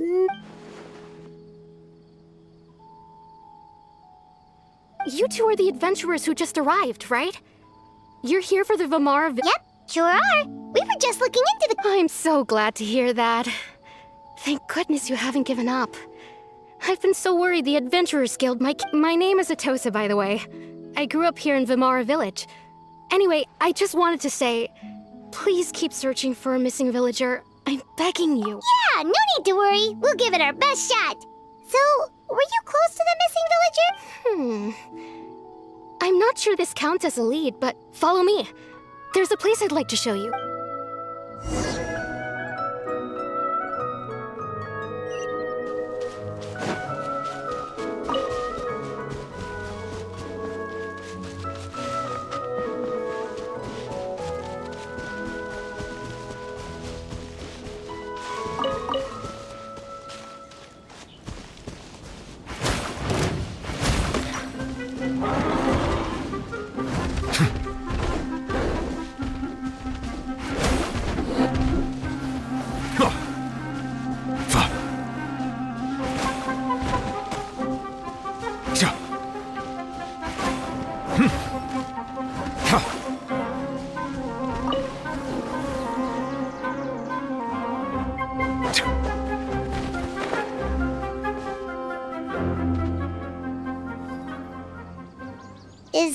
the place?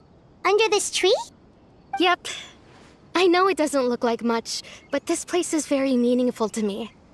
It's so full of memories. We used to always sit together under this tree and talk. Sometimes we would look up at the clouds in the sky, or stop to feel the wind against our skin. We could sit there for hours at a time, never realizing how long it had been. I was actually adopted by the people of Vamar Village. The forest rangers found me in the woods as a child.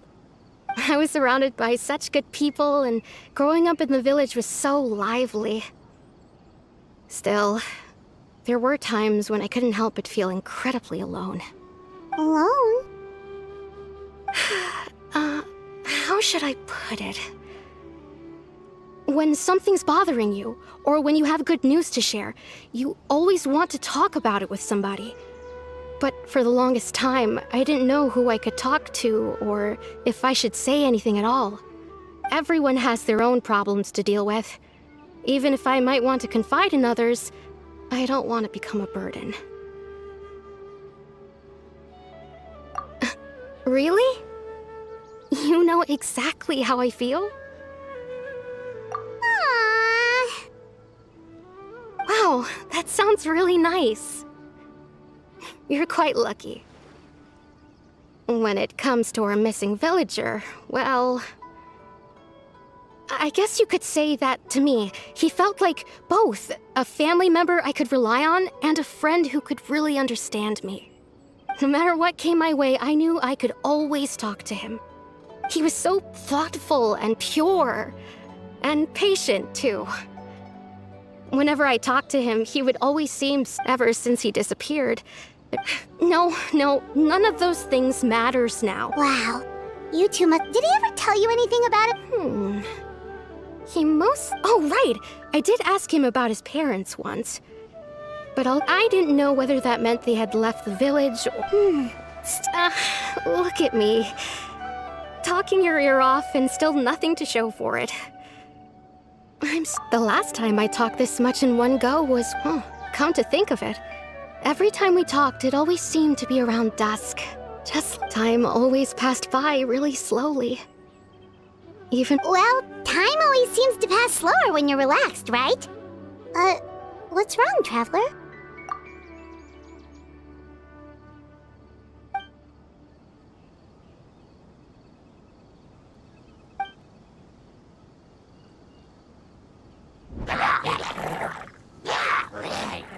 Hey, look at those hilly trails over there.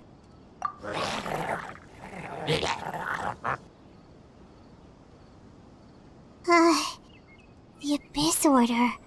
Could they be the ones behind all of this?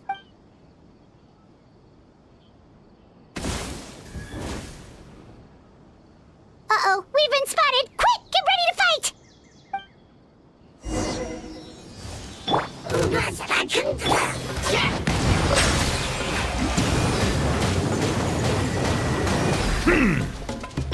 Surprise.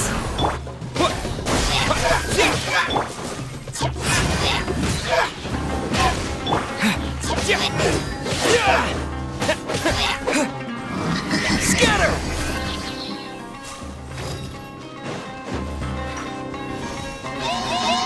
Germinate!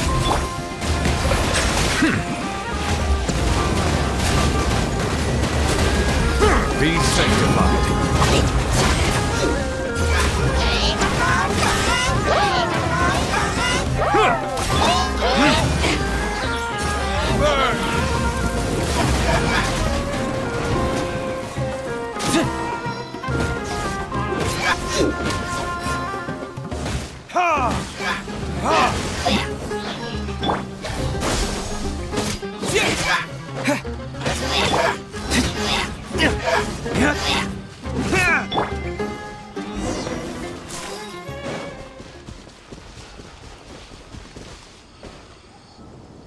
Thank you so much. I wasn't expecting monsters to show up. If you hadn't been here, I'm not sure what I would have done. It was no trouble. Now that I think about it, the hilly trolls around Vamara Village have been a lot more active lately. They seem agitated and would often attack anything in sight. Maybe the Abyss Order really is involved. Well, we should head back and check out the situation in Vimara Village.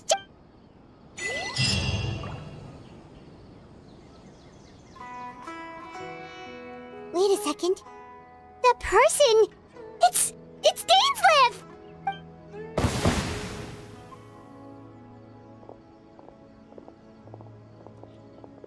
Ah, it's you two. Oh, a friend of yours? Well, I'll leave you all to it then. I should head back to— Yep, see you later!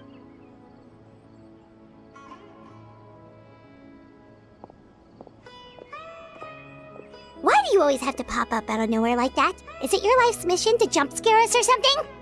It's hardly personal, or intentional for that matter. As long as you and I are both in pursuit of the Abyss Order, we're bound to cross paths. Ah, so you're here to investigate the Abyss Order then. That would explain the monsters you were fighting just now. Naturally. Hold on. No matter. It may have taken you a while to catch on, but I'm sure you've also realized by now that there's something strange about this place. The Abyss Order is most certainly planning something in this area. Or worse, their plan could already be in motion. So you think the Abyss Order is behind the hilly trail activity in the air? As things stand, I highly doubt that is their primary motive. I would imagine the increased hilly trail activity is merely a byproduct of whatever it is they're Still, the hilly trail activity is causing a lot of problems for the people here. We should stick around for a while and protect the village. The best way to protect them is by figuring out what the Abyss Order is truly planning. And you shall have them. I never intended to hide anything from you. Don't worry. There should be ample time to talk.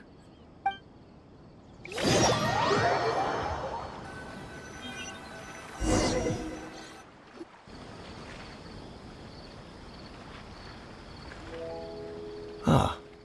So that was the commission that brought you here to Vimara. Someone who seems to only exist in people's memories. That is indeed quite intriguing. It appears all we have by way of clues is increased hilly trail activity. And that is certainly not— Right! That mysterious voice he heard in his sister's memory. The one who called himself a sinner. Who is he?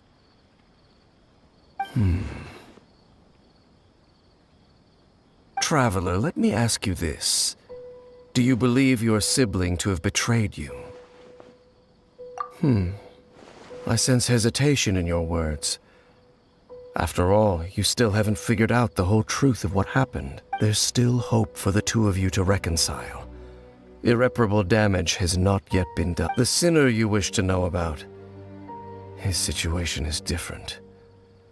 He and his fellow sinners have long betrayed me, and long betrayed their nation. His name is Vedrfolnir, the Visionary. I'm loath to admit it, but he is also my kin, my older brother. Your brother? There were 5 of them, the 5 sinners of Khaenri'ah. The wise Roptatyr, the visionary Vedrfolnir, Gold Rhindaughter, the foul Sertalogi, and Rehir of Solnari, Rerir. No matter how eroded my memory may become, I will never forget their names. One day, I shall have my vengeance. Wait, some of those names sound really familiar. Rhindaughter is the one who created Albedo. Sertalogi is Skirk's master. And the one we just learned about, Dane's brother, Vedrfolnir. If he was the voice of the sinner, then the one who inspired Clothar to create the Abyss Order was him!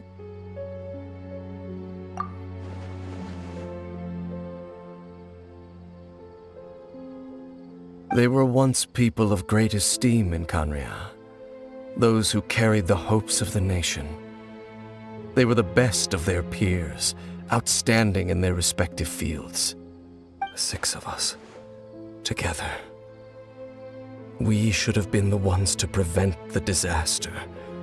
The ones to stop the Vinster King from continuing to rock the foundation of the world. Yet, deep within, the 5 of them craved something more. They could not, so they became sinners, but also transcendent beings, each in possession of world-shattering power. And when the cataclysm occurred, not one of them stood up in defense of their nation. Not one came forward to prevent the tragedy, and for that, they shall never have my forgiveness. Indeed, if they are not stopped, the day is sure to come when they will also betray the entire world. Of course, as I said, I never intended to hide anything from you. So, Dane, what have you been looking into all this time? I've continued to investigate the questions surrounding the Loom of Fate. It's been quite some time since the initial operation was launched. By retrieving the eye of the first field tiller, we were able to stop part of their plan from coming to fruition. Oh, Paimon remembers! Weren't they going to use it to corrupt Docile and make a god or something? Indeed. However, it's obvious that was just some sort of technical experiment. The eye was integral to their plan, yet somehow, despite failing to obtain it, they've skipped the experimental phase and found some other way to keep moving. There are many signs pointing to that effect. Then, what should we do? It's not too late. Our most pressing concern is to determine the purpose of the Loom of Fate.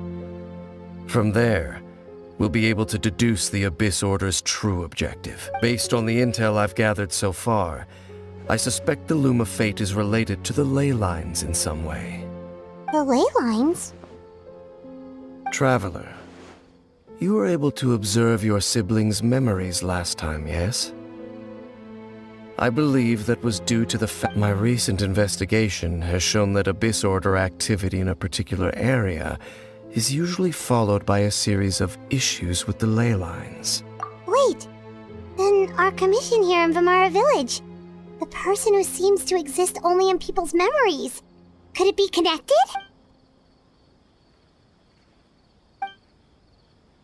It's certainly possible. I'll join your investigation tomorrow.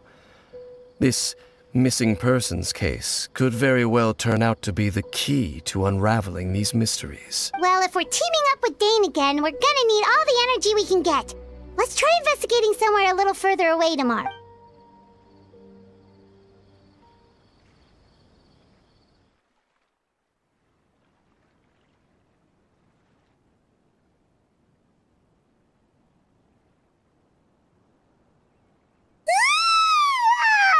So tired.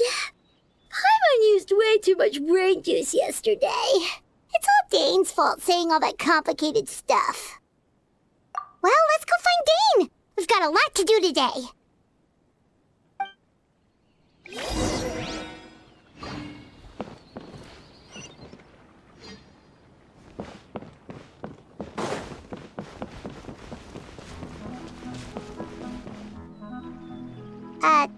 Dane? Hello, Dane? Why are you just zoning out over here? Did something happen? The missing person from your commission. Could you describe them to me? Oh, young guy? Early 20s? Seriously, Dane, what's going on? There appear to be certain memories in my mind that weren't there before. Memories of him. Maybe we just talked too much about him yesterday and you had a weird dream or something?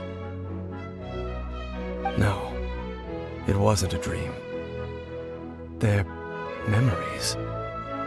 Memories that suddenly appeared in my mind after I woke up. And I'm certain I've never met this person before.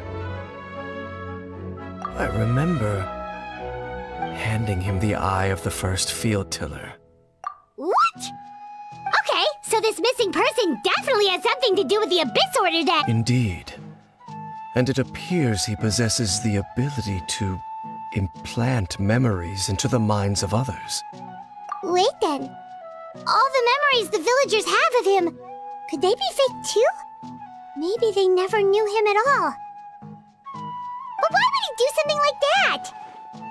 Whatever the Abyss Order is planning, an important truth has been revealed to us this morning. What sort of truth? That their goal is still to obtain the eye of the first field tiller. They haven't stopped searching for it. I am the only person who knows its location. Perhaps implanting that particular memory was an attempt to interfere with my mind in some way. Your concerns are not entirely unfounded. I don't believe the Abyss Order is capable of altering reality like that just yet. However, considering their single-minded pursuit of the Eye, I would say an equal level of caution is in order on our part. Come with me. We must check whether the Eye is still in our possession. Oh, so you're going to take us to where you hid it?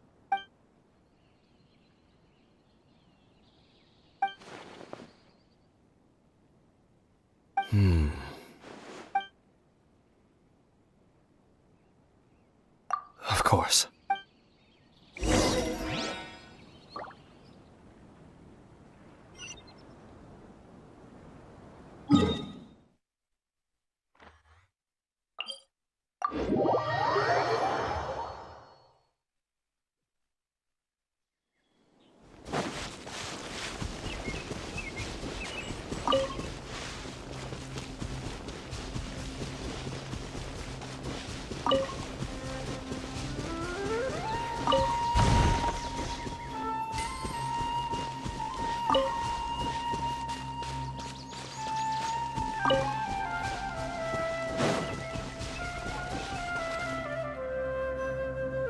So you hid it way out here? Not an easy place to discover, that's for sure. Well, let's go check to see if it's safe. Traveler, wait.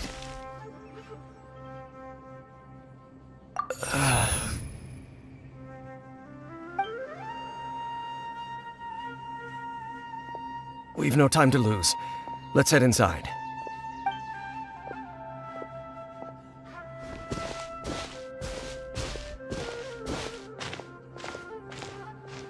Hey, wait up!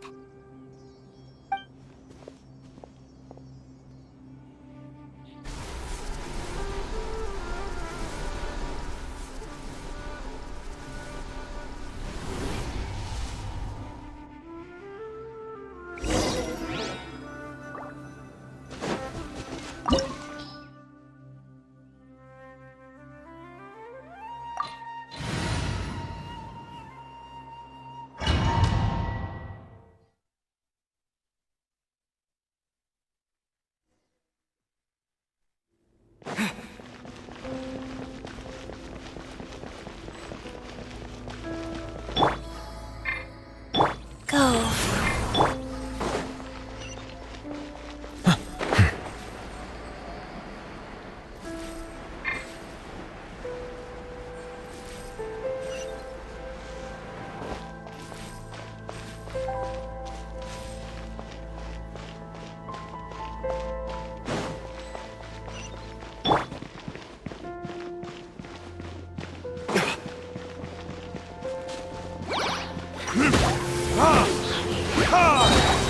Time for retribution!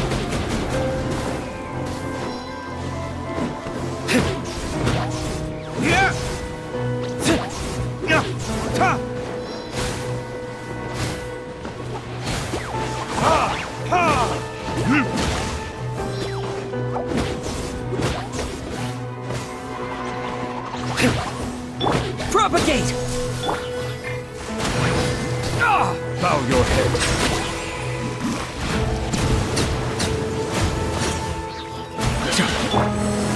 Sacred name, Fortune Preserver. Settle down.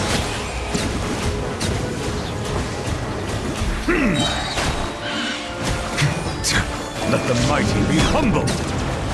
It appears the mechanisms here have changed over time.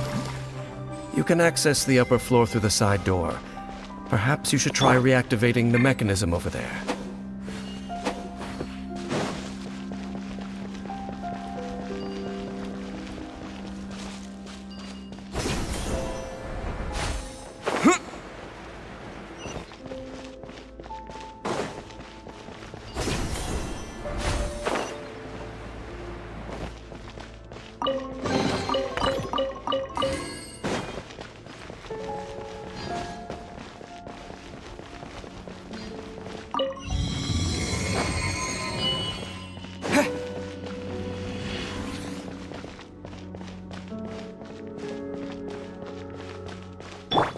Life goes on.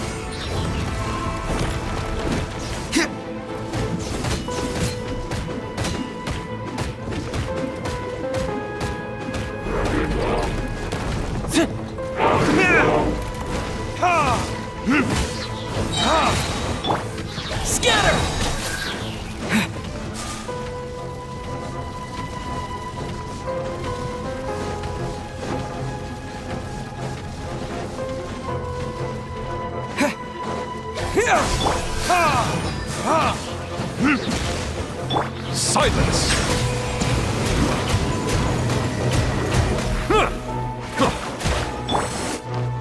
Wheel of life. Yeah! Scatter!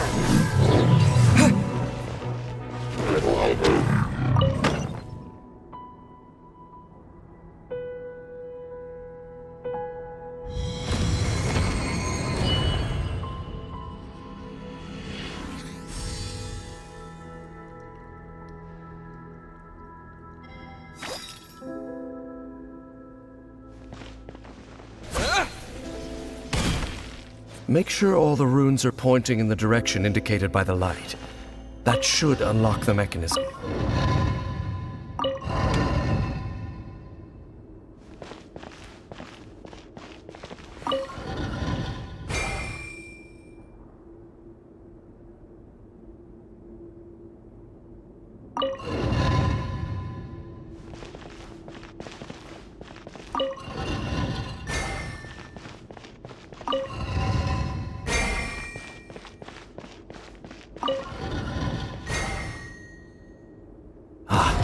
The door's open. Let's go. Our destination is just up ahead.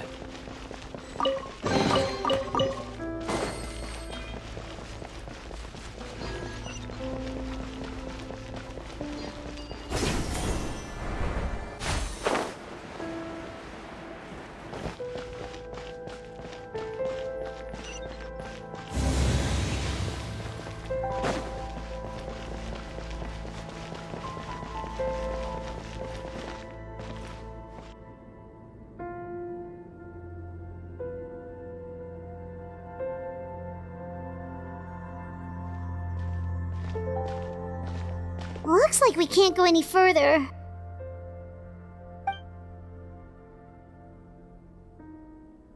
Be on your guard. I sense the presence of the Abyss. It's the Abyss Order! They're here!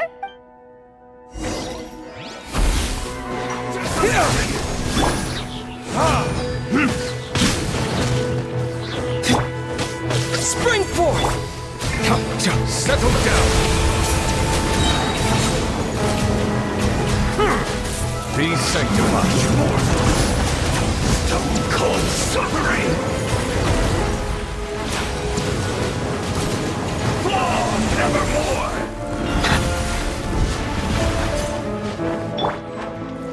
Desolation!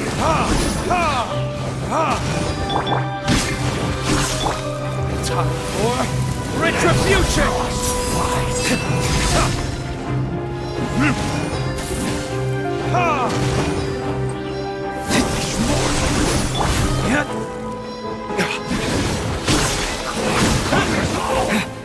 Propagate! Hear the final Half-rise.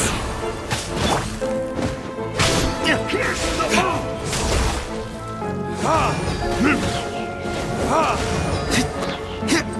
Desolation!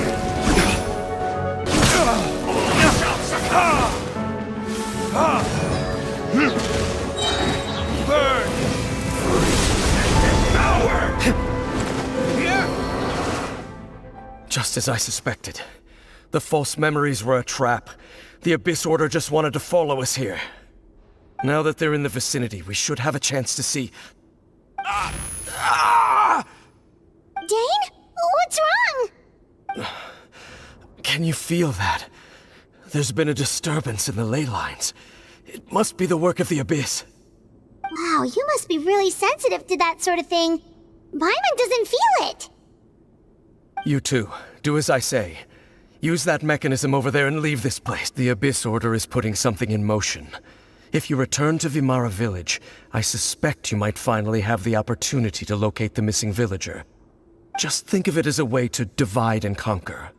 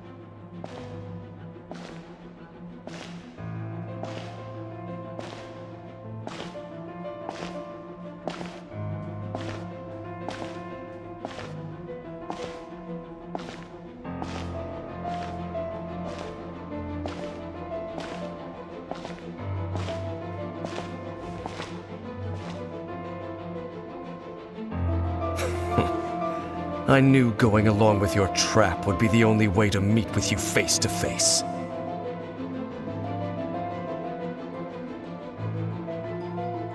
You risked your safety and that of the Eye?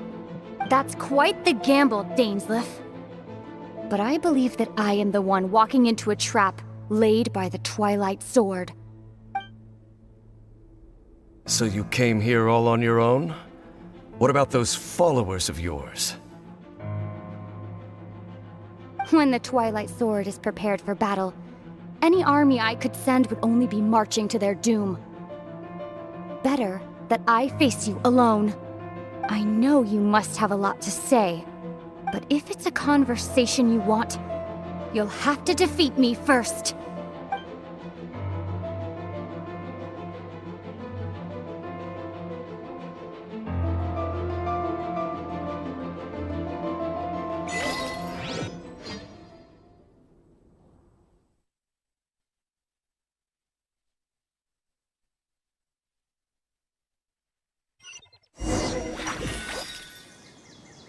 The Abyss Order's on the move.